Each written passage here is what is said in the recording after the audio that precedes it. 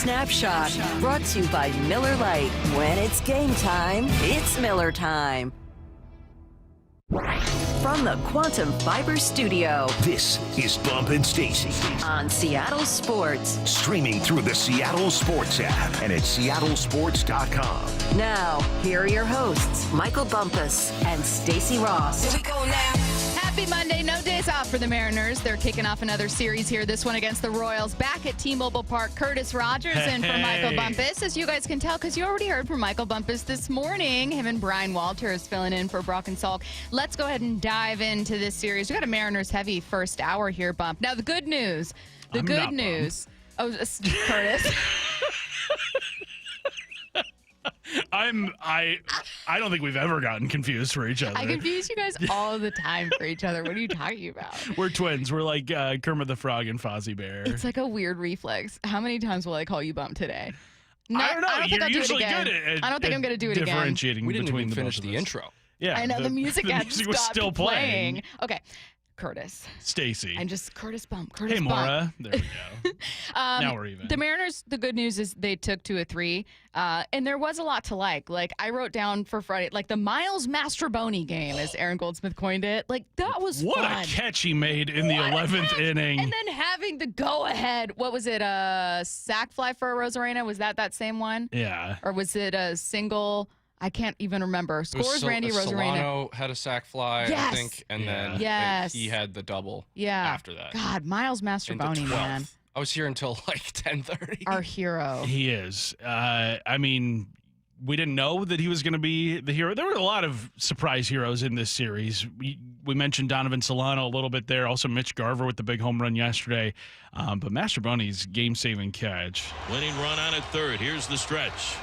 And the pitch on the way to Seager. Swinging a fly ball in a shallow left field. Racing in. Randy Rosarena going out is Williamson. Williamson makes a sliding catch. It's Miles Mastrobuoni with a super catch down the left field line. Robbing Corey Seager and saving the day. Mastrobuoni in at third base.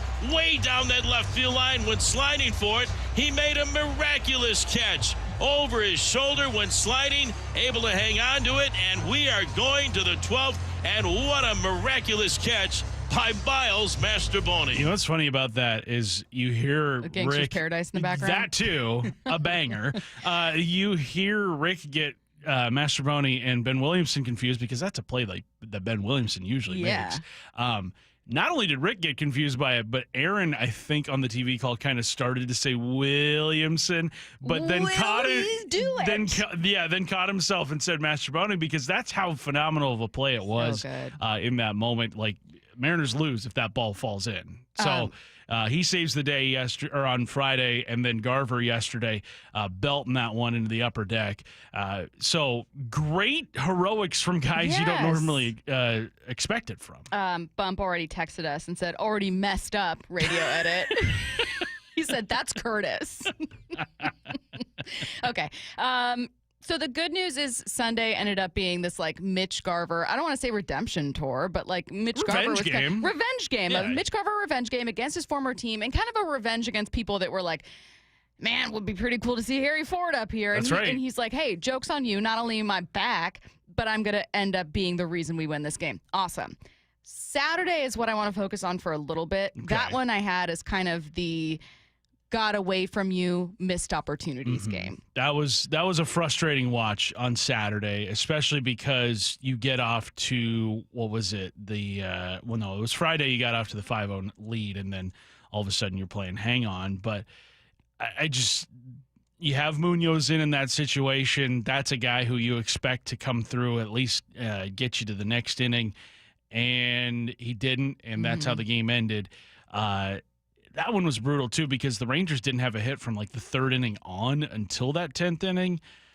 That was the one game on this road trip, Stacy, that I look at and was like, man, if the Mariners could have had that one go their way, you sweep aside the Rangers. Ooh, strikes out 9 in that one also. Yeah, doesn't give up an earned run in his 6 innings. The bullpen holds with Spire and Brash and Vargas. Handing the ball over to Munoz. I mean, that is kind of your winning formula in the bullpen. And unfortunately, just with how extra innings is, it's so random, which it is also kind of it's a positive for the Mariners that they were able to take 2 of 3 extra inning games this weekend, but also it's kind of like how much can you buy into an extra innings victory or even an extra innings loss when it's a completely different scenario than what it is in innings 1 through 9. I mean, you mean for Sunday when you're like just either of them? Yeah. I mean, I agree. Like we would have been talking about them, having 6 for 16 with runners in scoring position, and I know that the ghost runner affects that, but 6 for 16 runners in scoring position had they not won Sunday, and we'd be having the exact same thing where we'd go, Friday was this feel-good win where you in 12 ended up beating a team that should be worse than you, that hasn't been great offensively, that's been struggling in their own park, but then you drop that. I think that winning Sunday makes it a little easier, but you still walk away going, ooh, I feel it's like a little heartburn situation where it's like,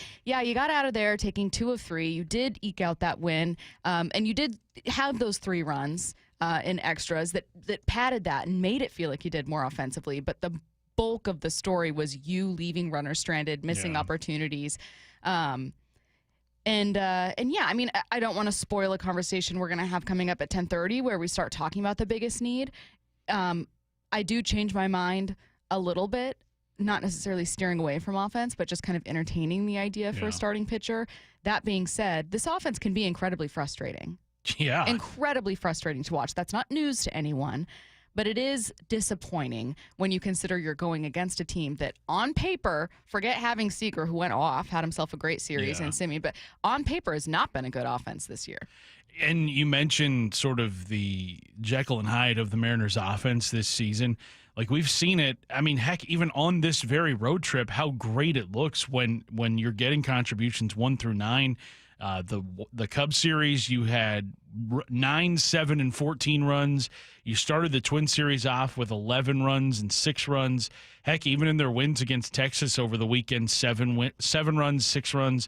But in those losses, I mean, the offense just goes completely away. The shutout loss to Minnesota, 10-1 loss to Minnesota, and then a 3-2 loss on Saturday to Texas. I mean, it is – if the bats are not cooking for this Mariners team, they have such a hard time winning ball games. And hopefully, with the weather improving here, it's going to be hot today, mid-80s, I think is the forecast for the next couple of days here in this Kansas City. In Seattle? Yeah, in Seattle. In Washington State? In the Pacific Northwest? Yeah, in Seattle proper. Oh, my God. It's going to be pretty warm over the next few days. Maybe that will help the Mariners offense get going because, heck, the last time they were here in Seattle, Stacy, it was that Red Sox series where they lost game 2-0 and they lost Ian, game 3-1. Ian, Stop stand it. down, please. Stand down. Yeah. So hopefully maybe the weather opens things up a little bit. 425, are you guys worried about the bullpen usage from the Texas series since we're in the midst of this 17-game stretch? The bullpen feels very taxed now. I am a little worried. I do want to give a shout-out to the bullpen, though. Yeah. Who just pitched their minds out. I mean, each person had some moments where you're like, oh, that could have gone bad, but, like, a couple guys had, long relief. Yeah. Bizzardo got a win. Casey Legumina was phenomenal. Bizzardo on Friday night. Yeah. When he reared back and got that final strikeout, like that was awesome. You could just see the team collectively celebrate and exhale with fired up waiting for that one. But yeah, I mean the bullpen was great. Great effort from these guys.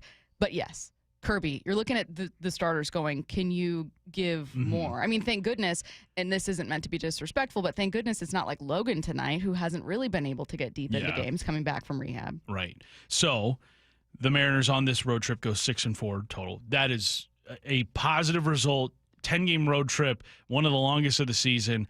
Like a winning road trip, that is fantastic. Stacy, though. I know. They left Seattle trailing Houston by 5.5 games. You go 6-4 on the road.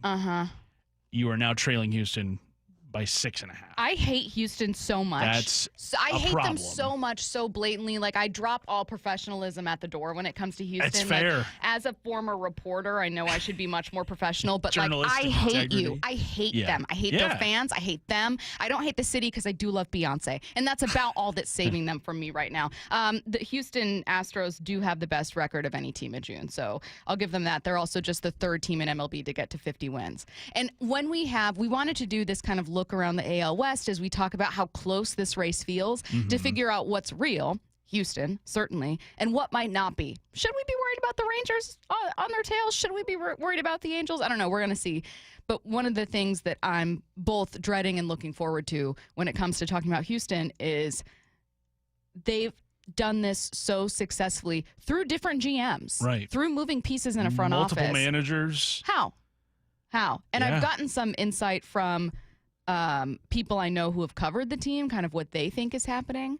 But it's certainly a model that Seattle has tried to, and arguably in part failed to replicate. Right. So. Well, and that was a big part of what the Mariners teardown in 2019 was all about, because they thought they were going to catch Houston. Well, and they thought Houston would slip, and that's like your number 2 mistake. You can't make part of your step forward counting on someone else taking a step back. Right, because, I mean, the Astros are just as competitive as you are, if not more. Well, it's just like, why would you make that part of your plan? Right, and the Astros have shown themselves to be pretty adept at developing talent, and sure enough, like, their best player this season is Jeremy Pena, a draft pick of their own. Now, Pena, I believe, is headed to the weird IL. Situation also, because did you see that he's now being represented by, am I seeing this right? Scott Boras, Boras, is that the yeah. player I was thinking of? Yeah, so you've got like a weird situation where his contract could be tricky. Right, so. Who cares?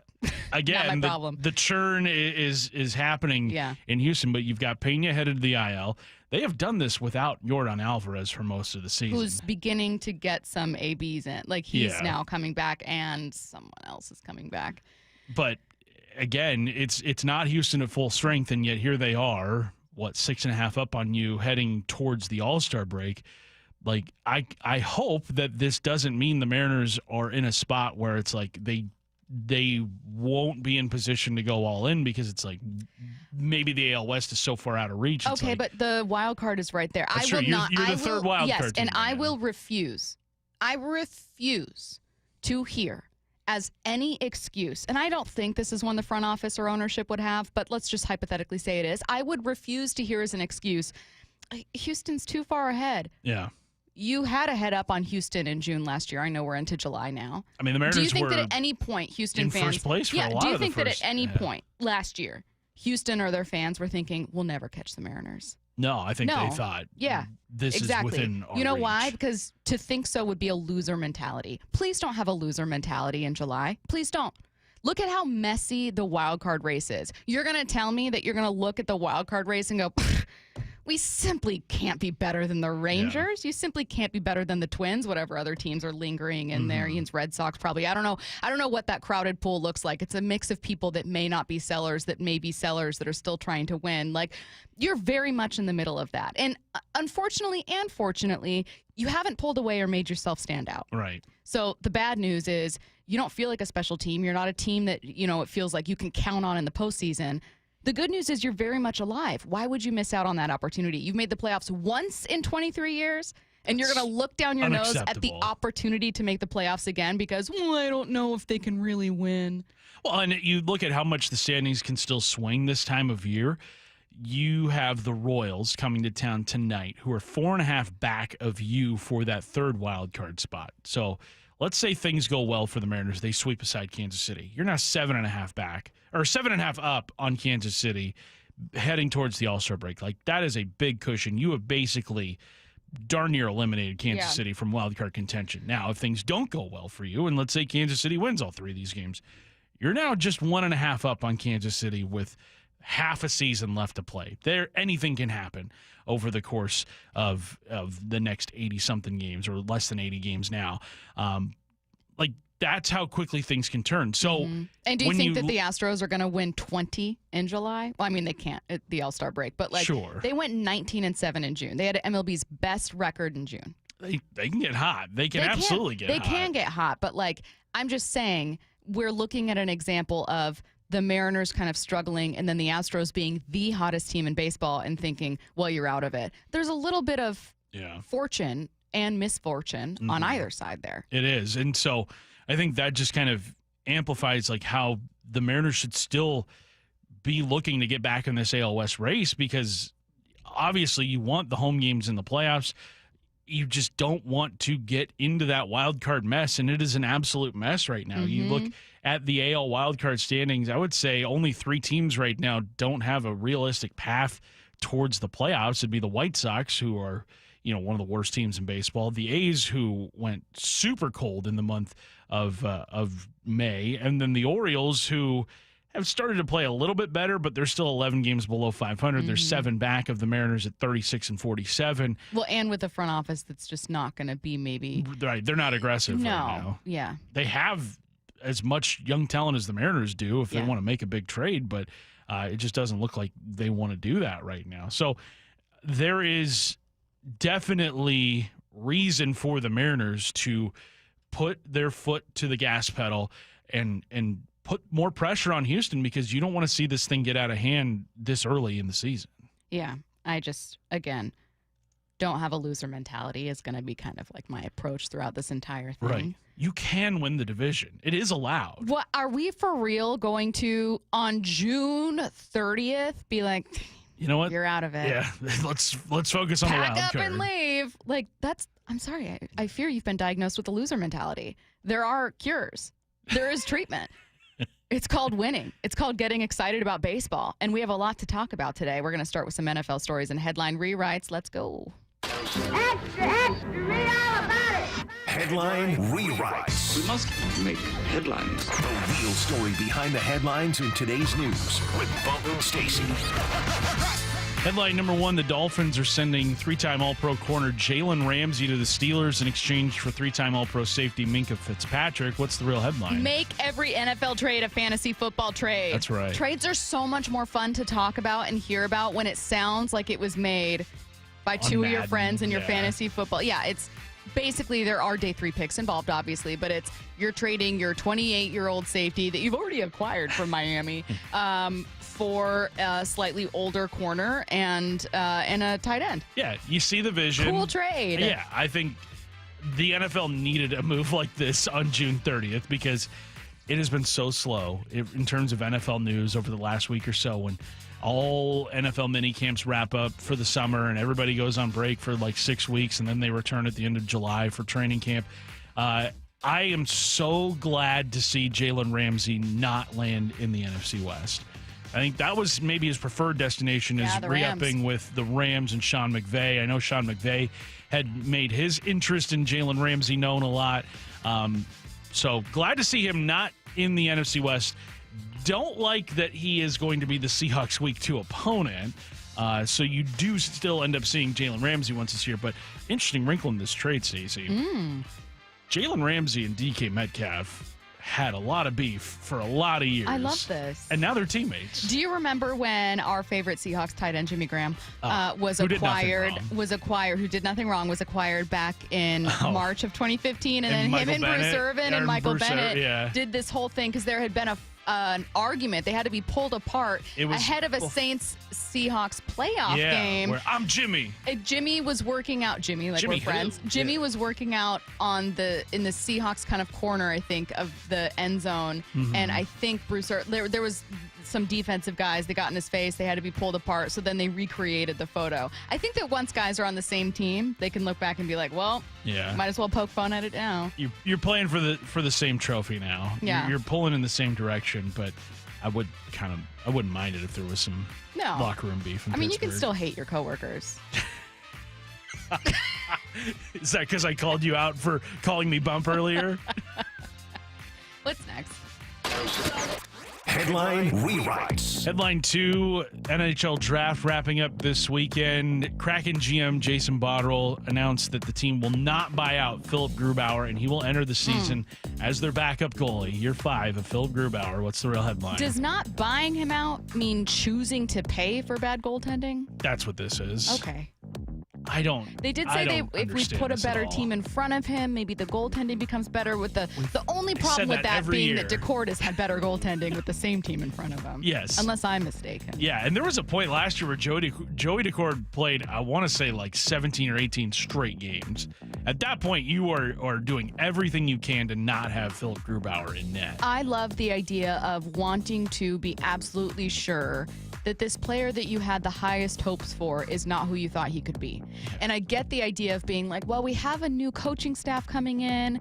Maybe we have a fresh take on the season, get in a couple new faces via trade or bring a couple of guys up, and then we do kind of have this chance for him to show that we were right. Like, there's that feeling of wanting to be right about something. If I were, I mean, God forbid, I would be the worst GM of any franchise anywhere in the world, because I would not only be afraid to spend. I'm very risk averse. So I try to be empathetic of when I kind of call for teams to do that, of like, look, I know how I would be. However, I also would be so afraid of someone that I drafted or signed in this case succeeding elsewhere, and you thinking, well, what did I do? Like, what did I do wrong? Like, why didn't I get the most out of this massive contract that I gave or this big move I made? Do you think, though, that time has passed? Like, do you think that there is still something there, or are you looking at it going, I don't know, guys, I kind of think you need to let that go? I think you give it the sniff test, and if it is smelling sour, it's time to move on. And it's not like the Kraken, it's not like cutting him would all of a sudden hamper your spending abilities for this offseason. We've already heard Jason Botterill say last week that free agency is not really an avenue that they're exploring this year because it's just not a great free agency class. Okay, cool. But use some of that money to take on more salary in a trade. And if Grubauer's salary is not going to hamper you from doing that, you are hurting yourself from getting better. Here was Botterill giving reasons as to why they're keeping Grubauer. Look, it's a situation that people sometimes think that if you buy a player out, it just automatically goes away. There's still a cap hit and stuff from that standpoint. And, we believe that Philip can bounce back from that situation. And we think there's an opportunity still for success here. I just don't see it, Stacy. I haven't seen it for like 3 years now. The only good goaltending we've seen from him was that playoff series against the Avalanche back in 2023. Which was great. Yeah. They wouldn't have won that series without him. No. But that was also 2 years ago. Yeah, you just can't continue to hang on to that. I think maybe one of the toughest things to accept as a franchise, and they're a newer franchise, so maybe it's still kind of coming to them, even though Francis is certainly not a new GM, but sometimes you might be wrong. Like, you might move on from Grubauer, or he might succeed elsewhere, and then you look like a fool, but you can't make, a non-hockey reason the reason you hang on to someone. If you genuinely think, and we truly believe in our gut, he can be great, fine. We'll see who's right. But if you're doing it not for hockey reasons, what are you doing? Headline rewrites. Headline 3, Detroit Pistons guard Malik Beasley is under investigation from the federal government over gambling allegations tied to NBA games he was playing in. What's the real headline? Dang, never did I think the I am Malik Beasley user I saw on FanDuel could really be him. That's crazy. It could be anybody. It could be anybody at that point. But God, that's wild. This is a big problem in the NBA, it would appear. Because this isn't the first time we've seen this. What was it, Jonte Porter? Not even the first time. It's not even Terry just... Rozier. Who is it with the Lions that was... Jameson Williams? Jameson Williams was in trouble for betting on college games, but doing it while with the Lions when they were like at a team hotel or whatever. He got suspended for that, and maybe for betting on a non-Lions NFL game. I can't totally remember. Like that, yeah. We're talking about players in games fixing games is what's being And there's a lot of video out there that people were finding on social media of Malik Beasley making some business decisions in terms of effort on defense, in terms of late game shots being put up when the spread is 7.5 and they're trailing by 9. Yeah. We'll talk about it a bit later in the show and why we may not see any in the NFL. For months, we've been making the case for the Mariners to add multiple bats at the deadline, but a new priority is emerging after this weekend. That's next. Wyman and Bob, afternoons 2 to 7. Talking about the Mariners plan for the trade deadline. You think people are reticent to the minor leagues and trade some prospects? I know fans develop a connection to names they hear over and over. Often you don't see these guys. I don't know how many people are making trips out to Everett or out to Tacoma to watch the young guys, but there just aren't any sure things. Dave Wyman and Bob Stelton, afternoons 2 to 7 on Seattle Sports, the app, YouTube, and your smart speaker.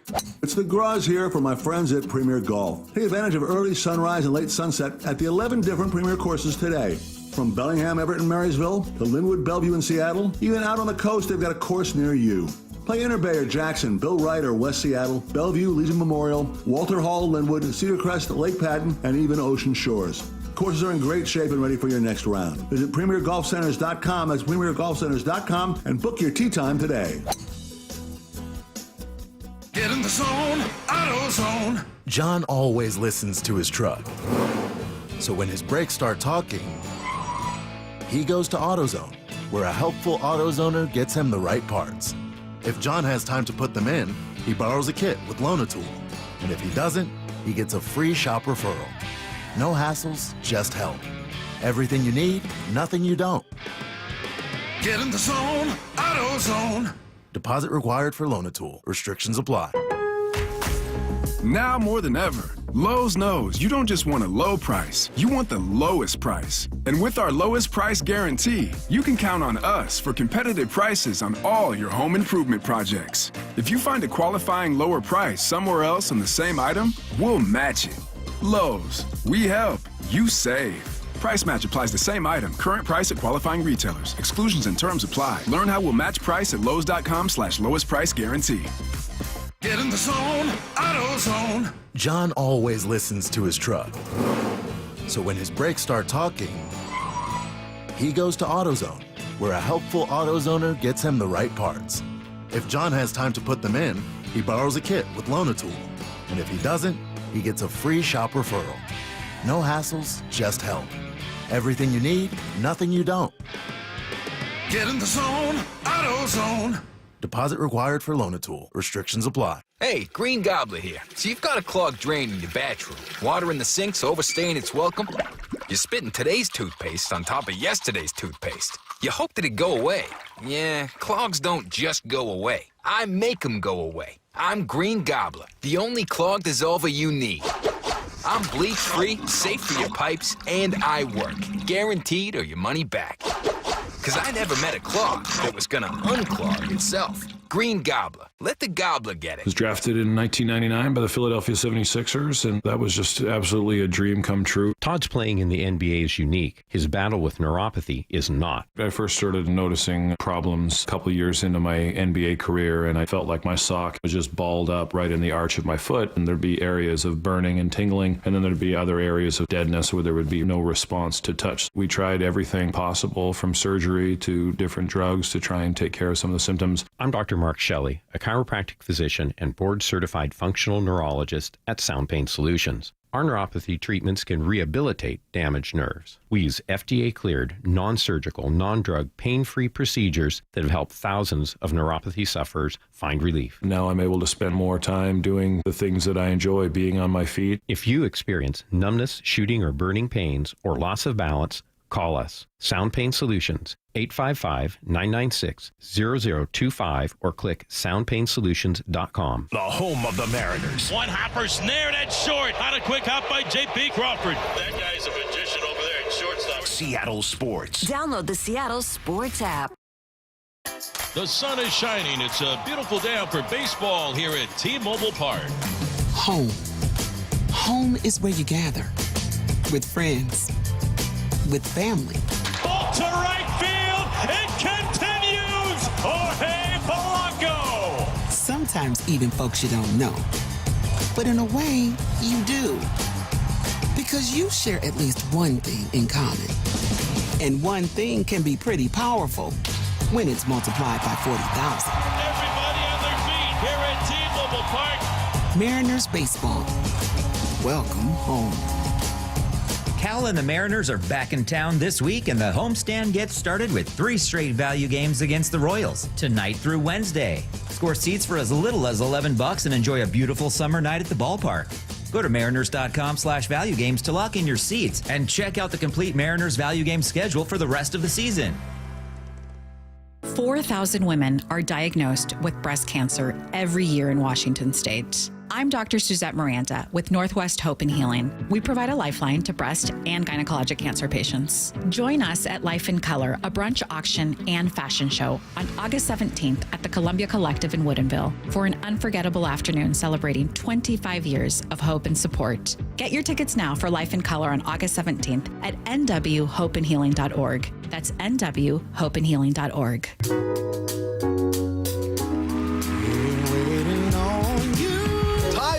live at Muckleshoot Event Center, Sunday, July 13th, 8 p.m. You've seen him on the screen. You've heard him on the radio. Now see him live for an unforgettable night. Get tickets before they sell out at MuckleshootCasino.com. Tyrese, only at Muckleshoot Casino Resort. From the Quantum Fiber Studio. This is Bumpin' Stacy. Weekdays 10 to 2. On Seattle Sports and 97.3 FM HD2. Curtis Rogers in for Michael Bumpus. I've only called him Bump once so far today. We'll see if we can not make it two. One thing that stood out to me offensively from this weekend, Curtis, was frustration and at least a little production. So this wasn't a complete feeling on offense. They left way too many runners stranded. And that was really frustrating. Friday was 4 for 23 with runners in scoring position. Oh, my God. 6 for 16 on Sunday. Obviously, extra innings is going to add runners every time with the ghost runner, but still. However, they won 7-6 Friday, 6-4 on Sunday, and even though 3 of those hits in the finale came in the final inning in extras, this felt like offensive production that I was begging for last year when they had the best rotation in all of baseball. I was going, please, as was everyone, just be fine. Be average. Be okay on offense. I got to be honest. As frustrating as it is to see runners stranded and to grounded to double plays and have all these other things, this was an okay, fine, average offensive performance. You average about 5 runs per game, a little under 5. It's fine. It's doable. It's fine. Yeah. You can win games with that. If you had last year's pitching staff healthy and playing like they did last year, you're winning 90-plus games. You're winning 95 you would have swept games. this series. Yeah. Yeah.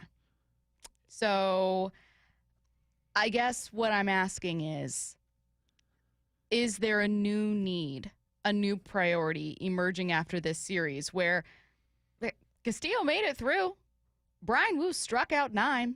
Logan's slider was working until it wasn't. Yeah. Fastball velo was down, but I don't know how worrisome it was to people. And yet I left feeling like, look, if this is the, kind of average of what your offense is going to look like, you need to be a better pitching staff. Like, you need to be elite somewhere. If you are just fine with pitching and just fine with offense, you're going to have a 500 type team. Yeah, and you need to be better. That was the expectation heading into this season, was that this pitching staff was going to remain elite, which is a crazy ask. Yeah, it's a gamble to ask any baseball player to kind of replicate their very best season year after year after year after year, especially when, teams have harder to replicate. Yeah, exactly. And teams have an entire off season to kind of study what it is the Mariners are doing with their pitching staff and whatnot. But I'm just looking at the raw numbers of some of the starting pitchers on the Mariners right now. How many quality starts do you think Logan Gilbert has this season? 1. One time he has had a quality start this year in 9 starts. He has one time he's gone 6 innings, allowed 2 or fewer runs. Like, that's your ace. That's your guy who's supposed to be eating up innings. Last year, he led the American League in innings pitched. Like, he has not been doing that this year. Now, he also missed a decent amount of time, but still, he has not been that kind of guy. Bryce Miller, no quality starts this year in 10 games started. George Kirby in 7 games started, only 2. Brian Wu has been your only guy that has made it to 6 innings every single start. And thank God for Brian Wu. Right. He is your staff ace this season, and it's really not even close to this point in the year. Luis Castillo, he's had some starts where he hasn't looked like himself. Still has 10 quality starts this year. His has been more muscling it out, like giving up a lot of contact, getting into bad situations, sometimes, giving up a tying run when you had the lead in a game, like kind of struggling when you're in the lead, and then making it out okay. Yeah. This pitching staff needing to be elite that was a huge ask of them heading into this season.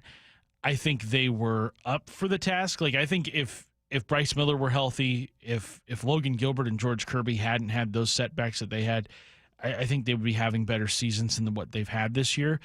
But I don't know. When you look at what the Mariners didn't do this offseason, I don't know if they necessarily took into account, hey, what if our pitching staff isn't what it was a year ago? Hey, what if our pitching staff isn't, having quality start every single game? What if it isn't, striking out a ton of guys? I mean,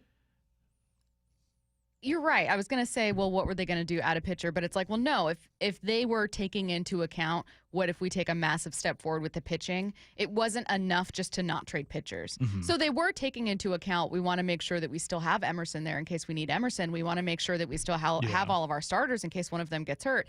I don't know that they were taking into account, what if the pitching is no longer our real identity and we need to become a much better offense, because they simply did not do enough on the offensive side of the ball to make up for a massive step back, or taking into consideration a massive step back. And for that matter, why don't you just make an offense that is as good as you could possibly make it all the time? I digress, not part of the conversation. Instead, the conversation I wanted to have is whether you think pitching has become the number one priority at the deadline. It feels so weird. Ian's shaking his head. It feels so weird to still think it wouldn't be a bat. And not only do I think they should add one, I think they should add two. I think they need to find power.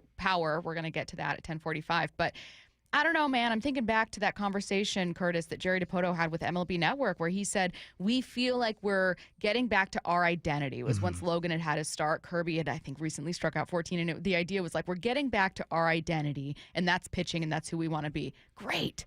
I love a team with an identity. I love a team that does something really, really well, because most of the time those are going to be the successful teams. C-plus students aren't the ones that are going to end up going to the World Series. You're going to have a team that has, an Achilles heel, some flaws. Maybe they're even deeply flawed somewhere, but they do something exceptionally well. Right now, what do the Mariners do exceptionally well other than have a switch-hitting catcher that has 32 bombs? I can't come up with a definitive answer to answer that question of what is it that the Mariners do well right now, because you look up and down this roster, and it's just a lot of okay. It's not a lot of great, other than you mentioned Cal Raleigh, and it's a lot of guys who are, kind of getting by with what they've got. But when I look at this team right now, Stacy, I think pitching is a huge need for them. I think it might even be their biggest. And if it's starting pitching, then So you do think a starting pitcher is the number one need for this team? Yes. Assuming that's who they really want to be. Like that they could more quickly get to being an elite pitching staff than they could an elite offense. I think so. I think they could do it. Now, we haven't really seen them add a starting pitcher midseason in a long time. I think, Luis Castillo was 2022, and he was elite at the time. He was one of the best pitchers in the National League, and so they brought him over. But outside of that, before him, maybe like Tyler Anderson at the end of the season in 2021 when he came over. Forgot all about that. Yeah, I know. I remember him starting game 162 that year, and he got blown up in the first inning. It was bad. But they have not added a lot of starting pitching over the years at the trade deadline, maybe because they just haven't had to, because they've got so many guys who are homegrown. But it feels like this year you're definitely going to need to do something, especially if, Bryce Miller, we don't know when he's going to be back, if he's going to be back. You still got George Kirby, who's knocking off the rust of not having a spring training this year. Is he starting today? Right? I believe so, yeah. So right now, you just need depth. You need quality starting pitching, and the Mariners only have that just in a little bit right now. I feel like I'm not done with this conversation. We'll see if we can get back to it later. We've got a lot of show left. Well, we didn't even get to who's a starting pitcher who could be available. I know we all know about Sandy, but maybe there's someone else. Maybe we're all looking elsewhere. I've been talking about bats. I've been talking about, maybe the Diamondbacks will struggle and you can trade for Gino Suarez again, but I don't know that the Diamondbacks are going to be sellers, so maybe you're refocusing, like Curtis is saying, and looking at adding a starter and making that group elite. So I like the take. We are going to look to the offense for our next one, though, here. It is a compliment that teams are so willing to intentionally walk Cal Raleigh. Awesome. He didn't even get a chance to bat in extra innings over the weekend. He was intentionally walked 4 times, but here's the deal. If opponents are going to walk Cal, someone else needs to hit. Who could it be? That's next. If you haven't subscribed to Seattle Sports on YouTube, it's amazing. We just got to keep hammering it home. You're missing part of the game. The rest is history. There's so much more than what happens on the field. This is the place I love. Subscribe now for in-depth inside information with Brock and Salk. The Mariners' hit rate was way higher than that. Bump and Stacy. Cal's like a coach out there. Wyman and Bob. One day, breaking that record would be pretty cool. Stream it live with the local sports leader on YouTube, Seattle Sports. Hold up a sec. If I work today, why should I have to wait 2 weeks to get my money? With Earnin, you can access your pay as you work instead of waiting days and weeks for a paycheck. Get up to $150 a day with a max of $750 between paydays. No interest, no credit checks, and no mandatory fees. Because, hey, it's your money. Download the Earnin app now to get it and join millions of people making any day payday. That's EARNIN. Earnin is not a bank. Access limits are based on your earnings and risk factors available in select states. Expedited transfer is available for a fee. Terms and restrictions apply. Visit Earnin.com for full details.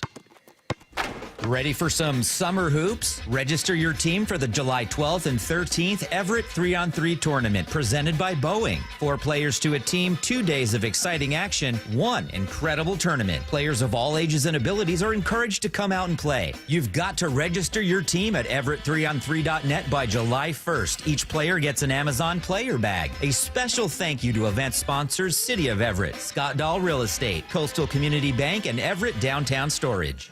This message comes from Viking, committed to exploring the world in comfort. Journey through the heart of Europe on an elegant Viking longship with thoughtful service, destination-focused dining, and cultural enrichment on board and on shore. With small ships that bring travelers closer to the destination, there's more time to explore. And every Viking voyage is all-inclusive, with no children and no casinos. Discover more at Viking.com. Are you having trouble hearing? Hearing loss can devastate the quality of your life. Now, there's an affordable fix for you or your loved one. Rated the best hearing aids of 2025 by Forbes Health, Audion Hearing has the highest quality hearing aids at the lowest prices, starting at just $98 a pair. I actually like them better than my old $5,000 hearing aid. I could not believe how my hearing and life changed. Join over 1 million happy customers by going to audionhearing.com. That's AUDIEN hearing.com. Hey, Brock Hewitt here for my friends at PCF Group, or People Come First Construction Group, and that's exactly what they did when we made the call a couple years ago. We wanted to redo our outdoor space, wanted to add a deck, an outdoor living, a television, and a kitchen. And PCF Group, wow, they more than delivered. And if you're interested in building a stunning outdoor area like we did, I cannot recommend them enough. Reach out before the good weather arrives, and their schedule, well, it's going to fill up. So whether you're looking for a complete outdoor living space or a very specific project like an underdeck ceiling, deck, patio cover, railings, PCF has you covered. Design now and pay later. In fact, get 12 months, no interest and no payments, and up to $6,000 off and a $1,000 Amazon gift card. Request a complimentary design and estimate consultation at 425-629-8476 or project ideas. Explore photos at pcfgroup.com. That's 425-629-8476. Do you know a woman that gives her all to the sports community, encourages diversity, and empowers those around her? Maura Dooley here. Seattle Sports is partnering with the Seattle chapter of WISE, which stands for Women in Sports and Events. We want to recognize a woman in our community, and we need your help finding her. Nominations for the 4th Annual Women of Inspiration Award are open until July 11th. The winner will receive a donation to the cause of their choice. Nominate an inspiring woman at woiseattle.org. The home of the Mariners. It is gone! Cal Raleigh, 2-run home run! Hear every pitch on 710 and the Seattle Sports app. Get ready to rock with Bret Michaels at Emerald Queen Casino Event Center, Thursday night, July 10th. Rock and roll rebel Bret Michaels. Tickets at emeraldqueen.com. Bret Michaels rocks your world July 10th at Emerald Queen Casino, the entertainment capital of the Northwest. 21 and older, need gambling help? Call 800-547-6133 or visit emeraldqueen.com. Endless hours of research, seeking referrals, dozens of calls. Hiring the right attorney can be a challenging process during an already difficult time. JP Pendergast with Pendergast Law explains. In Washington State, Tom, there are thousands of attorneys to choose from. Referrals and online research can be helpful, but discovering the right attorney requires a conversation. It can be hard to identify integrity and authenticity without that interaction. So, what do you recommend? We encourage anyone looking for personal injury representation to call for a free consultation with our team before making a decision simply based on referrals or online research. Accident victims need an attorney that listens, demonstrates honesty, and is genuinely understanding of their unique circumstances. The care, attention, and preparation that our firm provides throughout the case mirrors the effort involved when taking on the insurance companies. Save time and avoid mistakes after an injury. Contact the caring and compassionate team at Pendergast Law. If you or a loved one has been injured in a car accident, call Pendergast Law. We can help. Do you find yourself searching the medicine cabinet for pills and sprays during allergy season? How about having to buy one more medication when the season hits? I'm Dr. Ryan Stern with the Stern Sinus Center. We offer a solution that will save you time, money, and frustration. Ryanair is a simple, minimally invasive procedure that significantly reduces postnasal drip and stuffiness. We're taking new patients in Federal Way and in Auburn. Come see us. Book your appointment at sternsinus.com. From the Quantum Fiber Studio, This is Bumpin' Stacy. weekdays 10 to 2. On Seattle Sports and 97.3 FM HD2. Curtis Rogers in for Michael Bumpus. We are getting to the Seahawks coming up here, but later in the show, Aaron Schatz is going to join us talking about a potential addition they could make before we do. I should also say we're getting to the Seahawks at 11, too, talking about defense. Sticking with the Mariners for the first hour here. Curtis, Cal Raleigh walked 6 times in this series. I kept waiting for Cal to get that 33rd home run, but they were not going to give it to him. Now, he hit 300 over the series itself, 3 for 10. He drew 2 walks. One of them was great at bat, I think the first of the series. And then he was intentionally walked 4 times. Now, here's the pickle the Mariners have found themselves in. If Cal Raleigh, your home run leader, is intentionally walked, you can't hit a home run. Right. You aren't allowed to do both. Can't drive in anybody. You when can't he's drive doing in that. anyone. You're on first now, and they don't pitch to you at first. That means someone else has to have that power. Someone else needs to drive in runs. Curtis, talk through us when we get to like what the Mariners are looking at here and the conundrum they're in. I think this, first of all, when you have your best hitter get put on base automatically, like all of a sudden now the responsibility falls to the rest of the guys in the order. And the most well-known example of this is Barry Bonds when he was with San Francisco. Or Cole Young yesterday. Sure.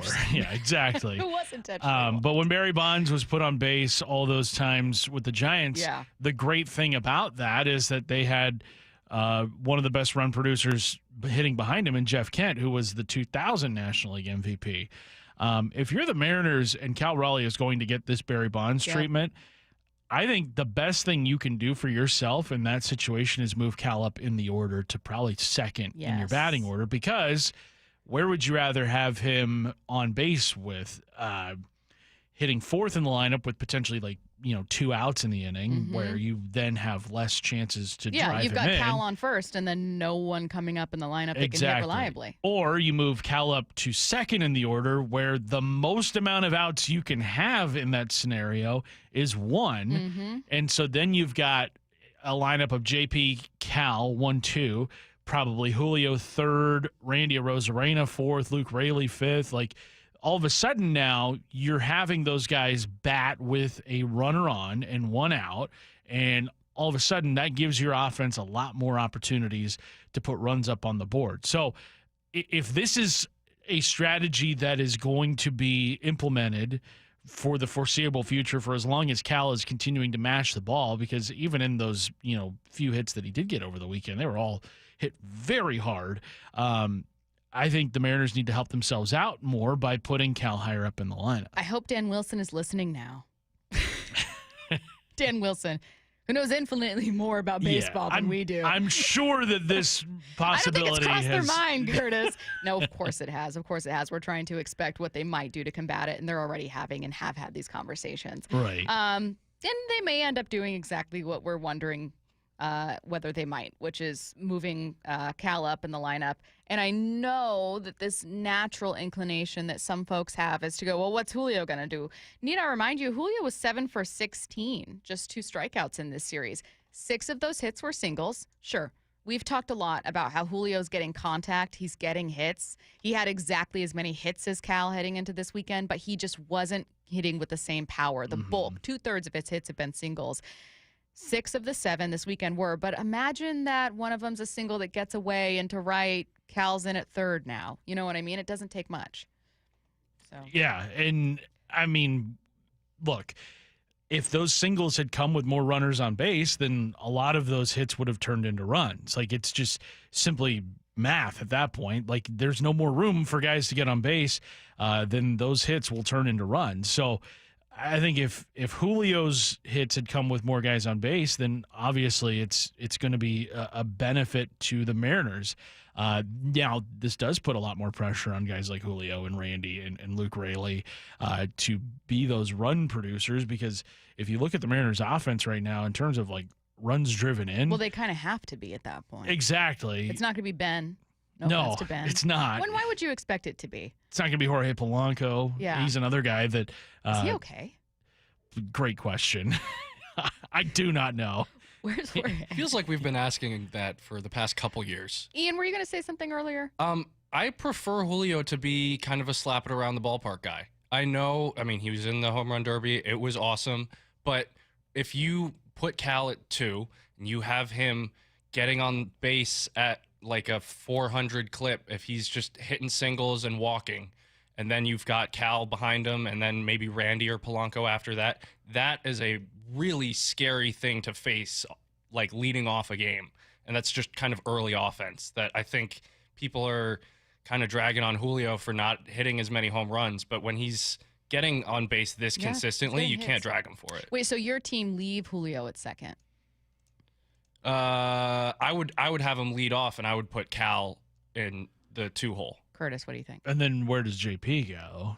Because JP's got an on base around 400. I would put JP at 9. Wow. Yeah. I think if you have 2 guys with an on base percentage near 400, which JP's at 386, Cal's at 388. I mean, having those guys to lead off your game, you have a 40% chance essentially of getting your leadoff guy on, and a 40% chance of getting your number 2 hitter on. And like in a sticky situation, if you're at the top of the lineup to lead off an inning late, and Cal is getting walked, and those 2 are able to get on, you're looking at bases loaded late. That's like a hypothetical dream scenario. Well, and 2, moving Cal up further in the order equates to more at-bats for him. He's going to get up more often than if he's hitting 4th or 3rd or 4th in the lineup.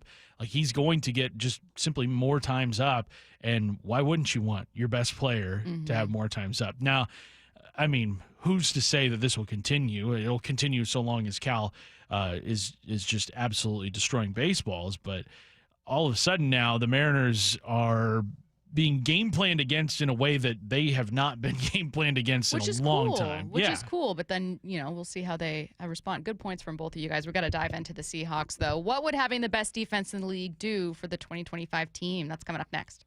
Wyman and Bob, afternoons 2 to 7. The one, the only Tim Kirkchin is with us. How are you, sir? Well, I'm just as confused as you are about the Mariners, if they're going to get really good or not. Is it hard to understand where their needs truly are as we approach that trade deadline? This team is due for a great stretch of great starting pitching. If they can score a few runs, maybe they can really make a playoff berth in the American League.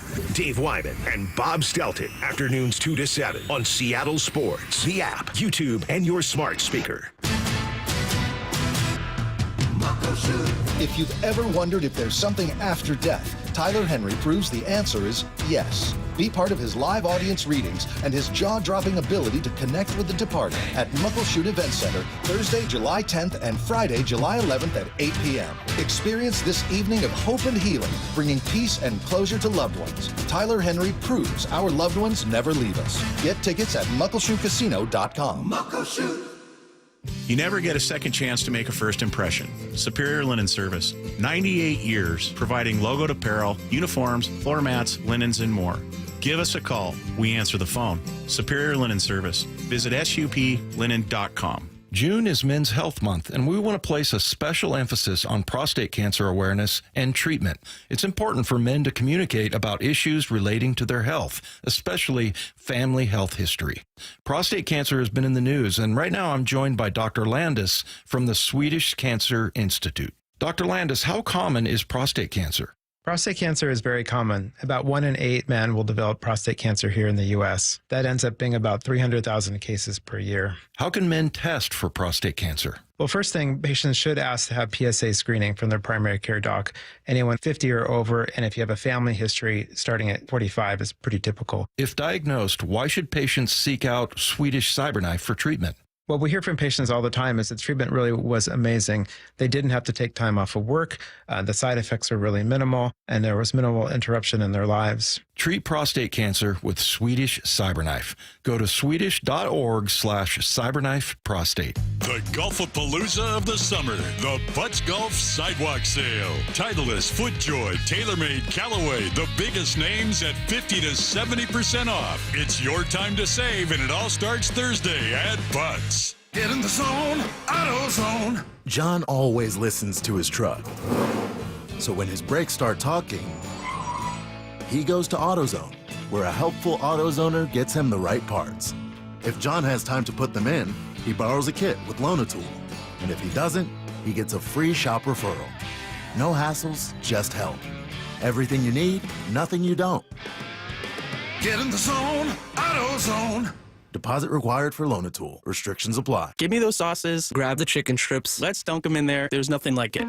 Hey, I'm Joey. And I'm Josh. And we're team members at our local Chick-fil-A. And a little thing you'll love about the Chick-fil-A chicken strips is dipping them in our sauces. My sauce is the barbecue sauce. If you wanted to add sweet, tangy flavors, there's nothing like it. I love the garden herb ranch sauce, but if you want a little bit more kick in the spicy side, you can mix it with buffalo sauce. Dipping them in our sauces, it is perfection. It's the summer of Chick-fil-A chicken strips and sauces. Order now on the Chick-fil-A app. Team members paid for their testimonials. Adam Schefter here for Vivid Seats, your ultimate destination for all your sports and concert needs this summer. With a game-changing rewards program and an unbeatable selection of tickets, they make it easy for every fan to watch their favorite teams and players in action. Catch every home run and thrilling comeback in person from your favorite seat. Plus, every ticket is backed by a 100% buyer guarantee, giving you peace of mind with every purchase. Visit VividSeats.com or download the app today. Vivid Seats, the official ticketing partner of ESPN.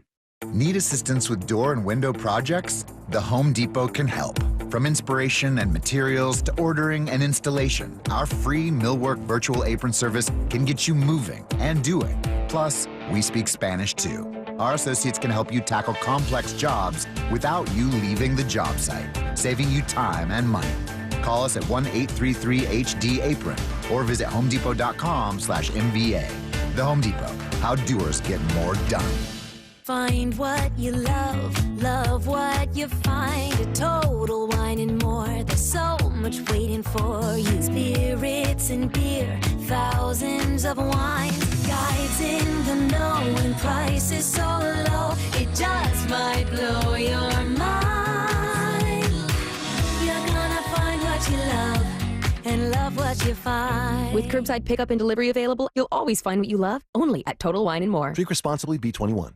Evan Cohen here. According to a recent ZipRecruiter survey, 76% of employers plan to expand headcount for 2025. If you're one of these employers, add ZipRecruiter's latest feature, Zip Intro, to your hiring plan. It does most of the work for you, so you save time. Just pick a time, and Zip Intro finds and schedules qualified candidates for you. You can even meet with great people on back-to-back video calls as soon as the next day. Try it for free at ZipRecruiter.com/USL. That's ZipRecruiter.com/USL. Let's go! This is Seattle Sports. Streaming through the Seattle Sports app. KIRO AM Seattle. KIRO FM HD2 Tacoma. Home of the Seahawks, Mariners, and everything Seattle sports. Seattle Sports Snapshot. The Mariners took 2-3 from the Rangers in a hard-fought weekend series that saw all 3 games head into extras. No days off, not until Monday. They're going to open a series against the Kansas City Royals tonight at T-Mobile Park. Texas State has officially joined the Pac-12, becoming the league's 9th member. Texas State's Board of Regents voted to authorize a $5 million buyout to the Sun Belt Conference, where they'll remain through this upcoming season before joining the Pac in 2026. Snapshot, brought to you by Miller Lite. When it's game time, it's Miller time. From the Quantum Fiber Studio, This is Bump and Stacy.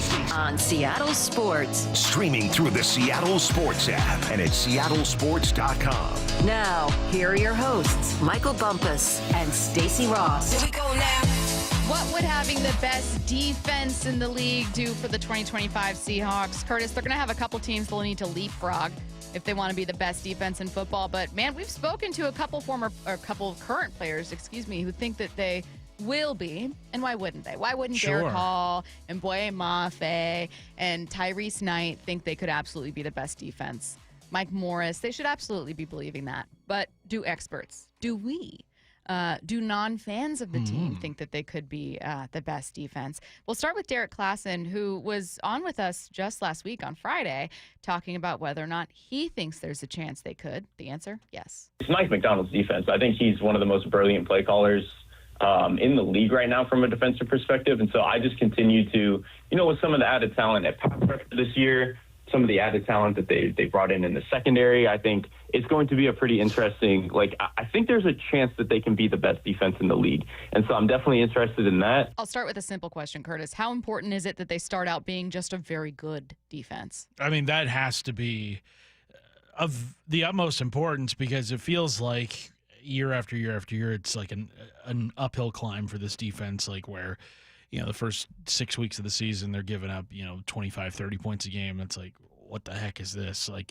I want to see them week one against this 49ers team, give up only maximum 17 points. I would love for them to have a great start to the season. Now, week one, they had a good performance last year against Denver. I remember people were like, oh, this is the greatest tackling performance I've ever seen from any team. But then quickly, it got out of hand for them after that, where it was like, this defense is kind of showing signs of what it used to be. But yeah, getting that good first foot forward for this defense is going to be huge for them to be on the right track to becoming the best defense in the NFL. Let's talk about not just the last time this defense was absolutely elite, which despite all their efforts since 2017, I think we can say that the Legion of Boom era Seahawks, which kind of ended in 2017, was the last time this defense was elite. We can all comfortably say that. This defense has not been a top 5 ranking since then, or I should say top 20, top 15. They had a little bit of a boost, I want to say in 2020-ish, and then last year, obviously, they finished top 15 or higher in a couple categories, and that was actually one of their better defensive years. So when I'm thinking of the last time they were great, what comes to mind for me isn't necessarily the stats or a specific thing they did well, though they were great in coverage, for instance. It's the names. Superstars. Guys who were able to establish themselves. And Curtis, when I look at some of the best defenses from last year, whether it's the Eagles, whether it's Houston, whether it's the Jets, who finished as the 5th best defense in terms of yards allowed, you can think of a couple guys either in the secondary, linebacker room, or up front that had career years. Right, and you're going to need that from guys who have not had that yet. I mean, last year you got that from Leonard Williams, and the hope is that he can come close to matching that production in 2025. As we know, with guys having career years, it's really hard to replicate that multiple times. But going to give it a shot. But I look at this defensive line, Stacy, specifically, and I look at guys like Byron Murphy. I look at guys like Derek Hall. Heck, even Boye Mafe. Boye Mafe has had steady increases in production every single year, but he hasn't had that one year where it's like, oh my God, this is one of the best pass rushers in the NFL. I look at those 3 guys as 3 that if they put forth a career year, you could start to see this defense kind of live up to the expectations that I think some people, we just played that cut from Derek Klassen that some people have. Mm-hmm. I mean, they're going to need to, right? Yeah. It's, again, going back to those defenses, there are few groups where it's kind of like the sum of their parts, right?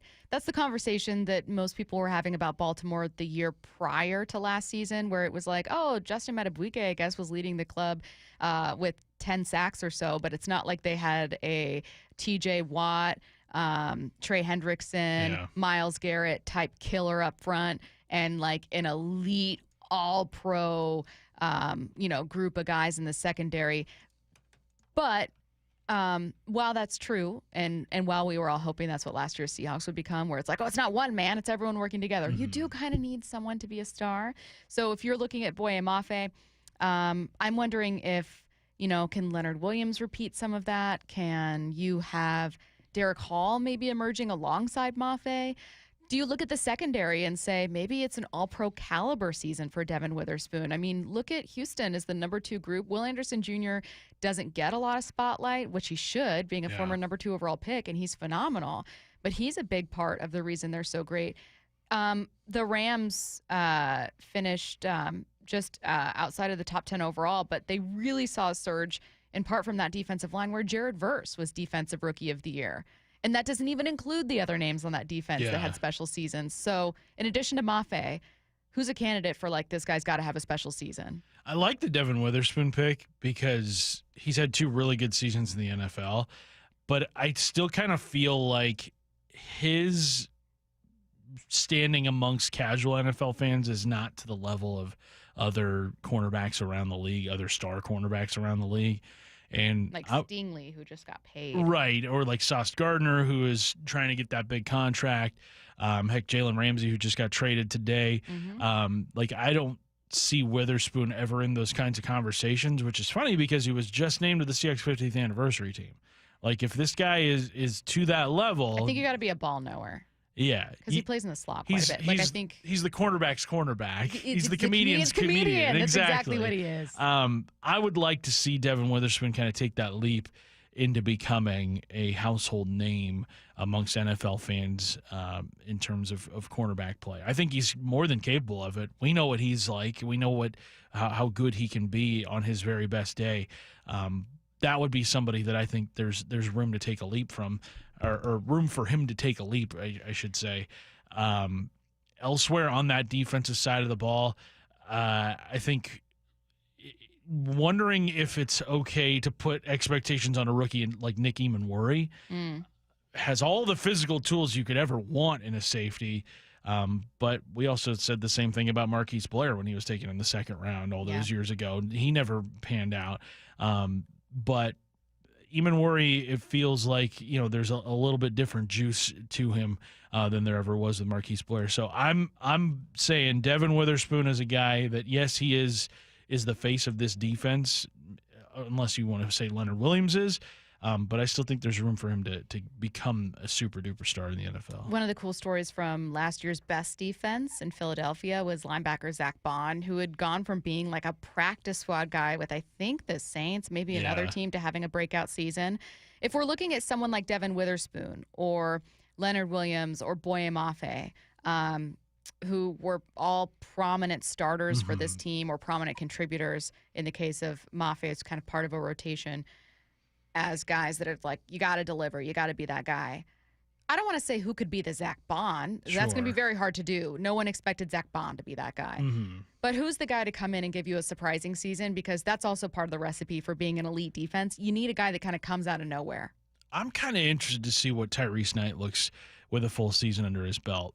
Because last year, he was not handed the starting job until after the bye week. And that bye week was, there was a lot of roster moves made. Dodson was let go. Jerome Baker, he was traded for Ernest Jones. I think, was that at the bye week or before the bye week? I think it was like they traded Baker for whatever, and then they traded for Jones. Yeah. Whatever it was. I don't remember. We covered it in real time, and I've already forgotten. That bye week, there was so many, questions. What is this team going to look like coming out of this week off? Like, they have a really tough schedule coming up, and all of a sudden, that bye week really got everybody on the same page. In fact, I think Derek Hall even spoke about that with us during minicamp. Through the midway of the season, we we had hot games, we had cold games. We trying to figure out what can we do to put it all together. And I think as the season continued to went on, a little bit after the bye, we came together and like, all right, look, this is what we got to do. This is what we need to do to give ourselves a chance to be able to go out and be successful and, put our best foot forward for this team to be able to go out and win every single Sunday. And I think after that bye week, it really started to click for us, and we started to come together. We started to gel. We had a lot of moving parts with guys getting traded and moved around and getting new guys in and different things like that. So being able to have a set foundation and, the things that we want for our defense and for this team, being able to carry that over from last year to this year, I think that's really, really good. But I think it started to gel for us a little bit after that bye week last year. And I think a big part of that was Tyrese Knight just giving them better play than what they got out of Baker and Dodson, and it led to better communication. And look, I think Mike Macdonald has earned a lot of people's respect for how this defense improved as the season went along, because we haven't seen improvement from a defense here in Seattle through the course of a season in a long time. Well, you haven't seen improvement that felt like it could stick around. Like in 2020, I remember the narrative flipped. It was the defense is giving up so many points, but oh my God, this offense is scoring like 30 a game. Mm-hmm. And then they have that loss against Arizona where Tyler Lockett gets like 200 yards. They lose. I think it goes to overtime, but I can't fully remember. And then you have that game against Buffalo where they turn the ball over 4 times. Russell Wilson looks god-awful. From there, the defense starts to take steps forward, and the offense just falls off a cliff.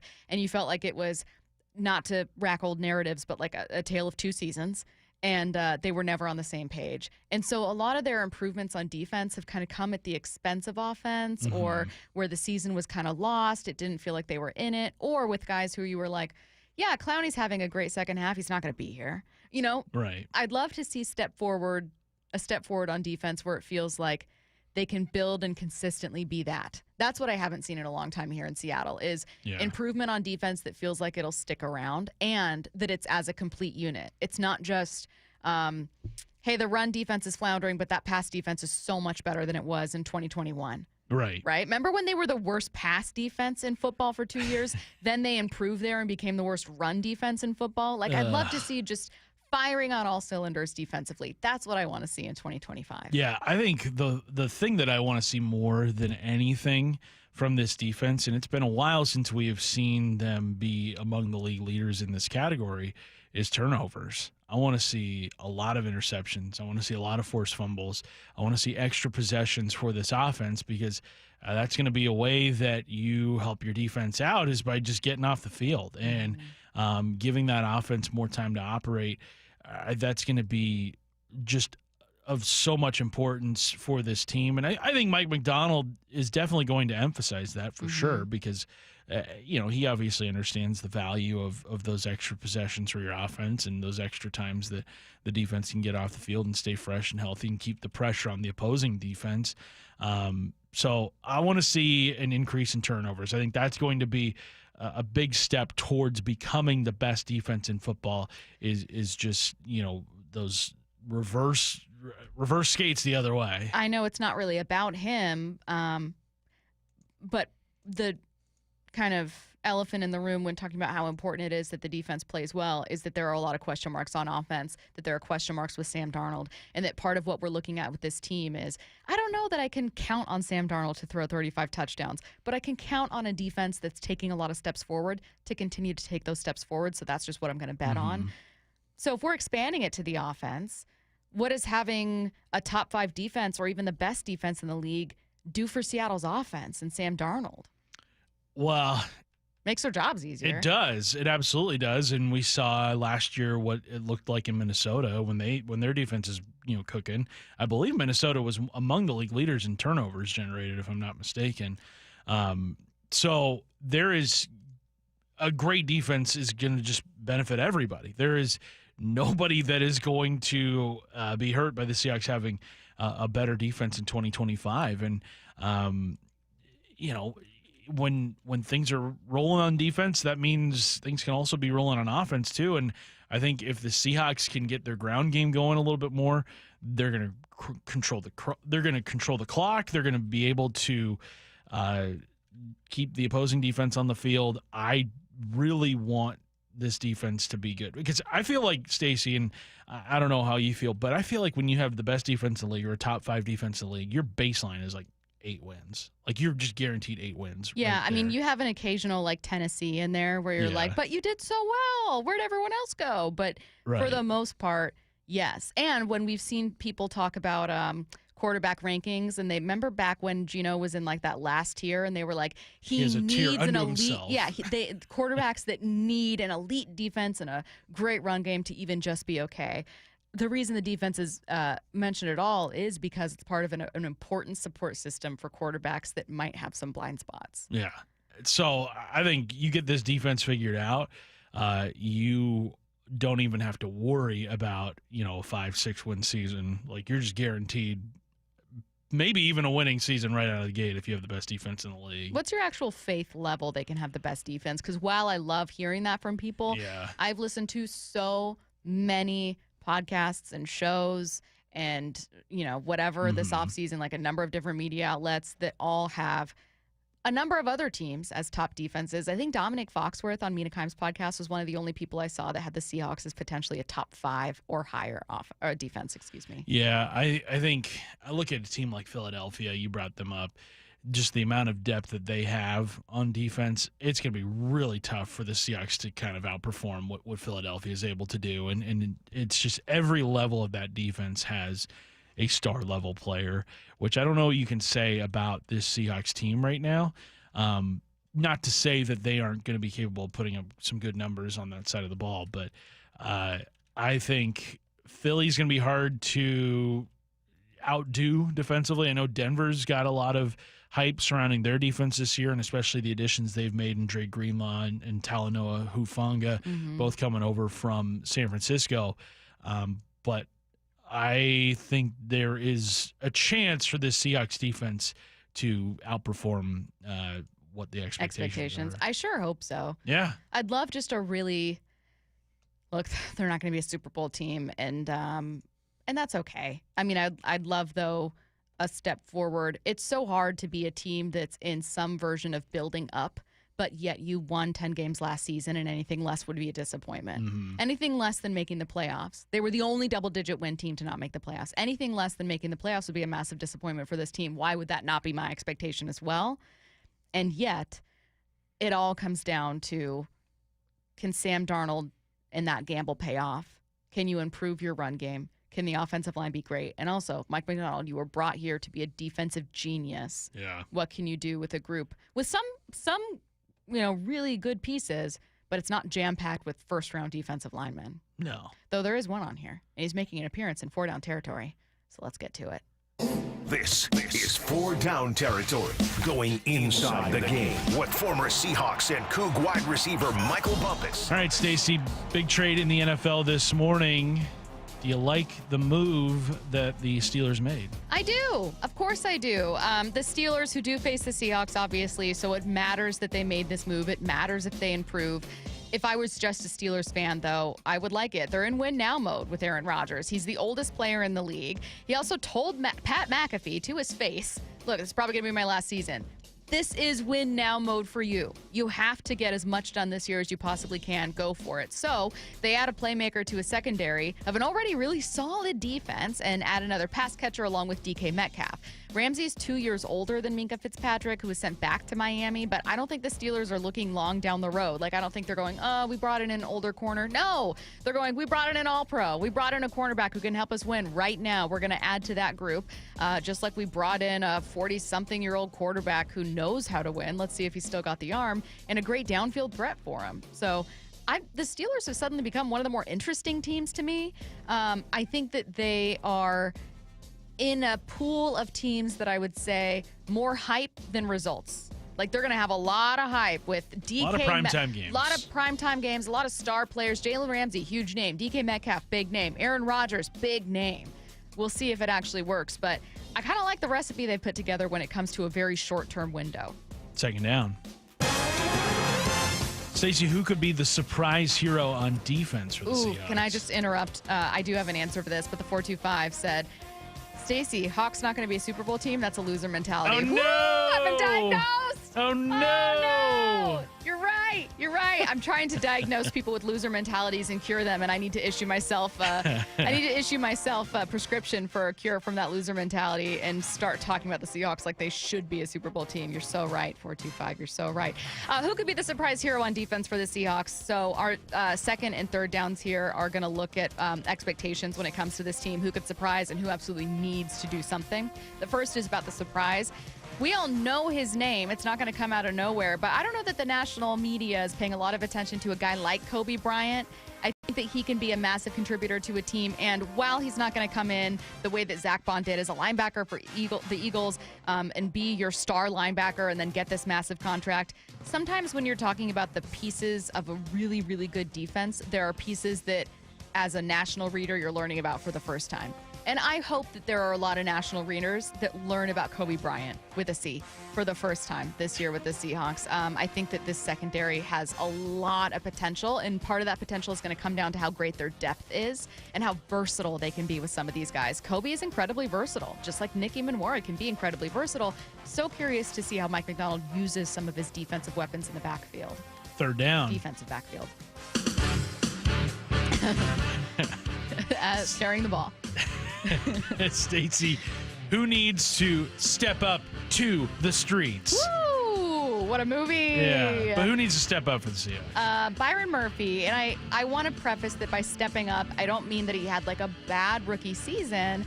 And he's in a tough spot wherein his position is not going to command all the spotlight in the world. It's not like you got this premier edge rusher on a 4-3 defense and he's going to be racking up a ton of sacks.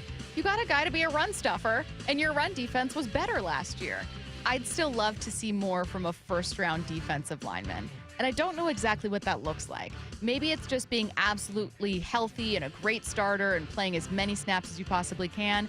Maybe it means that you're the number one run-stopping defense in football this upcoming season, thanks to guys like Byron and Jaron Reed and Ernest Jones behind them. Maybe that's what it looks like, but I'm looking at the first-round picks, the relatively few first-round picks that you have on your team, and I'm looking at Devin at number 5 overall, at Byron Murphy with a first-rounder as well, going, I'm sorry, but top billing means that you got to be performing.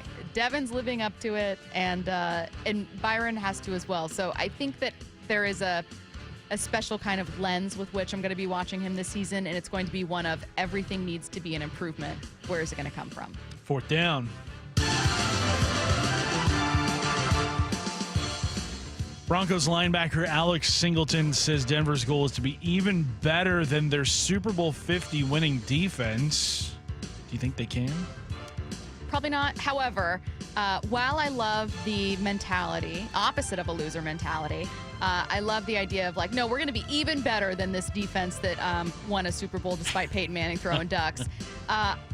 It is worth noting as part of our conversation, and the reason this is a fourth down is to kind of wrap this up. In addition to the Seahawks wanting to be the number one defense, many other defenses are as well. And it's worth noting. It's funny how that works. And there are a few of these defenses that they aren't going to be part of Seattle's story this year. For instance, you played the Broncos last season. But you're going to have to be kind of looking around the league to see where other teams are improving, where they're taking a step forward. And I love a team or a unit that kind of comes out of nowhere. Think of where this defense was in week 1 of last season. They were not a defense you'd think would finish as one of the better units in football and certainly not hit the ground running in 2025. Denver's kind of one of those sneaky, interesting teams to me. Like, I'm not going to be paying all of my attention to them, tuning into every single game, but they could be a surprise team all around. Maybe Knicks ends up being super surprising, like their tight end room. Maybe it's their defense that ends up being a top 5, 6, 7 unit. Whatever it is, I think that they could be kind of a fun team, which I hate to say, for no other reason other than sometimes I don't love Sean Payton. But I think that defense could be pretty special, so I'm going to be watching them when we're not watching here in Seattle. Is a potential villain emerging in the NBA's expansion saga? The answer is yes. We'll tell you who's trying to throw a wrench into expansion plans next.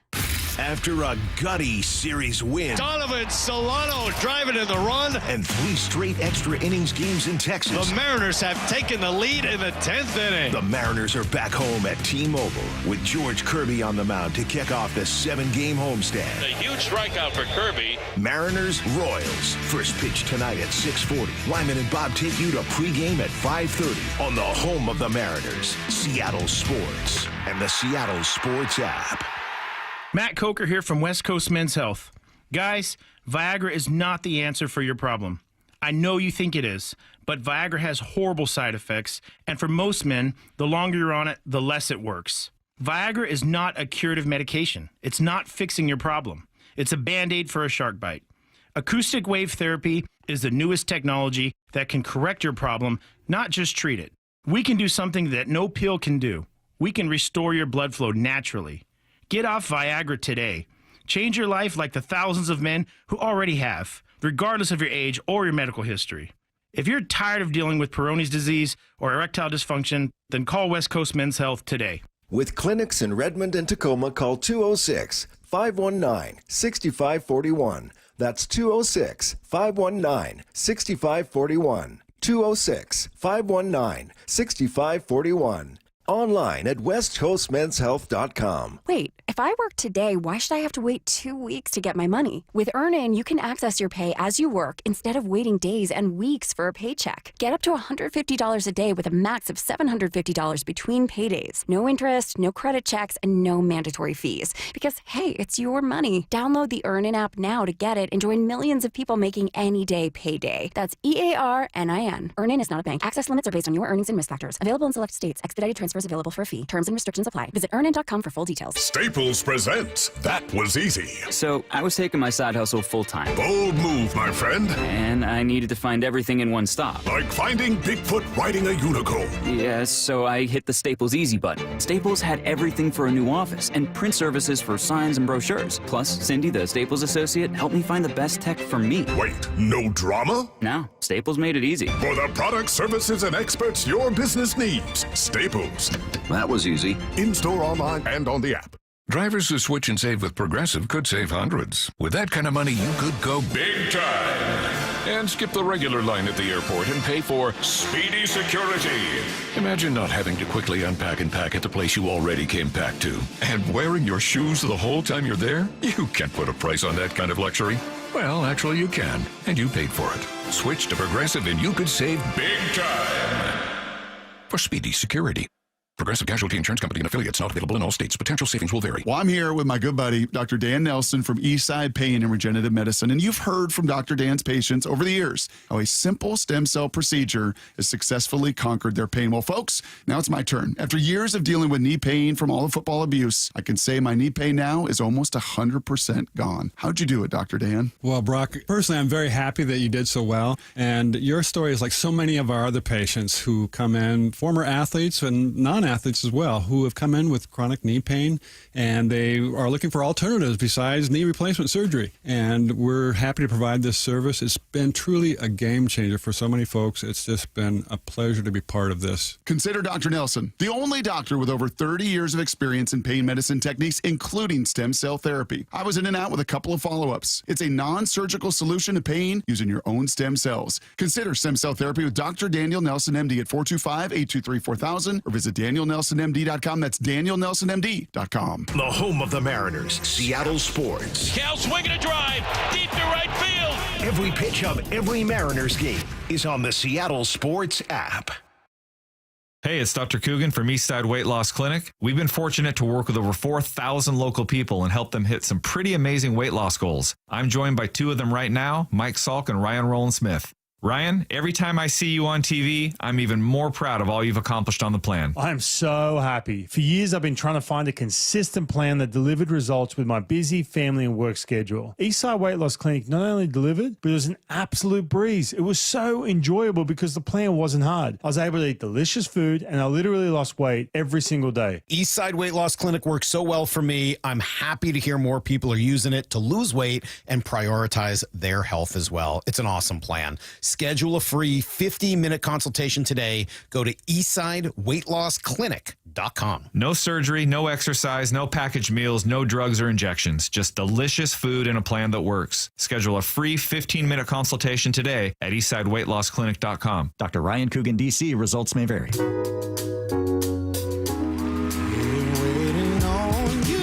Tyrese live at Muckleshoot Event Center, Sunday, July 13th, 8 p.m. You've seen him on the screen. You've heard him on the radio. Now see him live for an unforgettable night. Get tickets before they sell out at MuckleshootCasino.com. Tyrese, only at Muckleshoot Casino Resort. Bump here for the Got to Go used car sales event at West Hills Chrysler Jeep Dodge Ram. Last month's beach party event was such a success they had too many trade-ins and now they need to liquidate. Choose from over 350 used vehicles in stock and ready to move. Shop the Got to Go used car sales event June 27th through July 6th at West Hills Chrysler Jeep Dodge Ram and all other Hazelwood locations. Just off the Auto Center Way exit, Highway 3, Bremerton. Hazelwood has it.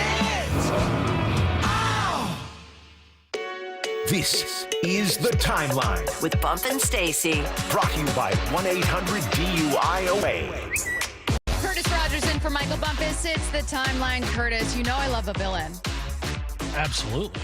Who doesn't have a villain? You have to have a villain. You have to have someone you can hate. I don't know that I love this villain, though. I'm going to be completely honest. This isn't like a love to hate him villain. This is a villain I'm really actively starting to dislike. Is a potential villain emerging when it comes to NBA expansion? Bill Simmons and Sports Illustrated's Chris Mannix recently discussed how Knicks owner James Dolan is trying his hardest to throw a wrench into expansion plans. You know who's roadblocking them right now? James Dolan. Yeah. He's got a little cabal of anti-expansion owners that he's trying to just to because he doesn't want it. He doesn't want to share the media rights. But James Dolan doesn't want to share anything, and he doesn't. No. He votes no at every single board of governors meeting. Yes, he does. Go back and look at some of these meetings. Like how many of them are 29-1? Like he sends his consigliere in because he doesn't really go to vote. I think he has a couple people this time though. I don't want expansion. Yeah, I think this expansion thing's a little not enough. A little more complicated than people are giving it credit for. It might be, but it's not. It's not enough. Like, well, how many do you need to expand? Is it 2/3 that? I thought it was 3/4, but it's 3/4 somewhere maybe. in there. Either way, I don't think that Dolan has enough to block. Okay, well, the good news is that it doesn't sound like Chris thinks he has enough to block him. The bad news is that James Dolan, billionaire who pisses me off, is trying his best to keep expansion from going to Seattle. I will say also that he was also reportedly someone blocking the WNBA from expanding, including into the Bay. Right. So he's just like...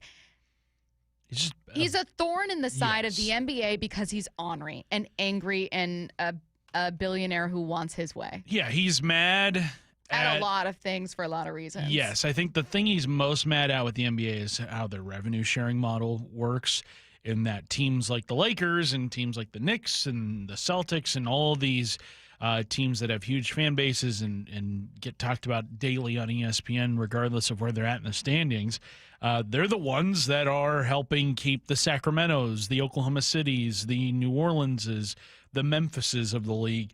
They're the ones keeping their lights on, essentially, where the local TV deals that the Lakers and Knicks have are so lucrative that, you know, they're able to essentially keep the lights on for the entire league. Which, fair point to make. And so if the NBA were to add 2 new markets, James Dolan is like, I don't want my money going to those teams. But also, he's just trying to be a thorn in the side of Adam Silver, who's been the guy to sign off on all of these new media rights. Actively trying. And it, fortunately or unfortunately, when it comes to James Dolan, there are just many other instances of him veering from the norm, doing things just to do them, being the one, lone standout in a certain thing. Weren't you saying that when it comes to like media credentials that Madison Square Garden? Yeah, Madison Square Garden reportedly, he's just a control freak. Yeah, media members who have, so there's different levels of credentials that some media members get. If you're part of like a traveling media team, for example, Shannon Drayer has a media credential that can get her into every Major League Baseball stadium. And I do not. I do not either because I don't travel with Mine the is just for T-Mobile. Mine's just for T-Mobile as well. there are those kinds of credentials that exist for the NBA that can get you into all 30 stadiums, except Madison Square Garden, where they decline those media credentials that are good for, they should be good for every stadium. You have to request a specific media credential for Madison Square Garden through the team, just rather making than through the everything league. pointlessly difficult because he wants it his way. Exactly. He is the kid that, you know, when he doesn't get his way, he pouts and is like, well, I'm going to take my ball and go home. Which is a shame because I like the Knicks. They've been a fun team the last few years. I find them to be a really fun, really likable team. I find Knicks fans to be exceptionally likable and like insane as a fan base in a way that tickles me. But I do not like James Dolan. Interesting point made by Wally from Snoqualmie here. And this is actually kind of interesting as to why would James Dolan be so adamantly against expansion, probably into Vegas, because that's like the other market that gets lumped in with Seattle. James Dolan built the Sphere. He built that music venue out in Vegas. Like, why would you be against that market if you yourself expanded your media empire into that city? Because you're so rich. You are so rich that you're not even looking at that point into ways that you're going to potentially make some extra money. You're looking at, I want it. When you're so rich, you're like, I want it my way. I'm in control. I want to be in control. And I think I deserve more of a share being a New York market, being this team, and I want that. And I don't care if there's a world where I make a bit more from tourism on one of my business ventures. That doesn't matter to me. I'm a multi-billionaire. I want it my way. I want Adam Silver to bend to my will and do what I want to do. That's just a type of rich that I can't fathom. You know what I mean? Look, if I ever get this kind of rich, you're never hearing from me again. And I'm going to want everything my way. Truly? If I win a lottery, I'm forgetting your guys' names. Yeah, I know. We know. You're deleting our phone numbers from your contact list. We'll never hear from you again. And then when I inevitably spend it all, I'm going to whip my tail groveling between my back. legs. Hey, guys. Yeah. Hey. Do you like all these furs that I've purchased? Let's get into our next story. I'm just going to get myself fired up. A long-held rumor in NHL circles and the Vegas Golden Knights' interest, is the Vegas Golden Knights' interest in free agent superstar Mitch Marner. Curtis, you've been very curious about where he's going to go. Yeah. Sportsnet's Elliot Friedman thinks the NHL might step in if Marner signs with Vegas in free agency. There's been some talk that if Marner goes to Vegas, the Maple Leafs will go after Vegas for tampering. Again, I have no proof that Vegas is guilty of anything, but it's a time around the league where teams are extremely sensitive about it. And as a couple of GMs told me on Saturday, they think the NHL is itching to try and make an example out of someone. Once again, I'm going to stress, I don't have any proof that Vegas is guilty of anything.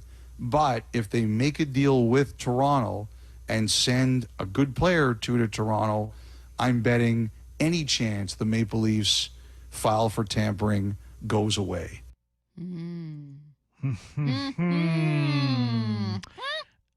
I have heard that Marner prefers a West Coast team. I would love for it to be Seattle. I don't think it's going to be Seattle. It's definitely not going to be Seattle. Yeah, it's definitely not. I regret to inform all of us. And, I mean, which West Coast team is routinely in the hunt for the Stanley Cup? That would be Vegas. It's Vegas. I would hate for that to happen. But, like, on what ground can they say, no, you can't sign there? Like, he's a free agent. Like, he has been granted the opportunity to sign with whatever team he wants to. That's the point of free agency. That's what nearly every athlete wants to get to at some point in their career. Not you being pro Vegas right now. I'm being pro like, workers' rights. I'm pro. Yeah. No, I hear you. I agree with you. I don't know if there's a whole lot the league can do to step in here and be like, no, this can't happen. I don't want to say it feels inevitable because I would like for this to kind of drag on and on and on and, you know, kind of have a nice little sweepstakes. Every team gets their shot at making a pitch to him. It kind of feels like the Roki Sasaki stuff this offseason where it was like, oh, maybe he comes to Seattle. Like maybe he goes to the Cubs. And it's like, no, he was going to the Dodgers this whole time. We all knew it. I'm just going to ring through 3 stories here. First, all basketball stories. The WNBA announced today they're adding 3 more expansion teams in Cleveland, Detroit, and Philadelphia, where they're going to begin play between 2028 and 2030. The 3 teams bring the league's total up to 18, with the Toronto Tempo and Portland's unnamed team debuting in 2026. All very, very exciting. Heading to the NBA in a stunning turn of events, Ace Bailey actually reported to the Utah Jazz over the weekend. And finally, some say it couldn't be done. I know. And finally, with the success of EA Sports College Football Series, the video game company tweeted a teaser for an upcoming college basketball game. Bring back the madness, says EA Sports. Let's run it back. Hashtag CBB. Hashtag it's in the game. I knew we could do it. I knew we could do it as a collection of sports gaming sickos. It wasn't just going to be good enough to have college football back. Now we've got a college basketball video game coming back. It's great. Brings a tear to my eye. Yeah. It's been too long. Maybe The Sims. I keep getting on The Sims. Sims is an EA sport, or it's an EA thing. EA, it's in the game. Yeah. So. But there's not as much fervor around The Sims these days. Yeah, there's really not. That's okay. I understand. Let's see. We're going to bring on, in about 20 minutes, FTN Fantasy's Aaron Schatz to talk about a potential addition the Seahawks make. Before we get to it, did the Seahawks get bad news this morning? That's next. ESPN senior baseball insider Buster Olney on Brock and Salk. What do you make of this Mariners team in general? There are just so many teams in the middle, and they're almost to the point it makes it hard to define them all. I think the Mariners actually have one of the better chances to break out of that pack because of their potential ceiling for their pitching. Once they get that in order, their centerpiece star is having the greatest season that we've ever seen from a catcher in the history of baseball. Hear the full interview on the Seattle Sports app and the Seattle Sports YouTube page. I saw her texting coming up to a stop sign, and so I saw the accident coming, and she T-boned us. In the blink of an eye, Crystal's life changed when she suffered a severe spinal injury. The pain was something I had never experienced before in my neck. I got massage therapy. I saw a chiropractor. I was prescribed muscle relaxers so I could sleep. I got depressed. Nothing was relieving the pain. Drugs, sleepless nights, and depression. Sound familiar? I'm Dr. Mark Shelley, a chiropractic physician and board-certified functional neurologist. At Sound Pain Solutions, our treatments include high-dose laser combined with spinal decompression and other comprehensive therapies to rehabilitate damaged discs. We use treatments that are non-surgical, FDA-cleared, drug and pain-free. I was able to get off my pain medicines, and I was able to sleep through the night, and that was what I was desperate for. To learn if you're a candidate for our treatment, call us. Sound Pain Solutions. 855-996-0025 or click soundpainsolutions.com. Do your summer plans include travel? Make sure your prep includes more than just flights and hotels. Stay up to date with COVID-19 vaccination, especially if you're 65 or older or have certain health conditions. There have been surges in COVID-19 in the summer, too. It's important to help protect yourself no matter your destination. So check eligibility and schedule in minutes at VaxAssist.com. That's VAXAssist.com. Brought to you by Pfizer. Discover the 4th of July sale at Target. Save 20% on clothing and swimwear for women, select cookies with Target Circle, and up to 50% off Sun Squad sporting goods. Get ready for a fireworks-worthy celebration with patriotic cookies, fun sports gear, and of course, spectacular fits. The deal's in July 5th. So hurry and get 20% off apparel, select cookies with Target Circle, and 50% off Sun Squad sports gear. Only at Target. Restrictions apply. Hey, Mike Salk here with some exciting news from a family-owned business that's local here in Western Washington. Yeah, we love to root for these guys. It's Riverside Roofing, and they've once again earned the prestigious GAF Master Elite President's Club. Well, that puts them in the 99.9th percentile of all roofers in the nation. So you might remember I've been talking about only 3% of roofing companies nationally qualify for GAF Master Elite status. But how many of those achieve President's Club? Well, that's only 2%. Truly the cream of the crop. Proudly from Marysville and serving homeowners all over Western Washington, Riverside Roofing is the roofing company you can trust. So what does that mean for you, the homeowner? Well, it means you're hiring the best. A company that gets high marks in performance, reliability, and service, plus an elite warranty to match. Highly reviewed and highly recommended, certainly by me. Riverside Roofing is your go-to local roofing contractor. Book them now and get that roof done fast. I highly recommend them. them, go to riversideroofingllc.com. They are the roofing company you can trust. Do you know a woman that gives her all to the sports community, encourages diversity, and empowers those around her? Shannon Dreyer here. Seattle Sports is partnering with the Seattle chapter of WISE, which stands for Women in Sports and Events. We want to recognize a woman in our community, and we need your help in finding her. Nominations for the 4th Annual Women of Inspiration Award are open until July 11th. The winner will receive a donation to the cause of their choice. Nominate an inspiring woman at woiseattle.org. The Bump and Stacy Show is powered in part each day by the caring and compassionate team at Pendergast Law Personal Injury Lawyers. Go to pendergastlaw.com. 1-877 Cards for Kids. KARS Cards for Kids.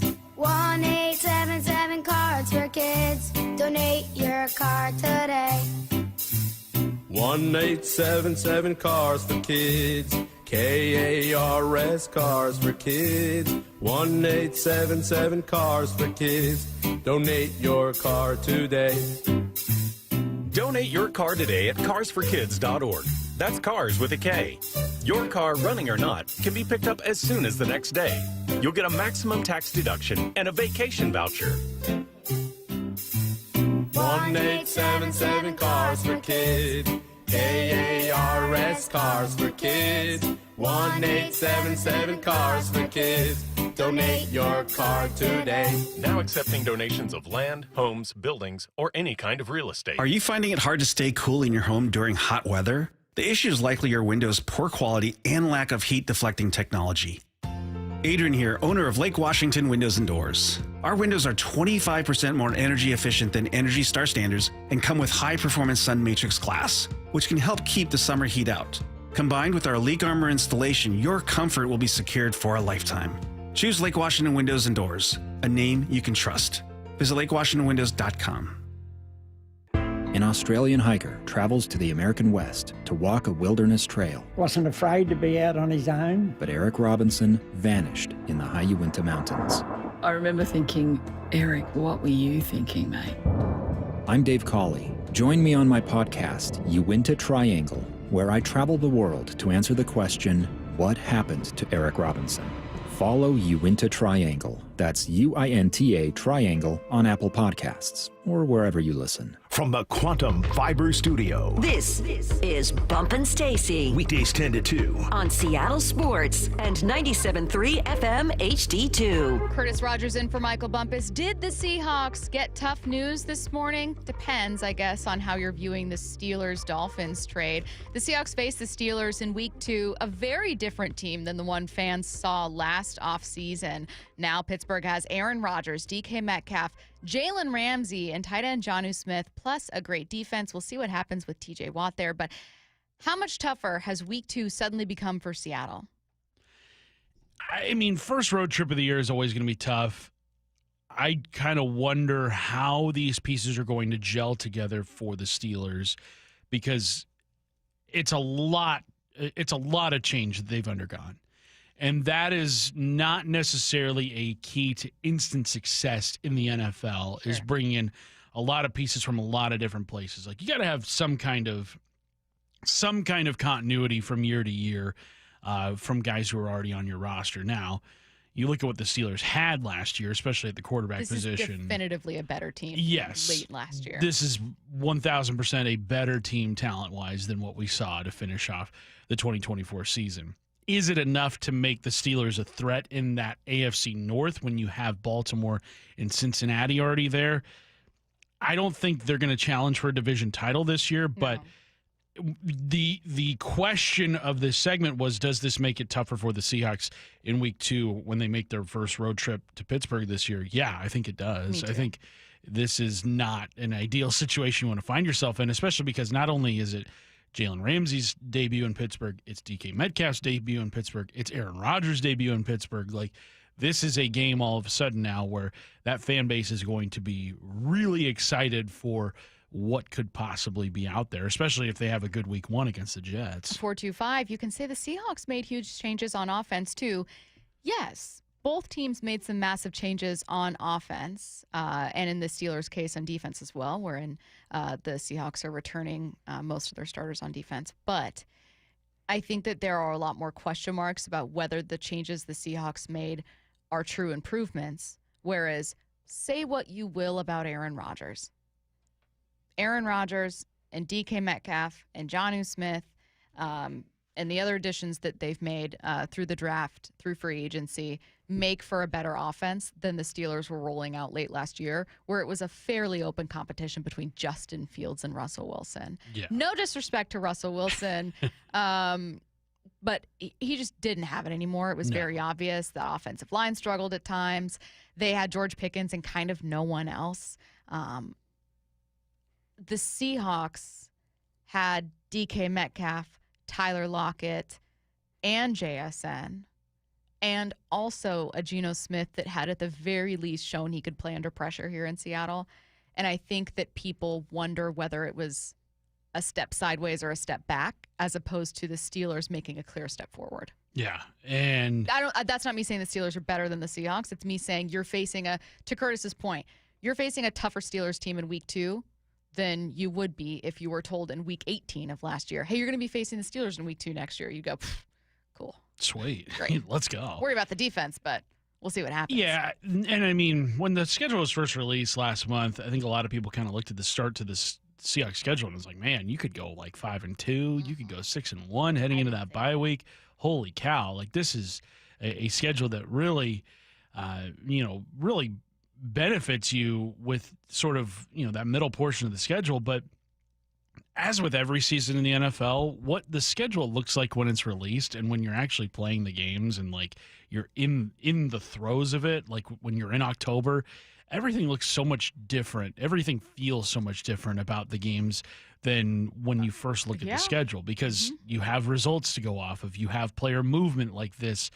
And I would say I was among those who looked at the schedule when it was released for the Seahawks. Like, oh man, this is easy. NFC South, AFC South this year. Same. Like, this is going to be a cakewalk. But then one trade like this, and all of a sudden it gets you thinking about these games in a different light. And it's like, man, you really want to win that opener against San Francisco, because now you're going into what's probably going to be a hostile environment in Pittsburgh in week 2.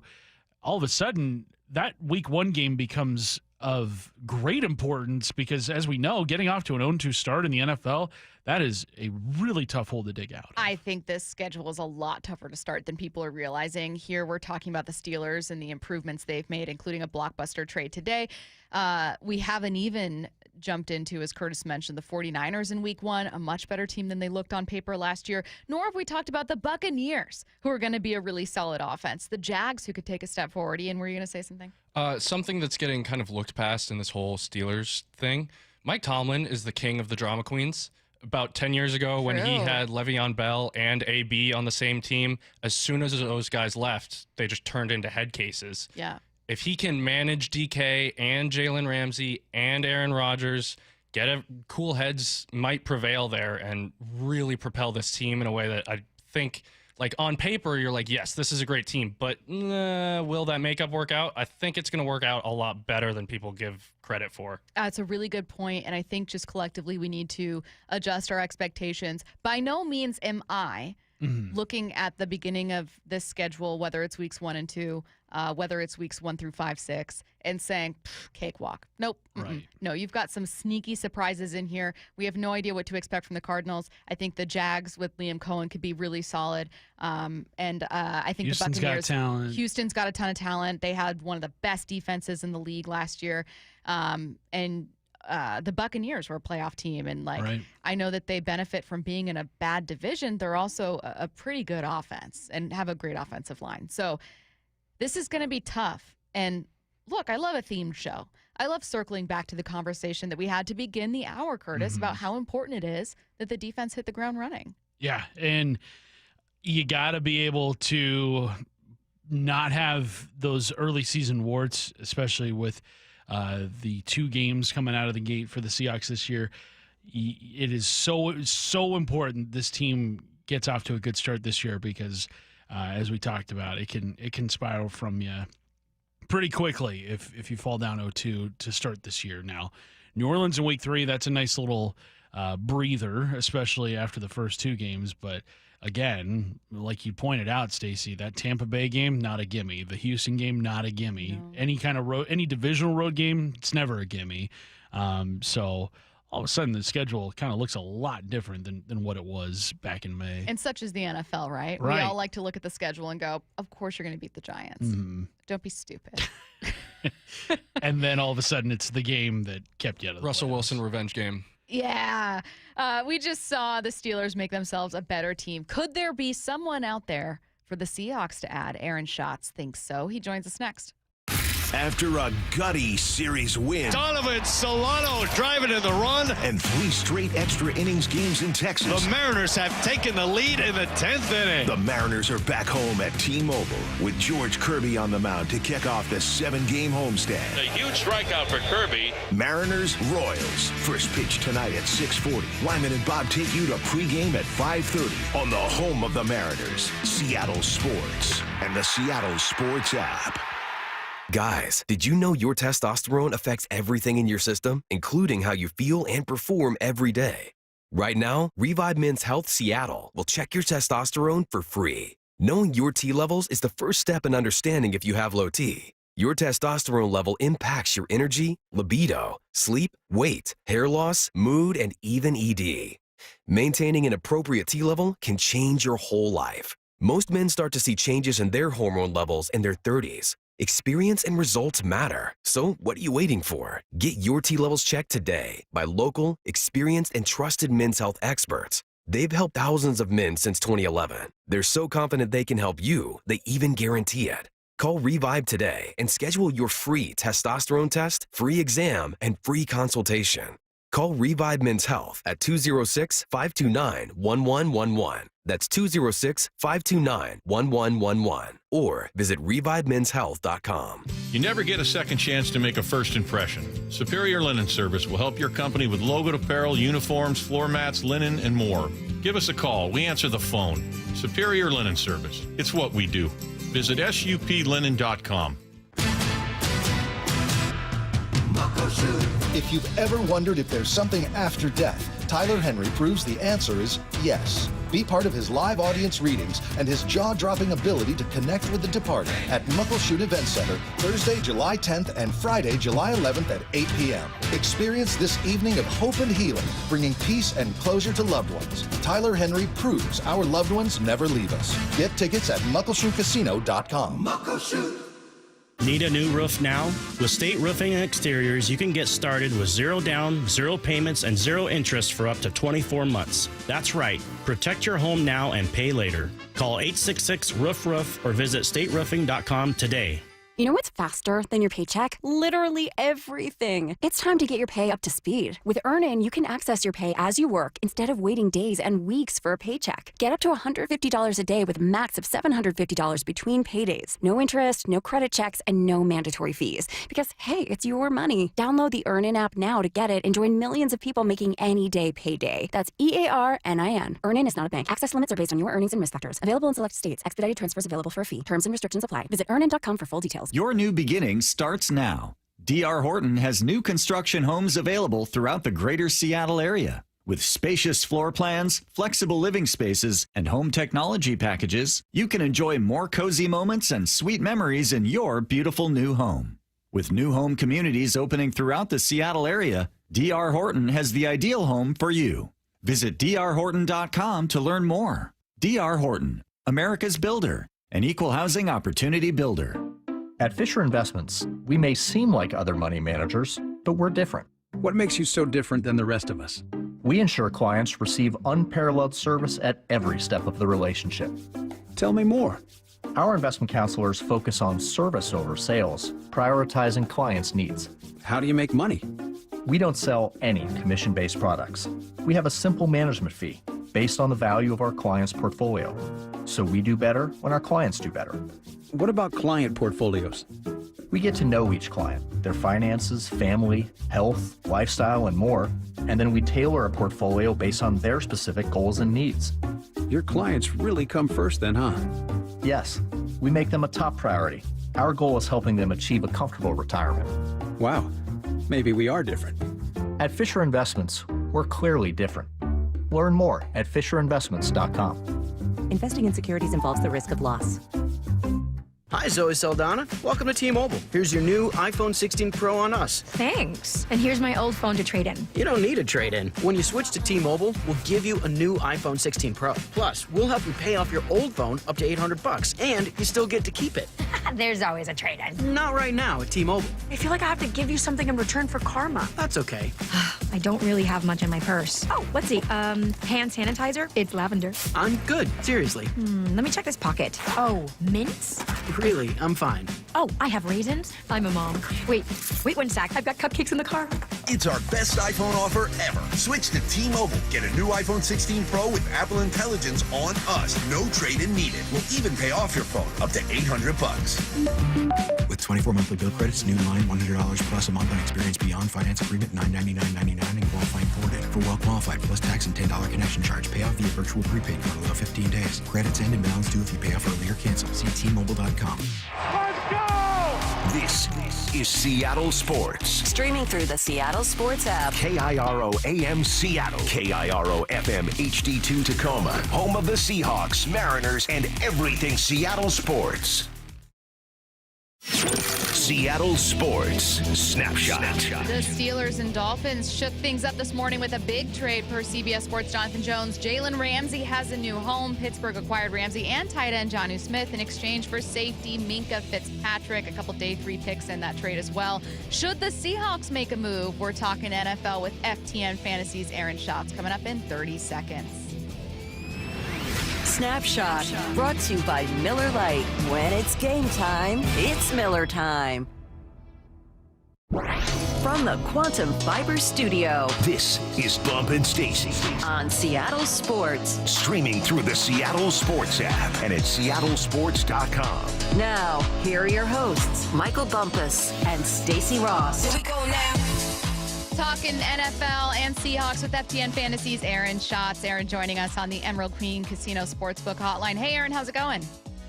Hey, I'm doing good. How are you guys today? Fantastic. It's beautiful and sunny in Seattle. We had a massive NFL trade this morning. While we do want to ask you about a potential addition the Seahawks could make as a free agent, I wanted to first check in. Why not ask you about this NFL trade? How much better did the Steelers get by adding Ramsey and Jonnu, because the Seahawks do face them in week 2? I think maybe slightly better. Fitzpatrick is a great player, right? So you replace him with Ramsey, and I think it's kind of a wash. And you've got Jonnu Smith, but you already had Pat Freiermuth, so you're going to probably run a lot of 2 tight end sets, maybe even 3 tight end sets with Darnell Washington. And Jonnu Smith is a player that Arthur Smith, the offensive coordinator in Pittsburgh, knows how to use well. I think the big question from this trade is less who won and more how are these players going to be used? Because Ramsey is much more, he was a slot corner a lot. He did some blitzing. Does he replace Minkah Fitzpatrick as the deep free safety, or is he going to be more of a slot guy, in which case who plays deep free safety? It's a little complicated. It is complicated, and I mean that's kind of what makes it so fascinating, as we talked about, because just all sorts of scenarios can be played out with this move. Getting back to the Seahawks, Aaron, you had a column. You and Seth Walder had a column on ESPN.com last week, kind of the final move that each team should be making before training camp gets here at the end of July. And for the Seahawks, you had them signing free agent guard Brandon Scherff, who is a multi-time All-Pro, has accomplished a lot in the NFL. He's 33 years old. What would a move like that do for the Seahawks offensive ceiling? I mean, I think that it improves it because we think Scherff still has a good amount in the tank. He played well last year, so it's not like he's done. And obviously, what is the biggest question about the Seahawks right now? It's interior offensive line, right? You feel good about Sable, the rookie. But Oluwatimi, Christian Hayes, Anthony Bradford, it's all like a bunch of meh, right? So you bring in a really good veteran into that competition, and if he wins a job and then the better of those other 3 wins the other job, I think you're feeling better about your interior offensive line. You have absolutely nailed the big roster question with the Seahawks, interior offensive line. The big kind of like existential question is, can they figure out quarterback, and is it Sam Darnold? What's your honest, you will not hurt anyone's feeling. We're new to Sam. What's your honest take on what you think about Sam Darnold? I think that we will look back and see last year as a little bit of an outlier in his career, but that he also is nowhere near as bad as he looked when he was with the Jets. And while he doesn't have the track record of Kevin O'Connell as far as boosting quarterbacks, I think that Kubiak is a good offensive coordinator. What he did at the beginning of the year before everybody got hurt for the Saints was good. I think the bigger issue for Darnold is that he goes from having maybe the best receiver in the game and a very good wide receiver too, and a very good tight end to, some talent, but nothing like Justin Jefferson. You speak of that wide receiver talent here in Seattle. Cooper Kupp, the biggest addition made in the offseason, obviously a household name to NFL fans, but when you look at his game right now, age 32, how much do you think he has left in that tank? He slowed down last year. It was pretty clear. I don't know whether he can get back to the player that he was, or even almost the player that he was. And that's obviously a bit of a worry, because it's not just the question of whether Kupp can get back. It's the lack of depth behind him. I think that very few teams in the NFL would want to be starting Marquez Valdez-Scantling. That doesn't mean he's not a useful player, but I think very few teams would want him to be a starter. And then after that, it's like Jake Bobo and a couple of rookies, and who are these guys? And Steven Sims, who's a kick returner, and there are depth issues. So if Kupp doesn't do it, there's nobody to replace him. I have a question that's going to take us a little bit off the rails, but we're getting into territory familiar for you. We're talking stats. And we will get back to the Seahawks and a look around the NFL and some other news items. But we had a question early last week, Aaron, and it was from a listener, and we had been talking all day about MLB's AL MVP race and WAR, and whether or not WAR is fairly applicable to catchers in quite the same way. Anyways, someone texted in and said, hey, I'm a massive NFL fan, not a huge baseball fan. What's the football equivalent to WAR?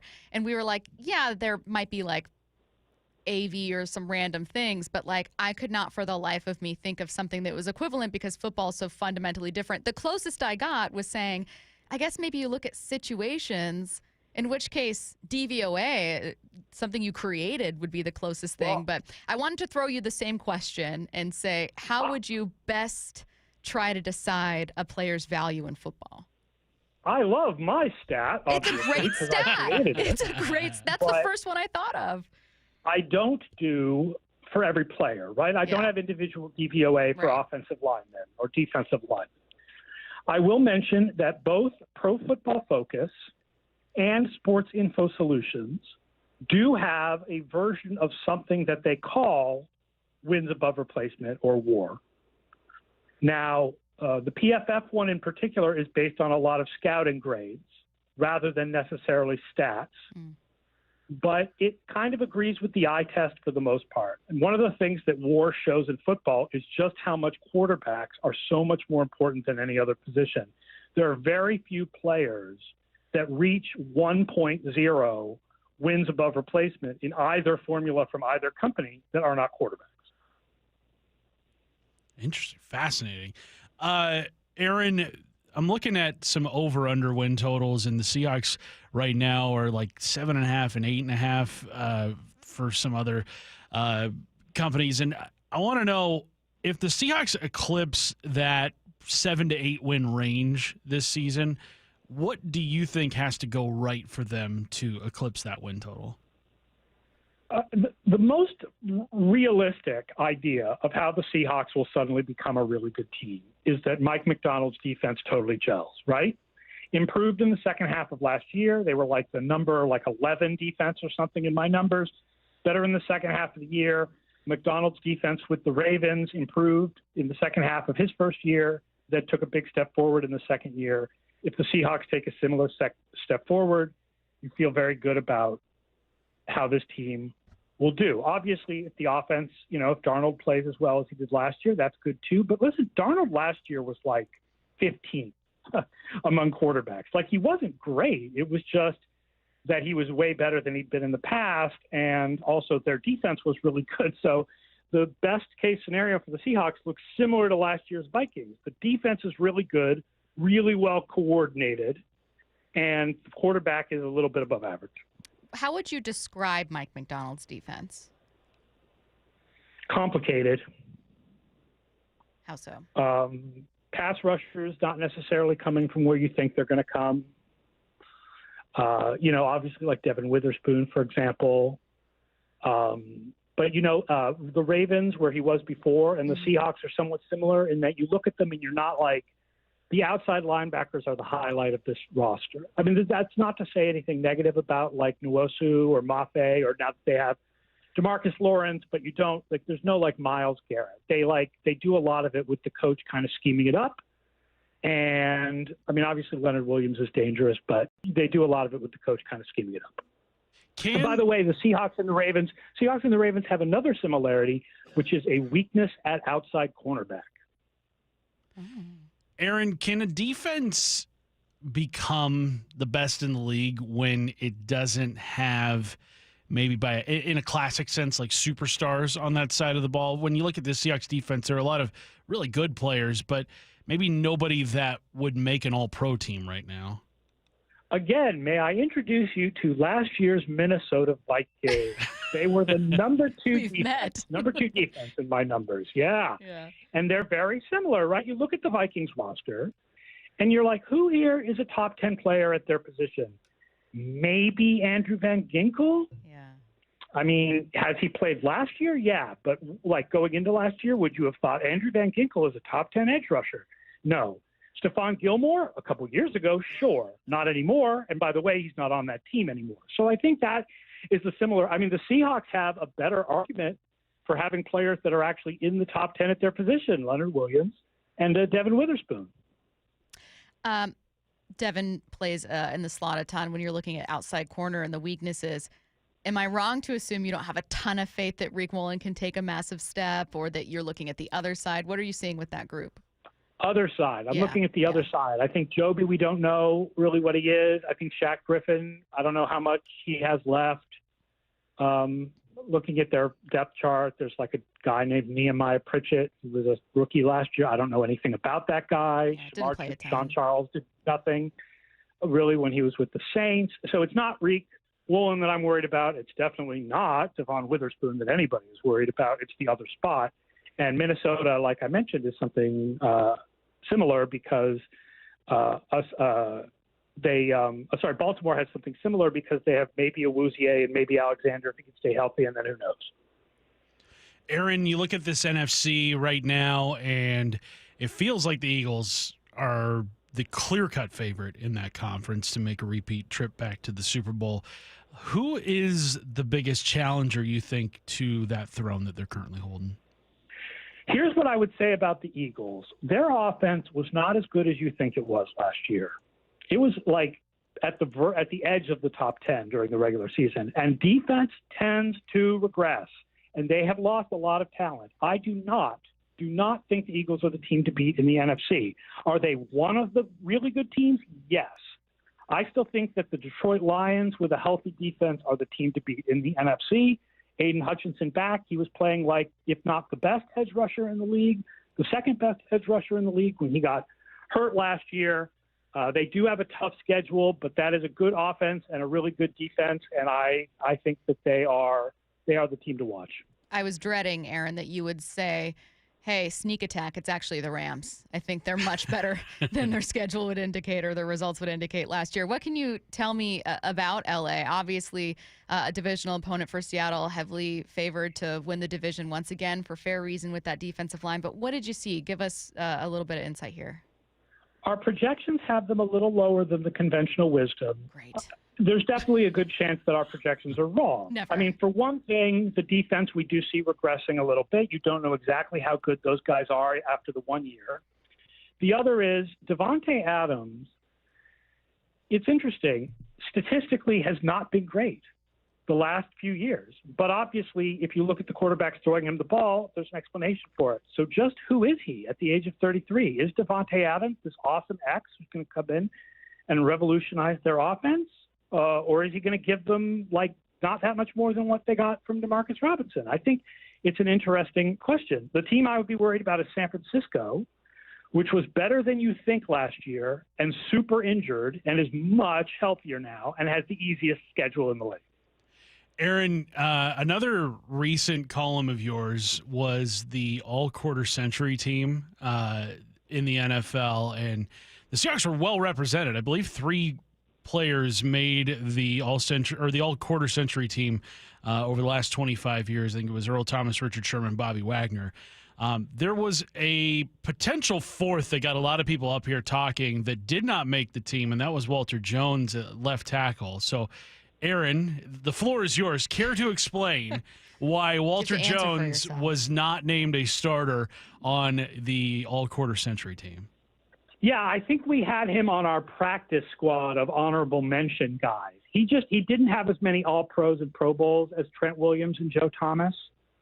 That's not to diss. He obviously had a really great career, but we just felt like he didn't come in quite as high as Trent Williams and Joe Thomas. We looked with the offensive linemen in particular because you don't have stats for those guys from the Walter. You have some charting stats now and next-gen stats now, but you don't have that for Walter Jones and Jonathan Ogden. We looked a lot at sort of how were they viewed at the time. In other words, how many All-Pros, how many Pro Bowls did they make?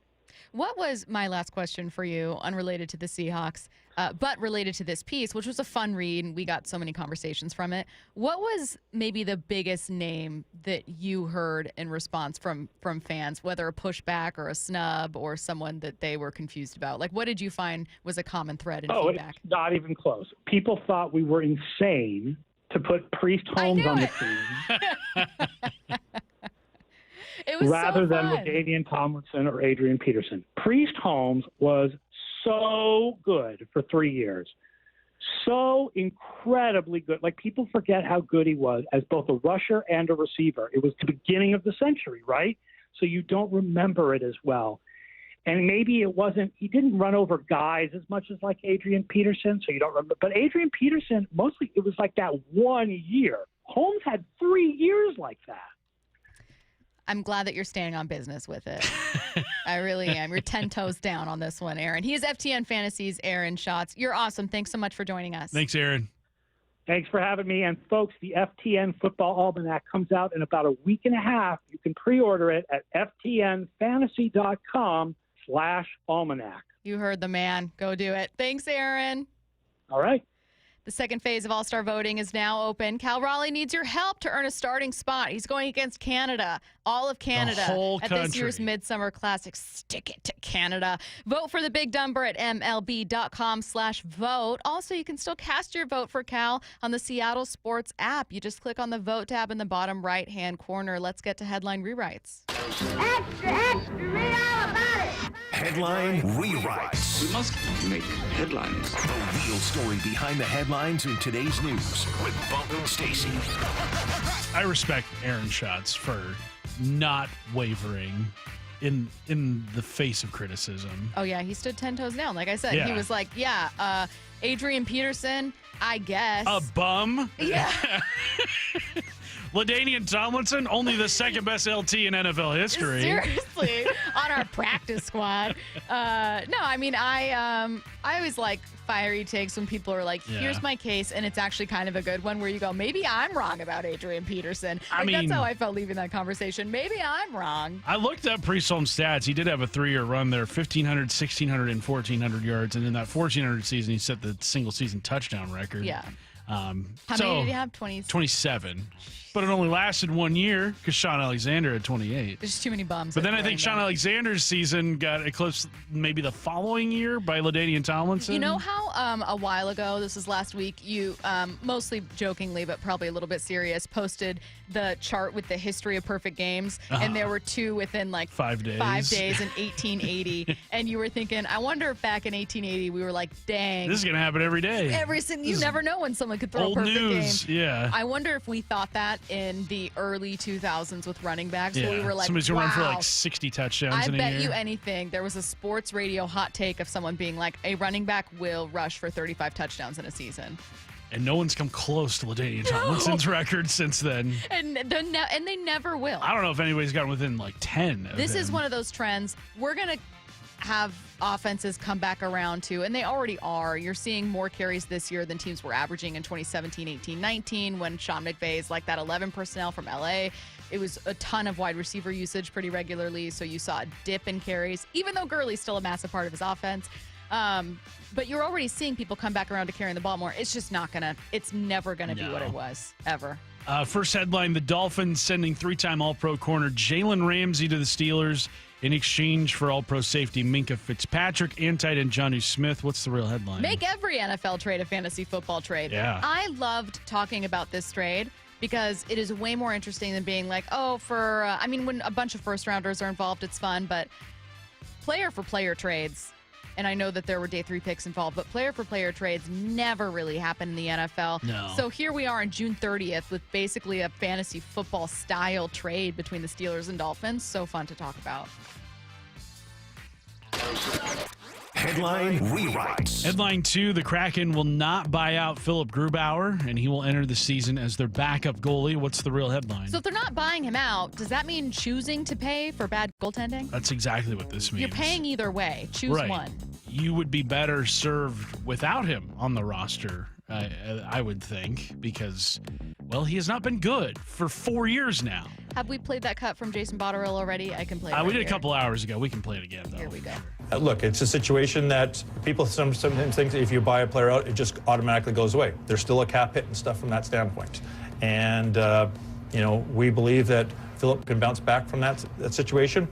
And we think there's an opportunity still for success here. Now, that starts with a money reason before it gets to some hockey potential there. It starts with, hey, it's not cheap to just buy someone out. It's not like you wash your hands of this contract completely. It's still a cap hit thing that you're going to have to deal with. So if we're going to have him on our cap no matter what, why don't we just see if he can still play is kind of what he's saying. The thing, though, is that if you choose to buy out somebody in the NHL, their entire salary does not cost against your cap the following season. You can stretch it out over, I believe it's 4 years. So he's owed, I believe this year and next year, around $10 million. And if you choose to buy somebody out, I believe only 2/3 of that counts against your cap. Then only one of two things are true, Curtis, and tell me which one you think it might be. Uh-huh. Number one, that they really are that risk averse and cheap when it comes to spending or making any kind of financial decisions. Yeah. Number two, they genuinely think Philip Grubauer could still have something in him and they want to see if they were right. I think it's more of the first option. I really do. I really do. I mean, he was cooked last year, and we pointed this out. There was a stretch of games. It was approaching like 20 straight games that Joey Decord was their starting goalie. Like, that to me says, I don't want Philip Grubauer in net at all. Like, this is Joey Decord's team. And if you had both goalies really struggling and just underperforming in general, and you were like, let's see if this is an us issue. The problem is when you're saying maybe if we put a better team out in front of him, he can improve. Well, Joey Decord's playing with the same team. That's what He's playing way better.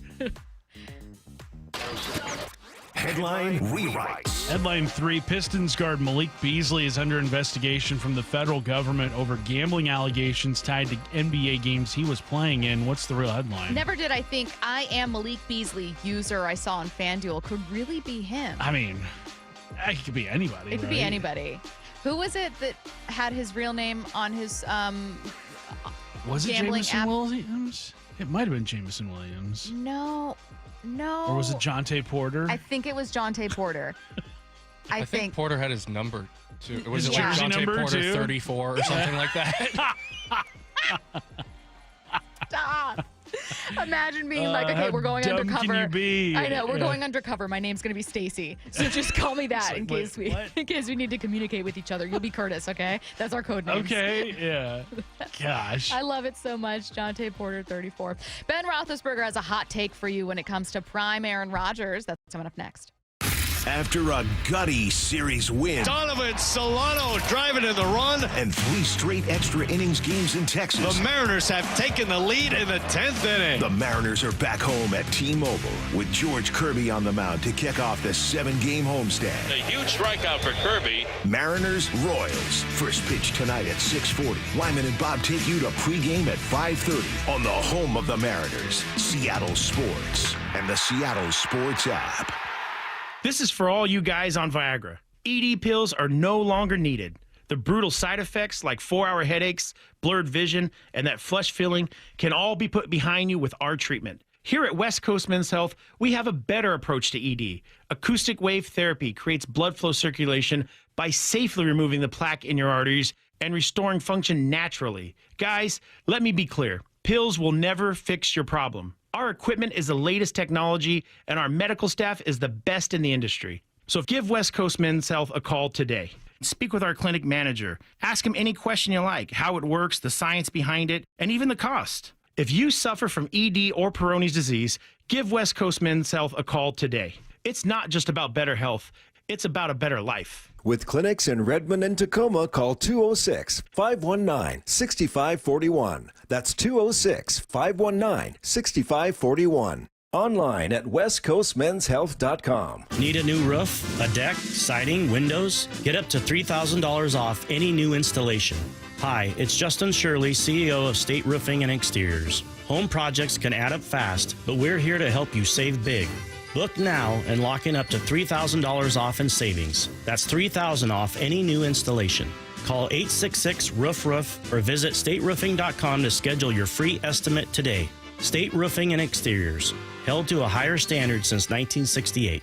Was drafted in 1999 by the Philadelphia 76ers, and that was just absolutely a dream come true. Todd's playing in the NBA is unique. His battle with neuropathy is not. I first started noticing problems a couple years into my NBA career, and I felt like my sock was just balled up right in the arch of my foot, and there'd be areas of burning and tingling, and then there'd be other areas of deadness where there would be no response to touch. We tried everything possible, from surgery to different drugs, to try and take care of some of the symptoms. I'm Dr. Mark Shelley, a chiropractic physician and board-certified functional neurologist at Sound Pain Solutions. Our neuropathy treatments can rehabilitate damaged nerves. We use FDA-cleared, non-surgical, non-drug, pain-free procedures that have helped thousands of neuropathy sufferers find relief. Now I'm able to spend more time doing the things that I enjoy, being on my feet. If you experience numbness, shooting, or burning pains, or loss of balance, call us. Sound Pain Solutions, 855-996-0025, or click soundpainsolutions.com. Staples presents That Was Easy. So I was taking my side hustle full-time. Bold move, my friend. And I needed to find everything in one stop. Like finding Bigfoot riding a unicorn. Yeah, so I hit the Staples Easy button. Staples had everything for a new office and print services for signs and brochures. Plus, Cindy, the Staples associate, helped me find the best tech for me. Wait, no drama? No, Staples made it easy. For the products, services, and experts your business needs. Staples. That was easy. In-store, online, and on the app. Progressive's Teen Driver discount could lower the cost of insurance for your teenager and save you some money. And then you can still spend money on them. Because just when you think you have a grasp on spending, new sneakers. And then it's money for a school field trip. And of course, spending money. Oh yeah, and a new phone to replace the one they dropped in the toilet. Oh, don't remind me. So just get Progressive's Teen Driver discount. And then you can continue to spend money on them. Endlessly. Progressive Casualty Insurance Company and affiliates. Discount not available in all states and subject to terms and conditions. The home of the Mariners. Left off to center. It is on its way. Julio, 2-run home run. Hear every pitch on 710 and the Seattle Sports app. Hey, Brock Ewart here for my friends over at Xfinity. You know, change is always happening. It's part of life. And when it comes to music, we know that change is all around us. Songs are rewritten and remade. Classics are remixed. Bands and artists, well, they come and go. Even our taste in music, as we get older, can change a bit. But no matter how things change in 5 years, there's one thing that will stay the same. And that is the price of your internet. That's right. Xfinity is introducing a 5-year price guarantee. It means you get 5 years of the most reliable Wi-Fi with their best equipment included for a price that stays exactly the same. Are you surprised? Well, life is full of them. One internet price, 5 years, guaranteed. Learn more at Xfinity.com/deals. Now, restrictions apply. New residential customers only. Taxes and fees extra and subject to change. Most reliable Wi-Fi based on Open Signal Awards USA. Fixed Broadband Experience Report, August of 2024. Go check it all out right online at Xfinity.com/deals. Staples presents That Was Easy. So I was taking my side hustle full time. Bold move, my friend. And I needed to find everything in one stop. Like finding Bigfoot riding a unicorn. Yes, so I hit the Staples Easy button. Staples had everything for a new office and print services for signs and brochures. Plus, Cindy, the Staples associate, helped me find the best tech for me. Wait, no drama? No, Staples made it easy. For the products, services, and experts your business needs. Staples. That was easy. In-store, online, and on the app. Lowe's knows July 4th savings are worth celebrating. Right now, get up to 40% off select major appliances and get an additional 10% off 2 or more select major appliances. Plus, get 3 Schatz Naturescapes 1.5 cubic foot mulch bags for just $10. These deals are coming in hot. Lowe's, we help, you save. Valid through 7/9. Selection varies by location. While supplies last. See Lowe's.com for more details. Excludes Alaska and Hawaii. From the Quantum Fiber Studio. This is Bumpin' Stacy. Weekdays 10 to 2. On Seattle Sports and 97.3 FM HD2. Taking a look around the NFL, Steelers making headlines this morning, and they're also leading off our first story here, though it's not an actual Steeler. It's a former one. Ben Roethlisberger has a hot take for you when it comes to prime Aaron Rodgers. Did someone ask a question about would I take Aaron in his prime or Patrick Mahomes now? Yeah. Well, I would take Aaron in his prime over Patrick now. I think Aaron Rodgers at his prime was one of the top few to ever do it. And so is Patrick Mahomes at his prime. Patrick Mahomes is just like entering out of his prime, I think. You think? I mean, Aaron Rodgers, yes, I think Patrick Mahomes is a phenomenal. He's going to go down as a another arguable GOAT. Mm-hmm. You know, I mean, there's only like one GOAT, but there's GOATs. A whole herd of them. There's a whole herd of GOATs. Is that a herd? Aaron's better. I think that Aaron in his prime, then we're talking about Patrick right now. Yeah. If we're talking prime and prime, then I'm gonna really have to think hard on that. I'm going to really have to think hard on that. Curtis, I'm That's only something giving Ben you Roethlisberger's never done before. If you had to choose prime Aaron Rodgers, who is a 4-time MVP and one of the best deep ball throwers in NFL history. Like, I think of Aaron Rodgers and I think Hail Mary. Or prime Pat Mahomes, who kind of has a throwing motion and mechanics and just a keen ability to do off-script plays at the rate that we've never seen before. Who are you choosing in their prime? Are you, much like Ben Roethlisberger, kind of stumped and talking in circles? I am taking Patrick Mahomes in his prime the answer over Aaron Rodgers. I mean, we're still in Patrick Mahomes' prime. He doesn't even turn 30 until September. Ben Roethlisberger doesn't think so. Ben Roethlisberger won a lot of Super Bowls thanks to that Steelers defense. Ben Roethlisberger's arm left the league before he did. It did. A few years prior. Patrick Mahomes is 89-23 as a starting quarterback in the NFL. In the NFL. The worst season he has had is 10-6, which they won the Super Bowl in. And the thing is, there are many an NFL fan out there who make the case of like, well, he's playing on this amazing team. Andy Reid's his head coach. He's had a great defense lately. Of course, you got Travis Kelce, and then for one of those, he had Tyreek Hill. But I'm sorry, the common thread is Patrick Mahomes. Mm-hmm. Like, you can't really make many arguments. And if you want to go down that road, it's a team sport. There are Patriots teams you could look at and you could say, well, I don't know, man. Last time I checked, when the Patriots faced the Rams in the Super Bowl, it was that Patriots defense and Bill Belichick altering the game plan the day before the Super Bowl that ended up throwing it out the window. That ended up beating Sean McVay's Rams. That team put up 9 points against the Rams. Yeah, Tom Brady, the GOAT. He is the GOAT. But, I'm just saying, you can make that case all day, even for the very best quarterback to live. So, of course, you can make it for Patrick Mahomes. Yeah. And a lot of people point to how Mahomes has not really thrown the deep ball a lot as of late, but you look at his wide receiver core. They have not had many good deep ball threats once Tyreek Hill. Who's getting the deep ball? 36-year-old Travis Kelce? Exactly. Who's a tight end? He's not going to get it anyway. I think they wanted Hollywood Brown to be that guy last year, but he got hurt, I think, week 1 and was out for most of the season. Yeah, it's weird how he's not throwing the deep ball. He doesn't have Tyreek Hill on this squad anymore. Exactly. Xavier Worthy, a rookie last year entering year 2. Rashee Rice was, suspended for most of last season. He's doing a lot with less than what Aaron Rodgers had. Aaron Rodgers had Greg Jennings. He had the end of Donald Driver's career. He had Jordy Nelson. He had Devontae Adams. Like, all of those guys are better than what the Chiefs currently have. Yeah, there are cases to make when it comes to Aaron Rodgers. I mean, even with all that we've seen from him, I still think he was underrated in terms of his mobility and play action and like his handoffs that made play action so possible. And like, he is an amazing quarterback. I've said multiple times, when I was younger, he was my favorite quarterback to watch. But while I appreciate Ben Roethlisberger introducing the topic, it's a spicy one, it's fun.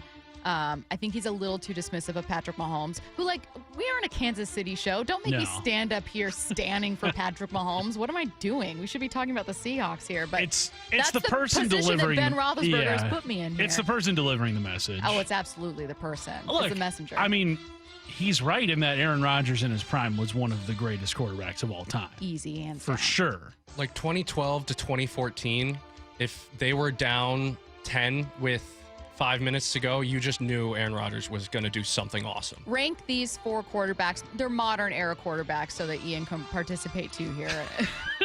So I'm not including anyone that's like, what about Joe Montana? No, I'm talking like we're looking at the peaks for prime. And imagine that they have their playmakers around them, okay? So we're looking at Patrick Mahomes, Aaron Rodgers, let's say Drew Brees, and I don't want to include Tom Brady, and I do not want to... Peyton Manning. Okay. Of those 4? Of those 4. In their prime? In their prime with their best team. I think I'm going... Man, in their prime, Peyton Manning was so good. Like, let's not forget how great he was. I think I might go... With his best team, I might go Peyton Manning, Patrick Mahomes, Aaron Rodgers... And Drew Brees. Drew Brees is my 4th, unfortunately. I have Rodgers and Pat flipped there, just barely. You have Peyton Manning first, both of you? Peyton Manning won. I mean, yeah, he just... So you take prime Peyton Manning over any quarterback not named prime Tom Brady? Yes. Yeah. Is that us showing our age? There is absolutely a 21-year-old out there who would be like, what are you talking about? The answer's Patrick Lamar Mahomes. Jackson. Oh, Lamar, yeah, obviously. No. I'm sure there's a youngster out there listening that is... throwing up right now at the mention of Peyton Manning over Patrick Mahomes in any way, but Peyton Manning was incredible. Next up, the NFL's 2025 Top 100 list will be unveiled over the coming days. One Seahawk has already made it. Leonard Williams coming in at 99. All right. Fittingly. All right. I mean, I saw people complaining like, oh, if there's 98 players better than Leonard Williams, I've yet to see him. You know how many players are in the league? Yeah. We're talking being a top 100 player is pretty cool. Yeah, we're talking out of 1,500 dudes. Yeah. He is in the upper echelon. Yeah. There will inevitably be guys that are a little higher than you'd rank them, or maybe lower than you'd rank them, or maybe a few defensive linemen that you're like, I'd rather have Leonard Williams than that guy. But overall, being a top 100 player is a really cool honor. Yeah. And it's one Leonard Williams is absolutely deserving of. How many Seahawks do we think are going to make this list? I think Devin Witherspoon will be on it, and I think that's it. I think, Devin Witherspoon. I think JSN. JSN will probably JSN, you're right, yeah. I think those 3 have the best shot. Now, I think there's still a lot of overlooking of the Seahawks, and it makes sense. They haven't established. I mean, they don't have. Which team has Pro Bowlers? Which teams have All Pros? Those are kind of where you're looking at when it comes to when you get up into the 20s and 30s. Yeah, outside of those 3 though, I don't see it. No. Let's see. Let's go to this one. We've been talking about the Steelers and who they acquired. Will they be dealing? Adam Schefter of ESPN clearly says interest around the league in TJ Watt is expected to increase the longer he goes without a new contract. The Steelers suddenly not as fun a team without TJ Watt. Yeah, if they were to trade him before week 2, then I become far less worried about that game. In the one that we just spoke about where we're like, I don't know.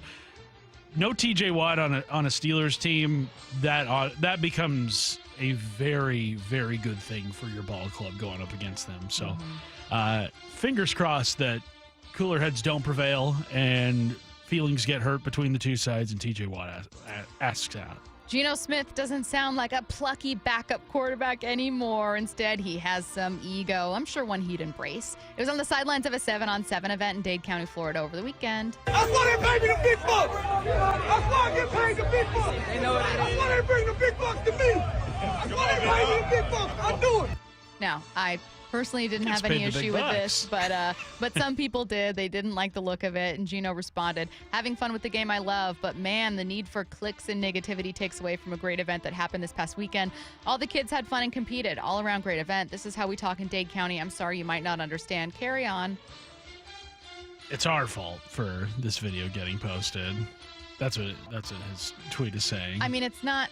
My one pushback against Geno and in general is that things that draw up like a response is people talking about something on social media. It's not like I didn't see any articles. Headline, Geno Smith, really egotistical jerk. It's just people talking about it. So I don't know that I'd be like, the media creating something for clicks. And it's like, it was just clearly there were quite a few people responding that maybe just thought like, oh, I don't like that look. But that's not a headline or trying to get clicks. That's just a clip circulating on social. The heat of competition can bring that out of people for sure. But he wasn't even playing. Like, he was just on the sideline. I think he must be he must own one of these 7-on-7 teams or sponsor it. Yeah. Speaking of the big bucks, let's talk about gambling. The NBA is dealing with yet another gambling scandal, which begs the question, why haven't we seen that in the NFL? That's next. Wyman and Bob, afternoons 2 to 7. Talking about the Mariners' plan for the trade deadline. You think people are reticent to the minor leagues and trade some prospects? I know fans develop a connection to names they hear over and over. Often you don't see these guys. I don't know how many people are making trips out to Everett or out to Tacoma to watch the young guys, but there just aren't any sure things. Dave Wyman and Bob Stelton, afternoons 2 to 7 on Seattle Sports, the app, YouTube, and your smart speaker. Hey, Brock Hewitt here from my friends at PCF Group, or People Come First Construction Group, and that's exactly what they did when we made the call a couple years ago. We wanted to redo our outdoor space, wanted to add a deck, an outdoor living, a television, and a kitchen. And PCF Group, wow, they more than delivered. And if you're interested in building a stunning outdoor area like we did, I cannot recommend them enough. Reach out before the good weather arrives, and their schedule, well, it's going to fill up. So whether you're looking for a complete outdoor living space or a very specific project like an underdeck ceiling, deck, patio cover, railings, PCF has you covered. Design now and pay later. In fact, get 12 months, no interest and no payments, and up to $6,000 off and a $1,000 Amazon gift card. Request a complimentary design and estimate consultation at 425-629-8476 or project ideas. Explore photos at pcfgroup.com. That's 425-629-8476. June is Men's Health Month, and we want to place a special emphasis on prostate cancer awareness and treatment. It's important for men to communicate about issues relating to their health, especially family health history. Prostate cancer has been in the news, and right now I'm joined by Dr. Landis from the Swedish Cancer Institute. Dr. Landis, how common is prostate cancer? Prostate cancer is very common. About 1 in 8 men will develop prostate cancer here in the U.S. That ends up being about 300,000 cases per year. How can men test for prostate cancer? Well, first thing, patients should ask to have PSA screening from their primary care doc. Anyone 50 or over, and if you have a family history starting at 45 is pretty typical. If diagnosed, why should patients seek out Swedish CyberKnife for treatment? What we hear from patients all the time is that treatment really was amazing. They didn't have to take time off of work. The side effects are really minimal, and there was minimal interruption in their lives. Treat prostate cancer with Swedish CyberKnife. Go to swedish.org/cyberknifeprostate. At Fisher Investments, we may seem like other money managers, but we're different. What makes you so different than the rest of us? We ensure clients receive unparalleled service at every step of the relationship. Tell me more. Our investment counselors focus on service over sales, prioritizing clients' needs. How do you make money? We don't sell any commission-based products. We have a simple management fee based on the value of our client's portfolio. So we do better when our clients do better. What about client portfolios? We get to know each client, their finances, family, health, lifestyle, and more, and then we tailor a portfolio based on their specific goals and needs. Your clients really come first then, huh? Yes, we make them a top priority. Our goal is helping them achieve a comfortable retirement. Wow, maybe we are different. At Fisher Investments, we're clearly different. Learn more at FisherInvestments.com. Investing in securities involves the risk of loss.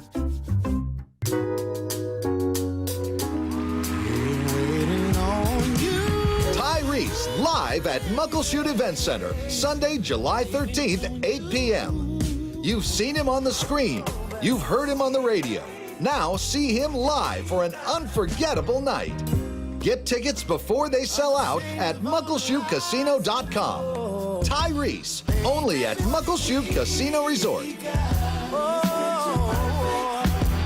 The home of the Mariners. One hopper snared at short. On a quick hop by J.P. Crawford. That guy's a magician over there at shortstop. Seattle Sports. Download the Seattle Sports app. Hey, baseball fans, Rick Riz here. I'm excited to introduce you to my good friend Keith Dashafee, owner of Pella Windows and Doors of Western Washington. Keith? Thanks, Rick. At Pella Windows and Doors, we pride ourselves on delivering top-quality windows and doors that enhance the beauty and energy efficiency of your home. Our products are built to last with innovative designs and exceptional craftsmanship. Whether you're looking to upgrade your windows or install new doors, Pella has you covered. That's fantastic, Keith. Don't wait. Schedule your free appointment today at PellaPNW.com. Ready for some summer hoops? Register your team for the July 12th and 13th Everett 3-on-3 tournament presented by Boeing. 4 players to a team, 2 days of exciting action, 1 incredible tournament. Players of all ages and abilities are encouraged to come out and play. You've got to register your team at Everett3on3.net by July 1st. Each player gets an Amazon player bag. A special thank you to event sponsors City of Everett, Scott Dahl Real Estate, Coastal Community Bank, and Everett Downtown Storage. Guys, did you know your testosterone affects everything in your system, including how you feel and perform every day? Right now, Revive Men's Health Seattle will check your testosterone for free. Knowing your T levels is the first step in understanding if you have low T. Your testosterone level impacts your energy, libido, sleep, weight, hair loss, mood, and even ED. Maintaining an appropriate T level can change your whole life. Most men start to see changes in their hormone levels in their 30s. Experience and results matter. So what are you waiting for? Get your T levels checked today by local, experienced, and trusted men's health experts. They've helped thousands of men since 2011. They're so confident they can help you, they even guarantee it. Call Revive today and schedule your free testosterone test, free exam, and free consultation. Call Revive Men's Health at 206-529-1111. That's 206-529-1111. Or visit ReviveMen'sHealth.com. From the Quantum Fiber Studio, you're listening to Bumpin' Stacy. Weekdays 10 to 2. On Seattle Sports and 97.3 FM HD2. A quick shout out to Shannon Dreyer and the Cal Raleigh Show before we get into our conversation here. At Seattle Sports on X.com, posted out a thread. Big Dumper wants your questions. Send them to @Shannon Dreyer or respond to that tweet from Seattle Sports for a chance to be featured on an upcoming episode of the Cal Raleigh Show. So they're taking questions. #AskCal is what you're sending in. My idea. And vote for him, too. Yeah, and vote for him, too. My idea for Ask Cal. I have listened to so many Cal Raleigh interviews for work when we're trying to find sound and find new things. I genuinely could not think of a question that he hasn't been asked. And so I was stumped. But I think it would be cool to ask all the pitchers questions about Cal. And what I would say is #AskCal to stop. And it's the one thing they'd like to ask Cal to stop doing. Stop doing. So they choose like a pet peeve. Chomp his food. Yeah, exactly. Yeah. It's like, what's the most annoying thing about Cal Raleigh? He snores on the back of the plane. That's what I want. That's what I want from this interview. I don't want questions for terrible Cal at getting all the 2K. love and support that he should for his, upcoming all-star appearance in the home run derby. That's great. It's well-deserved. Seems like a really likable guy. I want to know what they hate about him. That's how you know he's a really good dude. Yes, is that like when no one can say anything think of bad anything. about the well, guy. that's why when you're genuinely like you get along with someone, you think of funny things, right? Yeah. Like if someone was like, you have to tell someone your most annoying tick about Stacy, you'd be like 5 things off the top. Her hydration worries me. I don't remember the last time I saw her drink water. Yeah, it's very concerning. Like, those how are the little kind of water she answers I'd drinks. love from the pitching staff about their catcher, right? It's just kind of just tell us a little hashtag ask Cal to stop. He's Anyways. too nice of a guy. I know.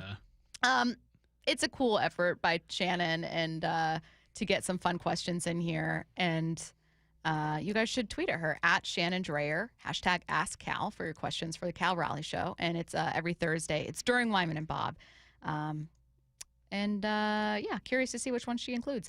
We're going to get back to the Mariners at 1 with the Athletics' Keith Law. Before we do, we have another gambling scandal in the NBA. We talked about it a bit, taking a look around the timeline. This is not the first, and I'm sure won't be the last time we're hearing about a gambling scandal with players, involving players on games. This isn't just like, oh, refs betting. This is just involving actual players themselves. And you asked a question which I thought was fair during show prep. Why aren't we seeing this in the NFL?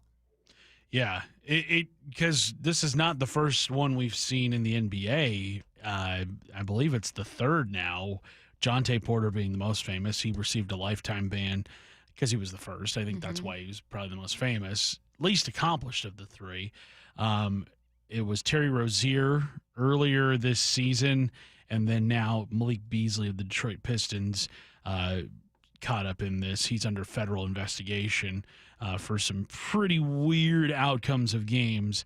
But yeah, it got me thinking, like, why haven't we seen this in the NFL? And I think it might be the hardest sport to throw something in just from an individual perspective. I think that's the easiest and biggest and most relevant answer. You can't control the outcome of an NFL game the way that you can with the way that you can impact your stats in almost any other sport. Especially basketball. Yeah. Basketball is, like, you probably know how many points you have when you're out on the court. You probably know how many rebounds you have, how many assists you have. Like, it's very much in control of whoever has the ball. Like, that's who's, in charge of the stats, basically. But yeah, in the NFL, unless maybe you're the quarterback or the head coach or something like that, really difficult to influence the game in one way or another. It is just really interesting. I mean, we're not seeing, I would say, a widespread. Like, I think anytime a betting scandal comes out, people talk about it as though it's this widespread, horrible thing that's happening everywhere. I think, though, that with betting apps, sports betting apps, and with just how much money's in gambling, more states legalizing sports betting, it just becomes more prominent, kind of hand in hand with that probably more people in those states are in general. I do think it's an interesting question, though, because I can't see it getting into the NFL. You've had guys that got in trouble for gambling, like on college games and stuff. But, however, you had another good take about what would happen if it did. Oh, I think if there was ever any sort of gambling in the NFL, that would cause some, like, government reform across this country, because the NFL is the most bet on sport in American professional sports. There's more money that exchanged hands during football season than, like, any other time, except for maybe like March Madness or By something quite like a bit. that. Yeah. So if there ever was a gambling scandal in the NFL, just the sheer amount of money that comes and goes from that league, like, that would cause some pretty serious shockwaves throughout, the sporting world. Yeah, no, I absolutely agree. It's like it would make efforts to get to the bottom of gambling infinitely more arduous. Not arduous. There would be just more effort, and it would be pretty more cutthroat, because you're right. Like, I think that the league, Vegas, would care deeply about the NFL being able to impact this, and that would bring a stop to things. Yeah. Yeah, I think it's just... So I'll flip this then. Both of us agree it's just easier to influence your own individual stats in football. It's not as much an individual sport. It's just not going to be as prevalent because it's just harder to do that. Do you think it'll become more prevalent in the NBA, which I would say is the opposite? Well, it's not going away, I should say. Like, when it's not like there isn't money in the NBA. Right. There may be more on a per athlete basis in the NBA than there is in any other sport. I just think that what we have seen across sports in the last, because it's been probably, 5 years now, 6 years now, that sports gambling has been legalized on a state-by-state basis rather than just, kind of a federal, disallowance of it. I don't think it's going to go away. And that is kind of a scary possibility of where sports could be headed if this doesn't, get curtailed a little bit, because it's only been kind of minor issues right now, but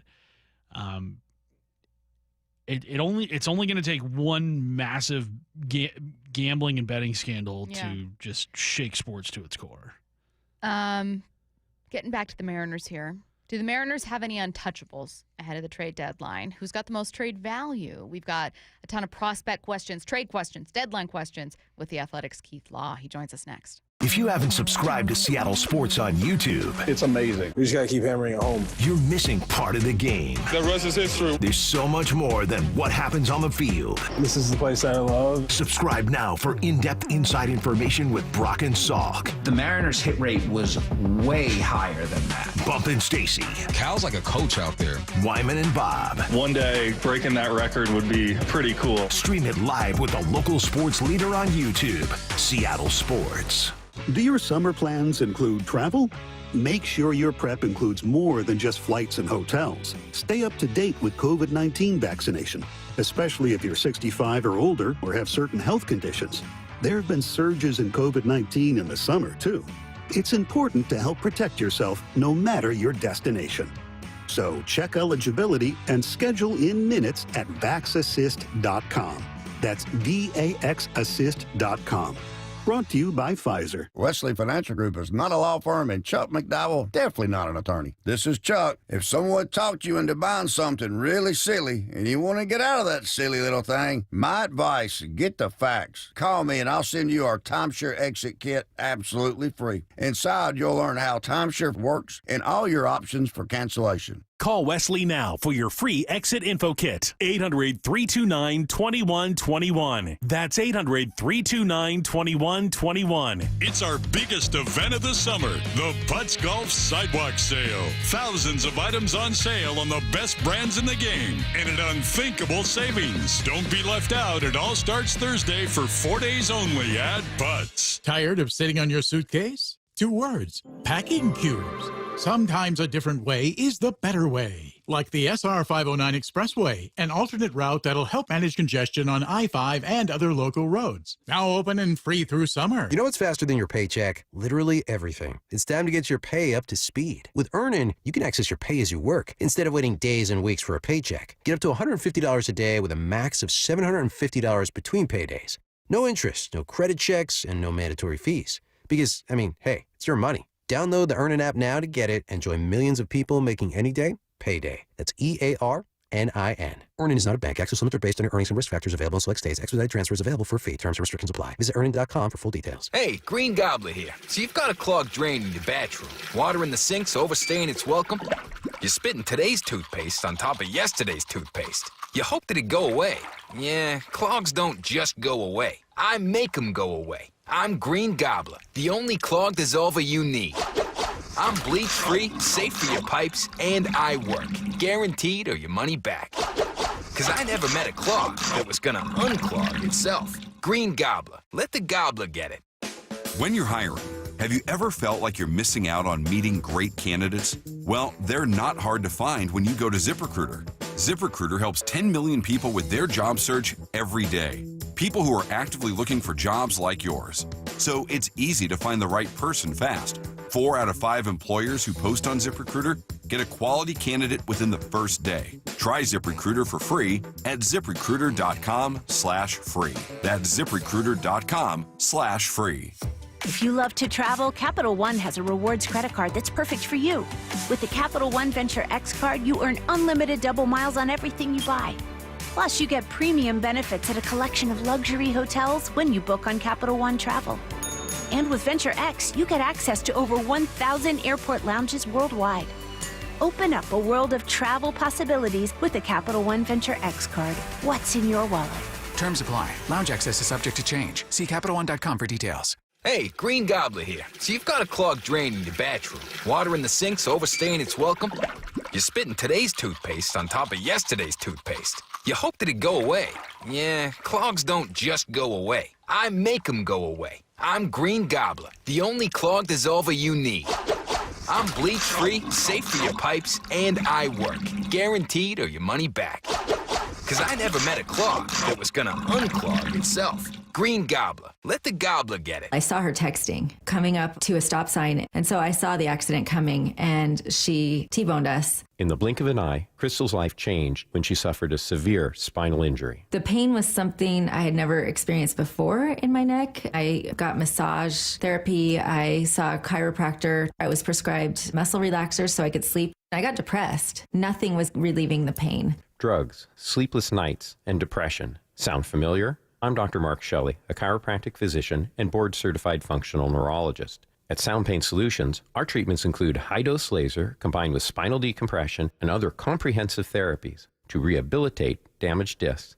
We use treatments that are non-surgical, FDA-cleared, drug and pain-free. I was able to get off my pain medicines, and I was able to sleep through the night, and that was what I was desperate for. To learn if you're a candidate for our treatment, call us. Sound Pain Solutions, 855-996-0025, or click soundpainsolutions.com. This is Seattle Sports. Streaming through the Seattle Sports app. KIRO AM Seattle. KIRO FM HD2 Tacoma. Home of the Seahawks, Mariners, and everything Seattle sports.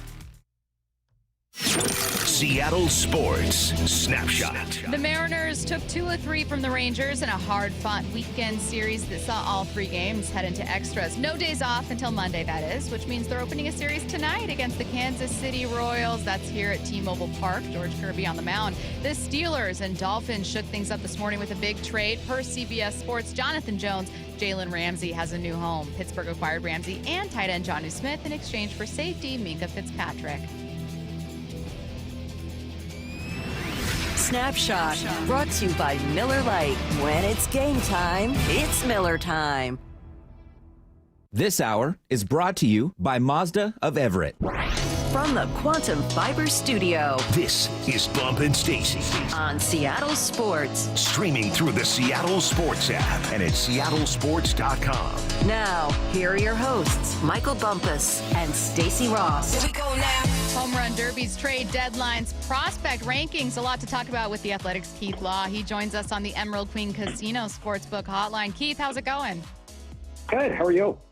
Fantastic. Beautiful here in Seattle. Mariners coming off a series win. A tight race in the AL West, though, and unfortunately for them, Houston still ahead. I'm actually going to start a little bit with with Houston. We've got prospects to get into with Seattle, trade deadline questions, but I'm going to start with a look ahead in the AL West. What have you seen from the Astros this month? I wouldn't specifically just limit it to this month, but just the year as a whole. I think their run prevention has been a good bit better than expected. I think the emergence of Hunter Brown this year as a real strike thrower, which is certainly something I never anticipated for him, going back to his days as a Division II pitcher with big stuff and no control. I think that's made a huge difference for them, but I also think their lack of depth, it hasn't hurt them yet, but looking forward, it's something if I were in their front office, I'd be very concerned about. How do we address that in that if they have any kind of significant injury to someone in the rotation, almost anyone in the lineup, they really don't have the kind of reinforcements or bench players who'd be able to step in and fill the gap. So that's what I would expect them to try to do as we approach the trade deadline in 31 days. Keith, last year there were very few top prospects moved at the trade deadline, and we're a couple weeks removed from the Rafi Devers trade that shook up the baseball industry. Mm-hmm. So I want to know from you, what is maybe the more valuable currency in baseball these days? Is it prospects or is it salary relief? That really depends on the club, and because some teams are really just looking for salary relief or willing to take on salary if it means getting more in terms of prospect. The Dodgers, I think, have done that quite a bit over the last few years. Whereas, small market teams, say the Pirates, who are obviously should be sellers. I guess I'm making an assumption here that they will be sellers. They are, they probably want some salary relief, but it's really important for them to get prospects. Because if you talk to people who work in front offices or scouting departments for the Pirates, the Rockies, even the Rays, who are contenders, they'll always say, we don't get to sign number 1 or number 2 starters or sign, cleanup hitters in free agency. So we got to draft those guys, or we got to trade for them while they're still prospects and haven't reached their peak value. So I think it really just depends on who's buying and who's selling. Some teams will value the salary relief a lot more, but the small market or small revenue teams are, I think, much more likely to say, we've got to roll the dice on some prospects to get that kind of upside. Before we get into some of what Seattle could trade and taking a look at the farm system and these prospects, have you, Keith, heard anything at all about whether the Mariners could be buyers or could even be aggressive buyers at the deadline? I have not. I'm sorry. That's just kind of not my beat. And the draft totally is fine. 13 days from today, so that is my life right now. Fair, very fair. Okay, let's get back to prospects. Seattle with a really great farm system, and while this team has struggled to build up an offense, it's not for a lack of building up great pieces in the farm. Is there a piece that you look at with their prospect group that you think could potentially, bring some interest from other teams? And likewise, is there a piece that if you were Seattle, you simply would not move? Oh, I think they're going to have a lot of interest in probably the top 6 or 7 guys in their farm system. The second question is, I think, the harder one, because I think most people would agree with my assessment that Colt Emerson is the top prospect in the system. His performance on the field when he's been healthy has not totally matched up with some of the batted ball data we're seeing or some of the scouting reports, but he's super young and he's very talented. And I think the majority of people believe he's going to get there. Is he untradeable? Because if there's anybody in the system who's untradeable, I think it's that guy. I might say he's untradeable for the simple reason that the Mariners believe in him probably a little more than what his trade value would be, because he hasn't produced that much yet. He hasn't produced quite up to the level of expectation. I think he's a top 10 prospect in baseball. I'm projecting ahead quite a bit on that. They might actually get less for him in the trade market than somebody like a Cole Young, closer to the majors, has produced at a higher level, doesn't have anywhere near Emerson's ceiling, for example.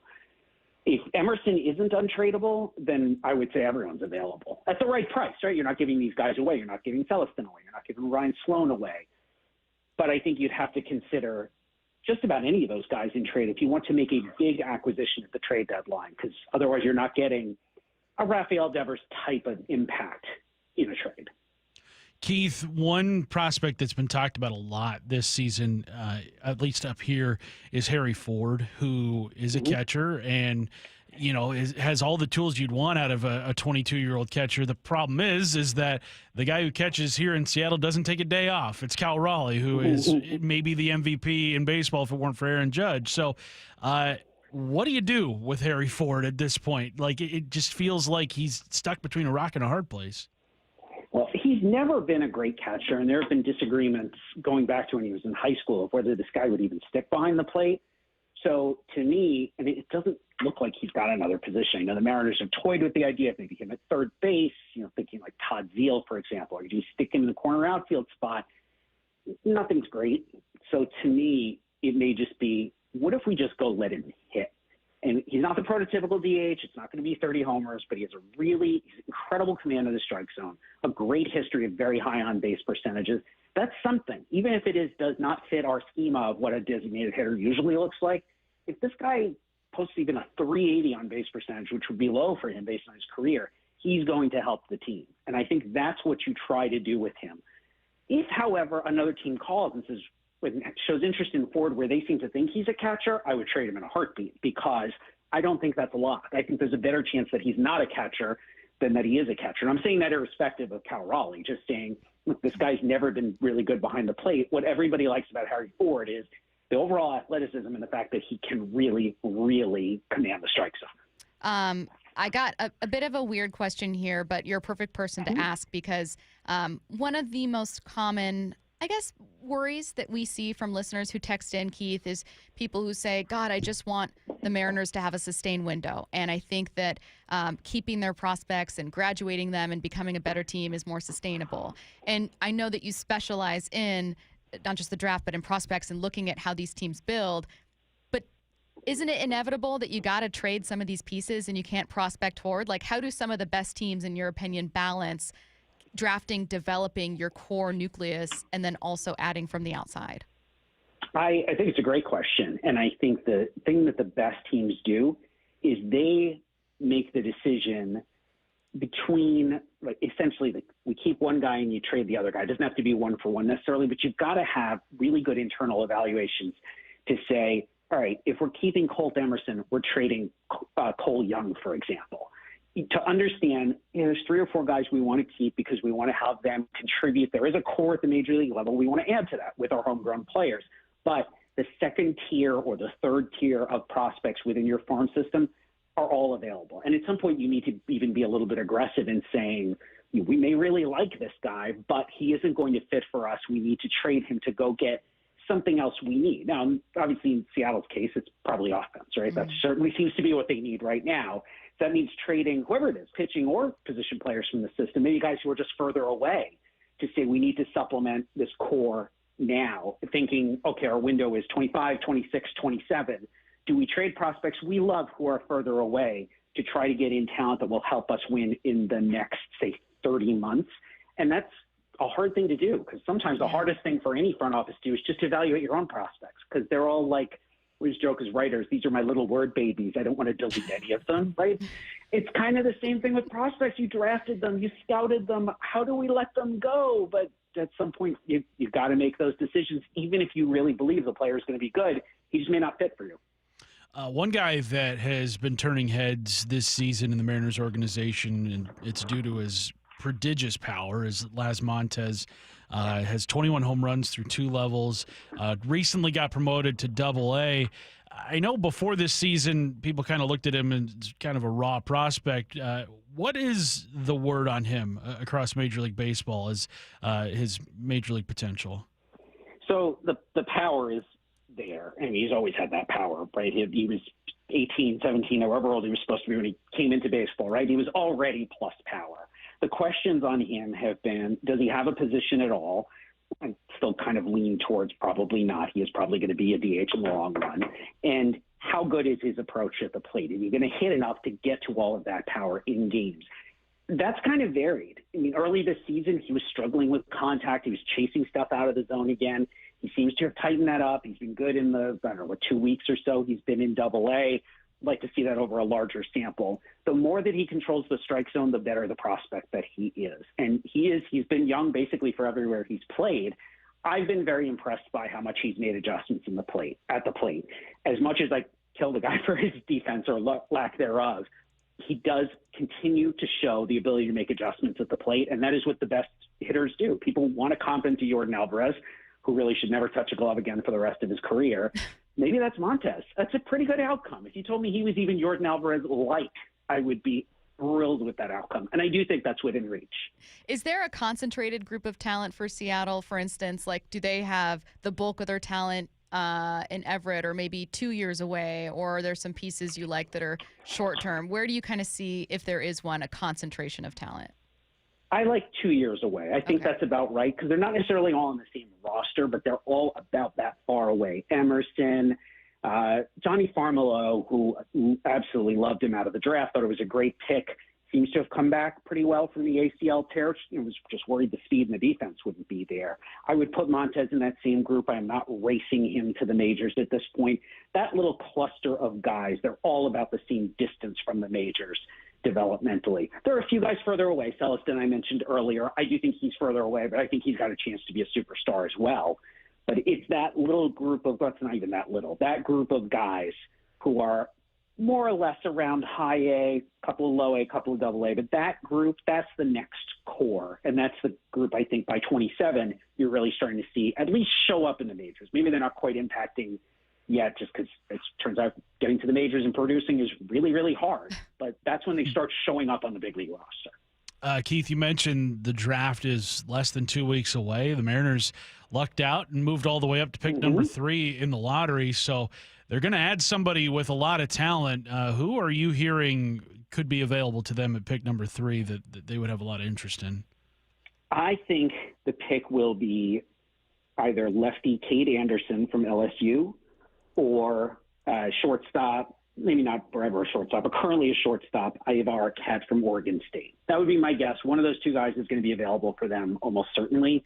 And although I know they like and have interest in other players, right now I would bet pretty good money on it being one of those two. Arquette is more likely to be available. The Nats are going to take one of probably 3 or 4 guys at this point. The Angels are going to take a pitcher that they can put in the majors like 3 days after the draft. Whichever guy is left for the Mariners, they'll take, and is probably a good, it's going to be a great pick. Right? Landing third is actually not that much different than landing first in this particular draft class. There's no Strasburg or Harper. There's no runaway first pick. The only disadvantage to picking third rather than first is you have a little less money to play with, but the Mariners have at least one extra pick I can think of. So they're going to get creative, and I think they'll do well at pick 3 and probably do kind of like what they did with Ryan Sloan last year, get another first-round talent with one of their later picks on day 1. Any interesting trends emerging from you when it comes to draft decisions, more or less high schoolers, for instance, or does it kind of feel like most teams have similar approaches? The one thing that's changed over, this is my 24th draft. I shouldn't say that out loud, but yeah. Don't worry, no you're one's an listening. expert. No one's listening, Keith. Yeah. And we finally wised up about taking high school pitchers high. Yeah. High school pitchers can have a ton of upside. I scout them. I think I rank them appropriately, but the high school pitchers taken in the first round of the draft, which tend to be the most advanced guys and the hardest throwers, or the guys with the sickest breaking balls, they don't make it at that great of a rate. They break down a lot more. And in general, we see far fewer of those guys going, especially high in the draft, because the track record just says so. Otherwise, teams still take and should take the high school position players reasonably high, and the balance between, or the trade-off between college and high school, it just varies year to year. This draft happens to be really deep in high school shortstops for some reason, and fairly weak in college position players with defensive value. And I think you're going to look through the first round, especially, is going to reflect that. You're going to see a bunch of high school shortstops taken, quite a few college pitchers, weirdly enough, a lot of lefties. And then once we get into the second and third round, at that point, almost all drafts start to look the same. We really judge a draft going in by what the first round looks like. And then 5-10 years later, we forget all about that and we just look at who turned out to be good. I always think that your job is impossibly difficult, and I'd never know how to predict some of these things. So I have 2 questions, and I don't mean to couple them together, but I know that we got to get you out of here soon. One is about what in general you find to be just the toughest thing to predict, or just the toughest thing in general when it comes to looking at prospects to try to have some foresight with. And the second is whether there's ever been a guy that just comes to mind quickly that ended up being exceptional and you feel like just a ton of people missed. Like you guys just were like, man, didn't see that coming. The first question is easy. It's the hit tool. It is who's going to hit. There are so many guys. Dustin Ackley, sorry, probably too soon. But everyone thought he was going to hit. There were all kinds of other questions. Where's he going to play? Is he going to generate power? But he's going to hit. He didn't hit. And I've had a lot of those guys. Justin Smoke obviously played a little bit in Seattle. That guy hit everything and hard. And the fact that he had a career, but nowhere close to what I thought he was going to be. Josh Vitters, one of the best swings I've ever seen, hit tons of stuff hard at all the big showcases in high school, and he couldn't tell a ball from a strike, ultimately, and that ended up sinking him. Guys who turned out to be something, the whole industry missed on Paul Goldschmidt. He played behind, I think it was Jameson Taillon in high school. He was at a major high school, goes to a mid-major, gets drafted in the 8th round, never appears on anyone's top 100 list, including mine. All I ever heard from pro scouts was like, he's fine. He's like a platoon first baseman. He's not going to be anything. The guy might end up in the Hall of Fame. And we all missed on him basically until the moment he got to the big leagues. Is Cal in any way a different kind of player? I mean, Cal's we're talking about this season being really cool. I have not met anyone that as a prospect, they were like, oh man, I could have seen this coming. No. So, I mean, he's going to hit 50-something homers this year. Crazy. Right? That's crazy. I have always taken pride in the fact that in his draft year, I had Cal Raleigh as a 3rd rounder, like 99th on my board. And I had scouts say, that's a fat guy. He can't catch. I had seen him in the ACC tournament. I was like, he's fine. Okay, he's a little zaftig, but he's fine. Not a right? fat guy who can't catch. Also, fat guys catch, that's fine, right? We've had a lot of fat guys have long careers as catch. If you're going to be fat in baseball, you better pitch or catch. We have a There's lot not of much other celebrated room for it. fatties, okay?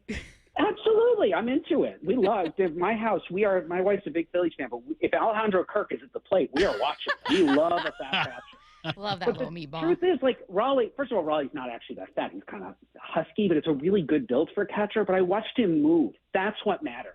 This isn't about fat shaming. This is about, can you handle the defensive demands of the position? Yeah. But he's fine, and he could hit.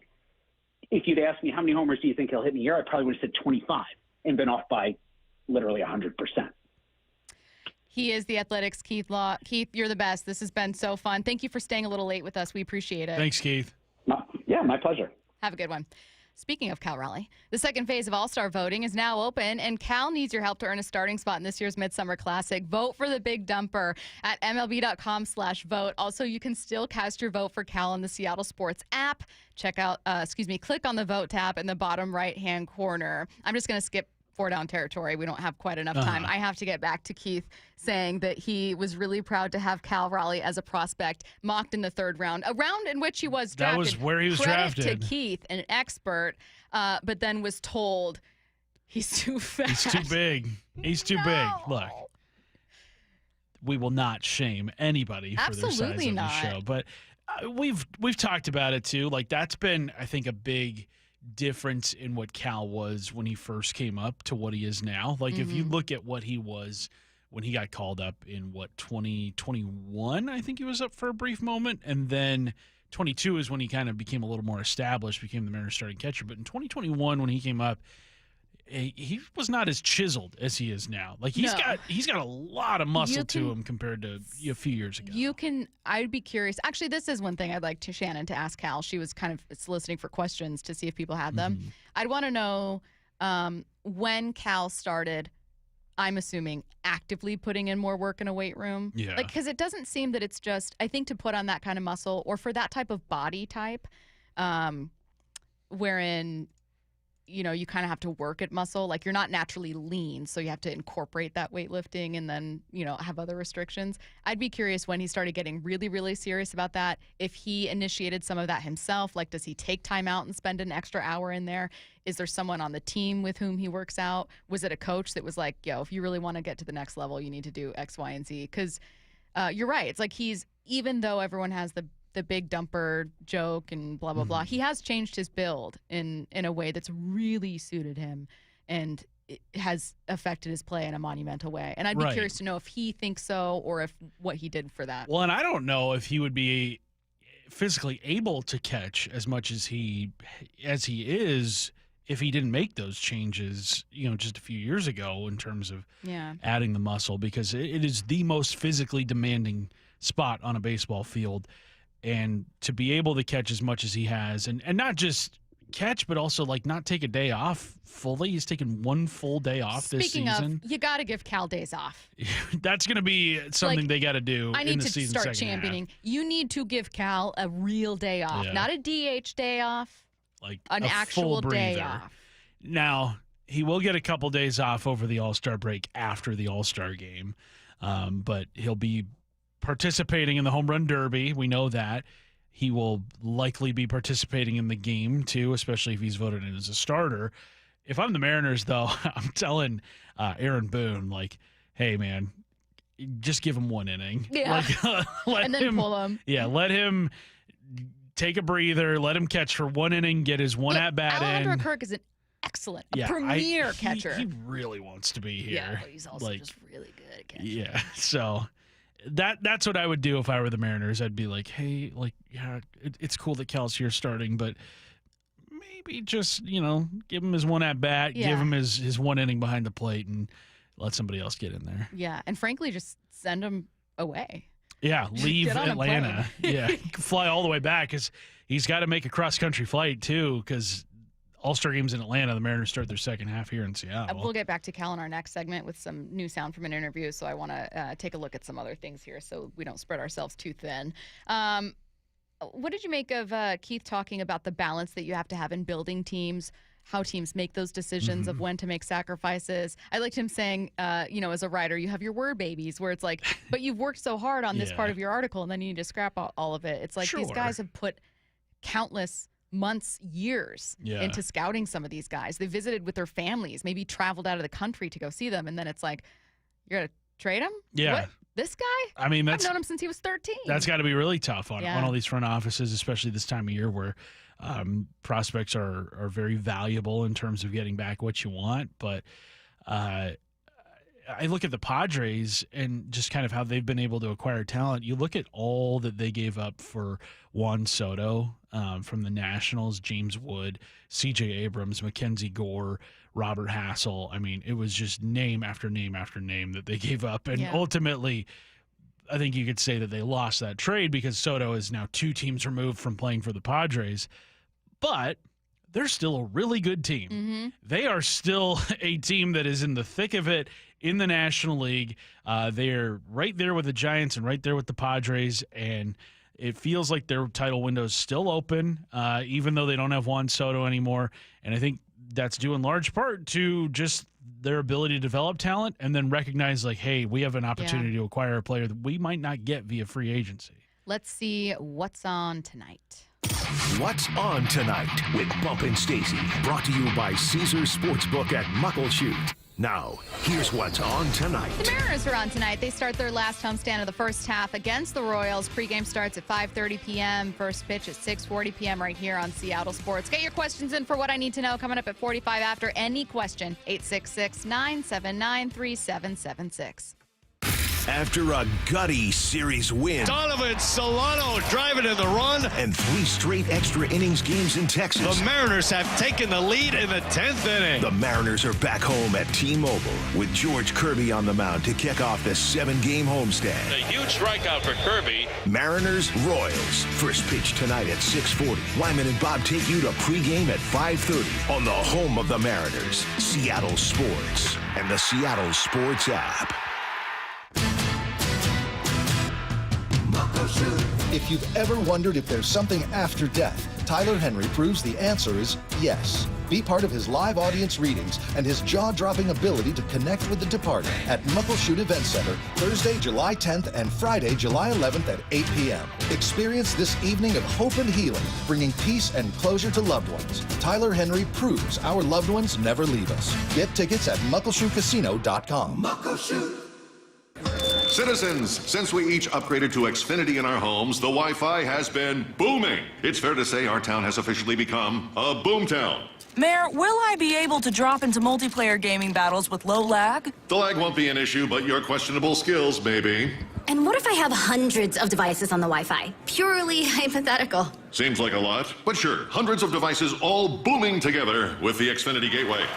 Yes, friends and neighbors, with Xfinity, the Wi-Fi is booming. The Wi-Fi isn't the only thing that's booming. Now get the most reliable Wi-Fi and our best-in-class equipment for one consistent price for 5 years guaranteed. All in. Plus, get unlimited data included and no annual contract. All with the 5-year price guarantee from Xfinity. Visit Xfinity.com, call 1-800-XFINITY, or visit a store today. Restrictions apply. Not available in all areas. New residential customers only. Select plans only. Xfinity Gateway with Xfi Complete required for unlimited data except in certain areas. Most reliable Wi-Fi based on Open Signal Awards USA. Fixed Broadband Experience Report, August 2024. Actual speeds vary. Riverside Roofing has earned GAF Master Elite President's Club certification, which puts them in the 99.9th percentile of all roofers nationally. They're right here out of Marysville. You can find them at riversideroofingllc.com, and they are the roofing company you can trust. Ken's Pool and Patio reminds parents swimming is a healthy outlet for kids if we remember to put safety first. Make sure your children are visible at all times by a lifeguard or responsible adult. Sign them up for swimming lessons and provide a flotation device for added safety. Always check swimming conditions in advance and remind your kids to never swim alone. Best wishes to all our kids from the entire team at Ken's Pool and Patio, your family-owned full-service pool company, proudly serving you for over 50 years. Online at kenspool.com. The IRS finally caught up with Louie. I hadn't paid my taxes in 8 years. I owe the IRS a lot of money. Louie was in deep trouble. We're going to take your house, put a lien on your bank account, garnish your pay. They don't care. They're going to take your paycheck. Louis found out about Optima Tax Relief, the leading tax resolution firm. A-plus rated by the Better Business Bureau, they've resolved over $1 billion for their clients. Optima Tax, they help me. They calm me down. They make me feel comfortable, and I trust them. Louis has a lot to be thankful for. I don't owe the IRS anymore, and I'm able to live a comfortable life, a lot better life. It was because of Optima Tax. For tax help you can trust, call Optima now for a free consultation. Take it from Louis. If you owe the IRS, don't go it alone. Give Optima Tax a call. They can help you. Call 800-343-6460. 800-343-6460. 800-343-6460. Optima Tax Relief. Testimonial from an actual client. Some restrictions apply. For complete details, please visit OptimaTaxRelief.com. An Aussie trekker travels to America to hike an epic trail. It was rocky, it was imposing. But Eric Robinson never made it to the end. I'm Dave Cawley. Follow my podcast, Uinta Triangle, UINTA, on Apple Podcasts or wherever you listen. The home of the Mariners. It is gone! Cal Raleigh, 2-run home run! Hear every pitch on 710 and the Seattle Sports app. You've heard the saying, you never get a second chance to make a first impression. Since 1926, my family's been helping local businesses make great first, second, and long-term impressions. We know how to make your company look good with quality uniforms, logoed apparel, floor mats, linens, and more.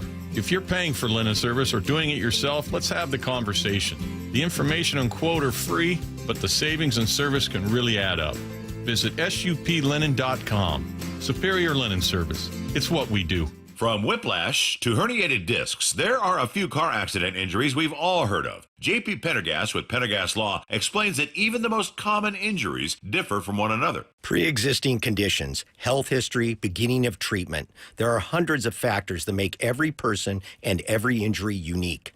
While these variables aid medical treatment, the strongest case recoveries must also take them into account. Could you explain a little bit more? Our team at Pendergast Law is obsessed with turning over every stone to differentiate each case. This requires thorough investigation, diligent listening, and relentless research. We never pursue cases with a one-size-fits-all approach.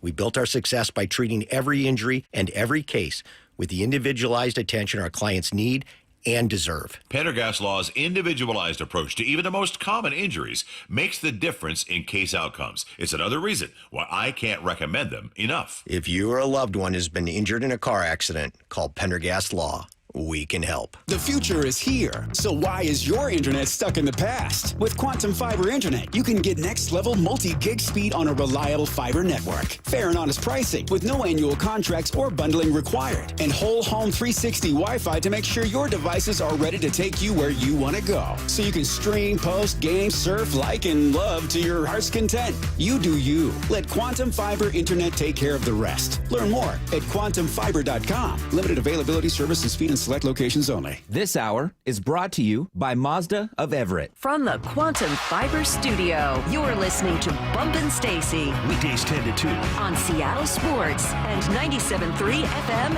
HD2. Three things. Number one, Curtis Rogers in for Michael Bumpus. We're here for 30 more minutes. Number two, get your questions in for what I need to know to the text line. Any question, text it now, 866-979-3776. And number three, Cal Raleigh was on the Pat McAfee show this morning. We got some sound from the interview. A lot of it is covering familiar territory for us, but always interesting to check in, see what Cal had to say on a national radio show. And then as part of this conversation, I wanted to get back to a conversation we were having about how best to utilize Cal in the lineup, particularly if he's going to be intentionally walked in big moments. Or the third inning, who can say? Curtis, Ian and Matt found some sound for us. What have you got? So Cal Raleigh on with Pat McAfee today. And, I mean, historically, catchers are not known for their hitting prowess. It's always been kind of like a luxury if you can find a catcher that can hit. And obviously, Cal Raleigh putting up the best first-half numbers of any catcher ever. So Cal was asked, why is it so hard for catchers to hit? Catcher's a glove-first position, right? So, their job is really to play good defense, take care of the pitching staff, run a good game, help the pitchers get through. Really, it's kind of their job. So, and the bat kind of comes secondary, and everybody really knows that. So, it's almost a plus if catchers can hit sometimes. So, it's a tough position. You're constantly squatted down. It's a lot of wear and tear on the knees and the body, and there's some built-in off days there. And you've seen some teams just go with a full platoon style, catching system. So you want to keep guys fresh, and you don't see as many main starting catchers anymore. So it's a tough position on the body and mentally, and I'd say that's probably why you don't see as many catchers, put up the offensive numbers that you see some of the, Aaron Judges and Shohei Ohtani's. I would have liked, I wish there was an off-the-record conversation that you could have with, not just with Cal, but with any catcher, to be like, what is the inning to inning, start of inning, mid inning, end of inning experience like for a catcher? Like, how much time do you have to even think about your previous at bat or think about the next one? Do you have any time at all? Do you have a minute to think about it? Are you talking to the hitting coach?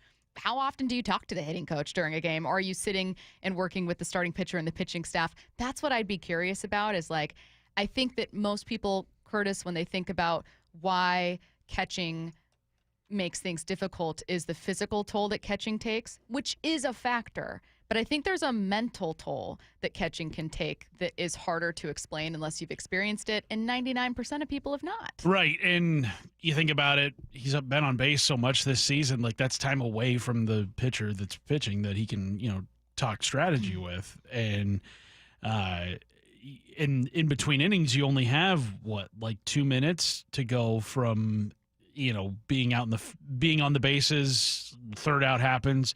You got to run back to the dugout. You got to throw your gear on, and then you got to go warm up the pitcher. Like, there's really no time for you to really kind of get on the same page in that point. Like, that's why the prep work in between starts and before the game probably is it is so extensive, because it's probably dealing with hey, if we're in this scenario and I can't get to you before the inning starts, here's what we need to do.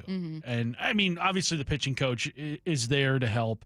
Other guys in the dugout are there to help the starting pitcher kind of stick to the game plan a little bit. But yeah, that's got to be tough on a starting catcher to kind of not have the luxury of always being in your pitcher's ear. Let's talk about working with so many guys on the pitching staff as well. Here's Cal on the Pat McAfee Show. You have your pregame meeting pretty much every time with the starting pitcher, and the way I kind of like to phrase it is, you go over, and it's like scouting reports and videos, and you have a plan, like you're in football, you got your first 10 plays mapped out, and it's kind of how you do it the first time through the order. You got it kind of mapped out, and then after that, you kind of go from there based off of what you're seeing. Some guys may be hot, some guys maybe not, and you might have to change some things up. And each guy's different, right? We have 13 pitchers on staff, so it's 13 different personalities, and so you got to learn how to deal with every single one of them. Some are, like you said, like a little crazier, a little more psycho, a little,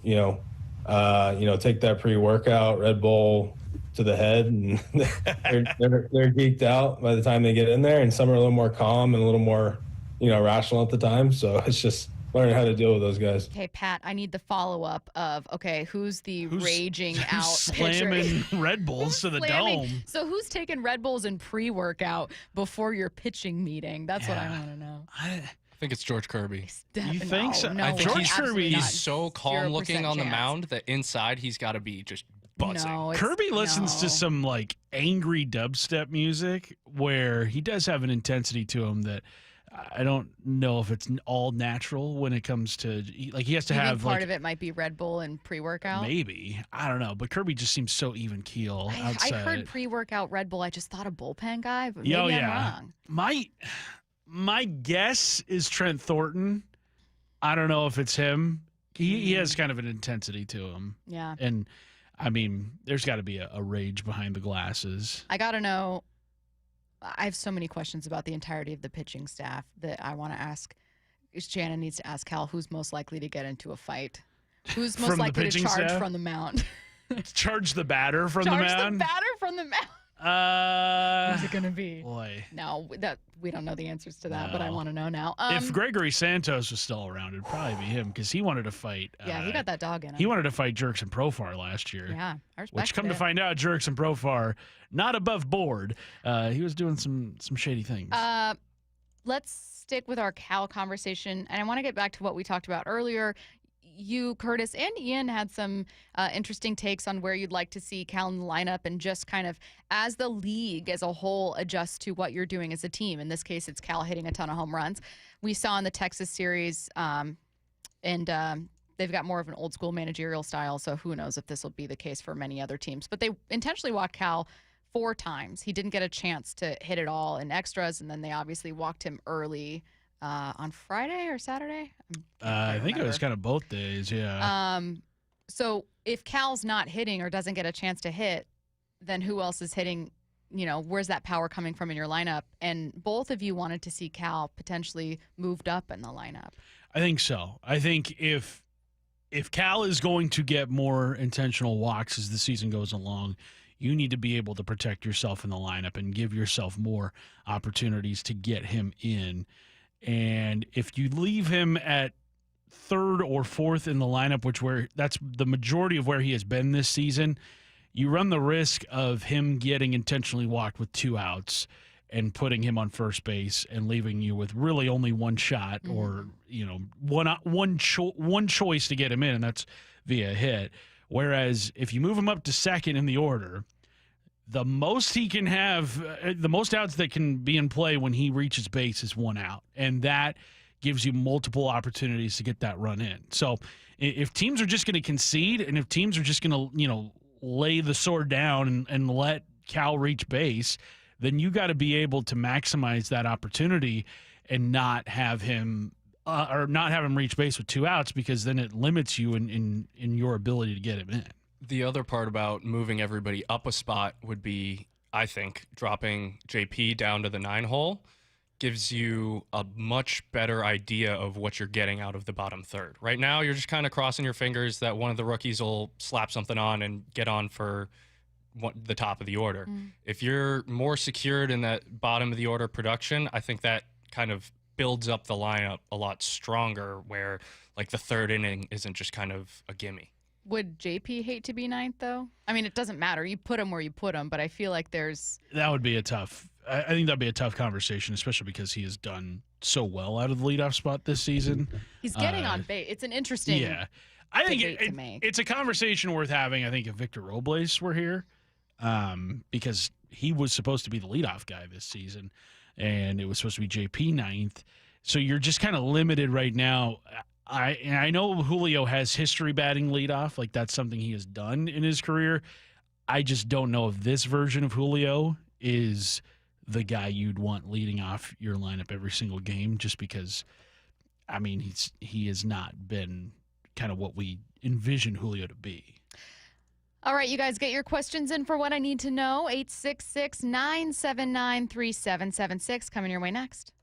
After a gutty series win, Donovan Solano driving in the run, and 3 straight extra innings games in Texas, the Mariners have taken the lead in the 10th inning. The Mariners are back home at T-Mobile with George Kirby on the mound to kick off the 7-game homestand. A huge strikeout for Kirby. Mariners Royals. First pitch tonight at 6:40. Lyman and Bob take you to pregame at 5:30 on the home of the Mariners, Seattle Sports, and the Seattle Sports app.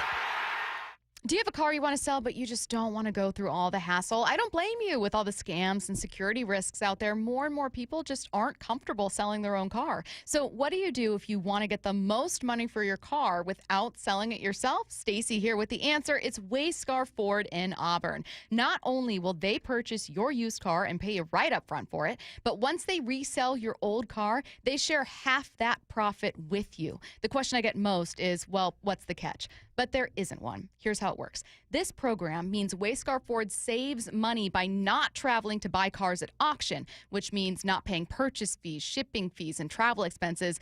Now they can just share that saved money with you, their customer, rather than all those outside vendors. It's a win-win. They encourage you to shop around, but look, if Wayscar Ford can pay the same or more as competitors and share half their profit with you once they resell your car, why would you go anywhere else? They've already shared over 800,000 with customers. It's only at Wayscar Ford in Auburn. wayscarford.com.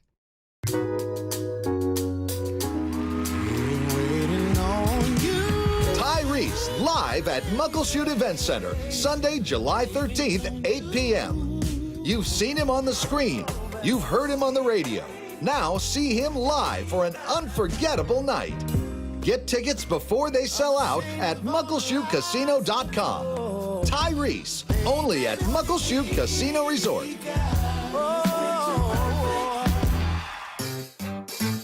1-877 Cars for Kids. KARS Cars for Kids. 1-877 Cars for Kids. Donate your car today. Donate today at carsforkids.org. That's cars with a K. Your car can be picked up as soon as the next day. Receive a tax deduction and vacation voucher. 1-877 Cars for Kids. Donate your car today. Now accepting donations of land, homes, buildings, or any kind of real estate. I was drafted in 1999 by the Philadelphia 76ers, and that was just absolutely a dream come true. Todd's playing in the NBA is unique. His battle with neuropathy is not. I first started noticing problems a couple years into my NBA career, and I felt like my sock was just balled up right in the arch of my foot, and there'd be areas of burning and tingling, and then there'd be other areas of deadness where there would be no response to touch. We tried everything possible, from surgery to different drugs, to try and take care of some of the symptoms. I'm Dr. Mark Shelley, a chiropractic physician and board-certified functional neurologist at Sound Pain Solutions. Our neuropathy treatments can rehabilitate damaged nerves. We use FDA-cleared, non-surgical, non-drug, pain-free procedures that have helped thousands of neuropathy sufferers find relief. Now I'm able to spend more time doing the things that I enjoy, being on my feet. If you experience numbness, shooting, or burning pains, or loss of balance, call us. Sound Pain Solutions, 855-996-0025, or click soundpainsolutions.com. Cal Raleigh is in the final round of the All-Star ballot, and he needs your help to secure his spot as the starting catcher at this year's Midsummer Classic in Atlanta. Vote totals have reset for this round, so Big Dumper needs every ballot as he goes head-to-head with Alejandro Kirk. You can vote once per day through this Wednesday, July 2nd at 9 a.m. Plus, with every ballot cast, you'll be entered for a chance to win the Mariners Vote Cal sweepstakes, including a meet and greet with Big Dumper himself. Cast your ballots now at mariners.com/vote. The home of the Mariners, Seattle Sports. Cal swinging a drive, deep to right field. Every pitch of every Mariners game is on the Seattle Sports app. Summer is here, and now is the time to break through those weight loss frustrations. Hey, it's Dr. Coogan with Eastside Weight Loss Clinic, and we have a proven system that can help you lose weight and get healthy. No drugs, no side effects, no calorie counting, no exercise. Just teaching you the simple steps to become a fat-burning machine and keep it off long-term. Remove the stress of trying to do this on your own and picture being down 20 to 30 pounds in just 60 days with our help. At Eastside Weight Loss Clinic, we know the secret for fast and lasting weight loss using real healthy foods and lifestyle changes. Schedule your free consultation online at eastsideweightlossclinic.com. Yeah, look your best this summer. Even with a busy schedule and vacation, the Eastside Weight Loss Clinic plan isn't going to cause much disruption. Don't wait or put it off because you're busy. Lose weight during this summer and watch that transformation really happen for you. Join the thousands of people who've lost 20 to 30 pounds or more in just 60 days. You can do our program in person in Kirkland or all remotely. Schedule your free phone consultation online at eastsideweightlossclinic.com. Dr. Ryan Coogan, D.C. Results may vary. Guys, did you know your testosterone affects everything in your system, including how you feel and perform every day? Right now, Revive Men's Health Seattle will check your testosterone for free. Knowing your T levels is the first step in understanding if you have low T. Your testosterone level impacts your energy, libido, sleep, weight, hair loss, mood, and even ED. Maintaining an appropriate T level can change your whole life. Most men start to see changes in their hormone levels in their 30s. Experience and results matter. So what are you waiting for? Get your T levels checked today by local, experienced, and trusted men's health experts. They've helped thousands of men since 2011. They're so confident they can help you, they even guarantee it. Call Revive today and schedule your free testosterone test, free exam, and free consultation. Call Revive Men's Health at 206-529-1111. That's 206-529-1111. Or visit ReviveMen'sHealth.com. From the Quantum Fiber Studio. This is Bumpin' Stacy. Weekdays 10 to 2. On Seattle Sports and 97.3 FM HD2. Get your questions in right now, 866-979-3776. If each of you had your own company and had the opportunity to hire or not hire your current coworker, throw Bump in there too, even though he's gone today, what position would you hire your coworker for, and what would you not hire them for? That's a comp. Yeah, you have that's to first good. think of what your company would be, and then what you would hire each of us for. I don't know what my company would be. Obviously, it would be our coaching company. Sure, yes. Yeah, it would hello. be.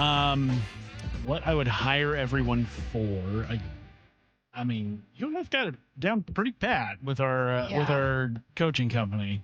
I would not hire any, and I'll stand firm with this, even if Bump were listening. I would not hire a single former Seahawk that we have at this station to do anything to do with computers or printers. Anything with IT, yeah. Not a single one of them would be hired. I don't know what it is. Something about like once you're handed an NFL playbook, you hand over your ability to fix a printer or like to know how to print anything in an office. You're like, I'm not a 9-to-5 person. I'm just going to give you that. Every single one of them. They are horrible with technology. I remember finding out Wyman used his phone to look up direction, and I was like, wow. Good job. I know that Wyman... Bump's unfortunately carrying undue weight here. Yeah. But that's just... I would say he's maybe the most technologically savvy of all the former Seahawks that we've worked with. None of the former Seahawks, I'm just going to say it, none of the former Seahawks know how to print things. Which is funny because the team at one point was owned by the co-founder of Microsoft. So I would not make Bump, Wyman, or Brock in charge of our IT department. Right. Next question? Yeah. Okay. I was going to say for you... Oh, just anything. I can do anything, and I don't do anything poorly. You are great for company morale. Oh, I'm the personality hire. I'm just not going to... Locker room guy. I'm a good locker room guy. I'm just not going to put you in charge of scheduling. That's fine. I'm going to be the guy where they're like... or like timekeeping. Yo, he's hitting like 140. Why is he still on this team? Wow, You're going to be like locker room guy. Yeah, this guy kills, man. Yeah, he's a locker room guy. He had them do this dance together. That's me. It's your birthday. The Carlos Santana. Yes. 866-979-3776. Is Bump frustrated on the course today because he's listening to this show and has things to say but isn't able to get his point on air? Man, I like to think so. I think Bump's asleep. I think Bump's asleep. Yeah, he said that was going to be his first thing going home today. That's what I thought. I thought him and B-Walt would hit the course. Yeah, hit the links, greens, bruh. hit the links. Yeah. And then they both said, you're like, no, I was up at 5 a.m. today. Why would I stay up anymore? What I need to know. It seems to me Julio hasn't been hitting like he did before receiving a huge contract extension. Do you think this is something subconsciously that some athletes go through after receiving a new deal? I think there is obviously the pressure to live up to a big contract like that, and it probably does play in the back of the mind of a lot of athletes. I will say, like, you can tell Julio is putting in the effort. It's not like he has packed it in, and it's like, well, I got paid. I don't need to do my job anymore. Julio's getting hits. Yeah. Julio playing tremendous defense. He has tremendous defense. He is getting hits.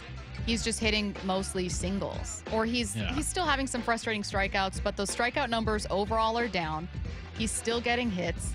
It's just you're waiting for either a clutch moment. I will give it that he doesn't really have those clutch moments. You're waiting for a clutch moment, or you're waiting for, like, where's the 2-run bomb? Where's the 2 RBI double? Where's the, just something to drive in a few more of those stranded runners the Mariners have found themselves facing too often. But overall, I mean, he was 7 for 16 over this series. Yeah. 866-979-3776. If you could instantly know the absolute truth about one thing with no consequence, what would you ask? Man. I need to know what Justin Turner, like, what was the final decision that made him leave? Not want to come here. Because a Cal quote that we didn't get to from the Pat McAfee show was he basically fully credited Turner with how he's been hitting this year. Mm-hmm. That's a really valuable locker room piece that they don't have anymore that I think really would have boosted them this season. That's a really good one. I would love to know. It goes back to kind of the Sonics relocation, like the judgment from the King County judge, like it was on her desk when the two sides came to the agreement that the Sonics were going to leave and the city of Seattle was going to collect $45 million. I want to know what was in that folder, because if they rule in the favor of the city of Seattle, there's a chance that Clay Bennett and his team sell, because they know that, we're not going to be able to get the arena deal that we want here. And who knows if the Sonics are still here in Seattle. Sorry to bring up old No, that's okay. I have far more serious ones, but if I got like 10 wishes or 10 things I could know, I would want to know the 3 who didn't vote for Griffey and the 1 who didn't vote for Ichiro. Oh, yeah. That's who I would want to know. Collectively, the 4 people, or potentially 4 votes belonging to fewer than 4 people that didn't vote for Griffey and Ichiro for the Hall of Fame. Do you think one of the 3 that didn't vote for Griffey was also the one who didn't vote for Ichiro? Yes, I do. 100%. Yeah, and I need to know who it is. Somewhere out there is someone who... And what I don't get is that person voted for Mariano Rivera. Uh-huh. Yeah, interesting. A reliever. Interesting that someone who voted for presumably a Yankee but didn't vote for Griffey and Ichiro, maybe all the same person. My money's on like Michael K. Yeah, my math is mathing and I'm pointing east. I did like that Derek Jeter didn't get a unanimous election. Come on, Jeets. Yeah. Were you at Jeets? Were you at Jeets? 866-979-3776. What I need to know. See, will the Mariners make the playoffs? You know what? Sure. I'd love it. I would love for them to make the playoffs, yeah. But as it's currently constructed, they're going to need to do some changes. Last one, what I need to know. Do you have a 4th of July tradition? There's a 4th of July, celebration in a park that is, connected to our neighborhood that we go to. People park all over the place, and so we just get a walk to it. It's great. But other than that, we don't, we're not going to get the big box of fireworks from the reservation or anything like that. I'm afraid of fireworks. Yeah, our girls are not fans of fireworks. I don't love summer. And on that note, Wyman and Bob coming up next.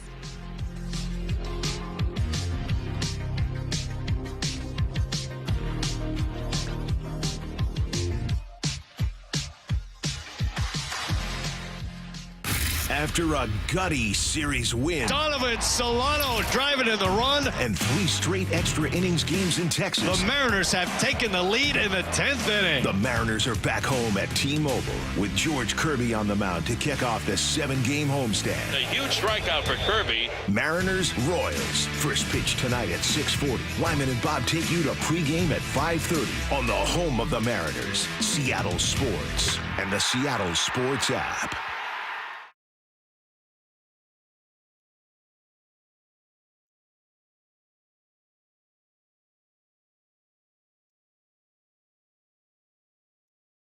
Between paydays. No interest, no credit checks, and no mandatory fees. Because, hey, it's your money. Download the Earnin app now to get it and join millions of people making any day payday. That's EARNIN. Earnin is not a bank. Access limits are based on your earnings and risk factors available in select states. Expedited transfer is available for a fee. Terms and restrictions apply. Visit Earnin.com for full details. Matt Coker here from West Coast Men's Health. Guys, Viagra is not the answer for your problem. I know you think it is, but Viagra has horrible side effects, and for most men, the longer you're on it, the less it works. Viagra is not a curative medication. It's not fixing your problem. It's a Band-Aid for a shark bite. Acoustic wave therapy is the newest technology that can correct your problem, not just treat it. We can do something that no pill can do. We can restore your blood flow naturally. Get off Viagra today. Change your life like the thousands of men who already have, regardless of your age or your medical history. If you're tired of dealing with Peyronie's disease or erectile dysfunction, then call West Coast Men's Health today. With clinics in Redmond and Tacoma, call 206-519-6541. That's 206-519-6541. 206-519-6541. Online at westcoastmenshealth.com. June is Men's Health Month, and we want to place a special emphasis on prostate cancer awareness and treatment. It's important for men to communicate about issues relating to their health, especially family health history. Prostate cancer has been in the news, and right now I'm joined by Dr. Landis from the Swedish Cancer Institute. Dr. Landis, how common is prostate cancer? Prostate cancer is very common. About 1 in 8 men will develop prostate cancer here in the U.S. That ends up being about 300,000 cases per year. How can men test for prostate cancer? Well, first thing, patients should ask to have PSA screening from their primary care doc. Anyone 50 or over, and if you have a family history starting at 45 is pretty typical. If diagnosed, why should patients seek out Swedish CyberKnife for treatment?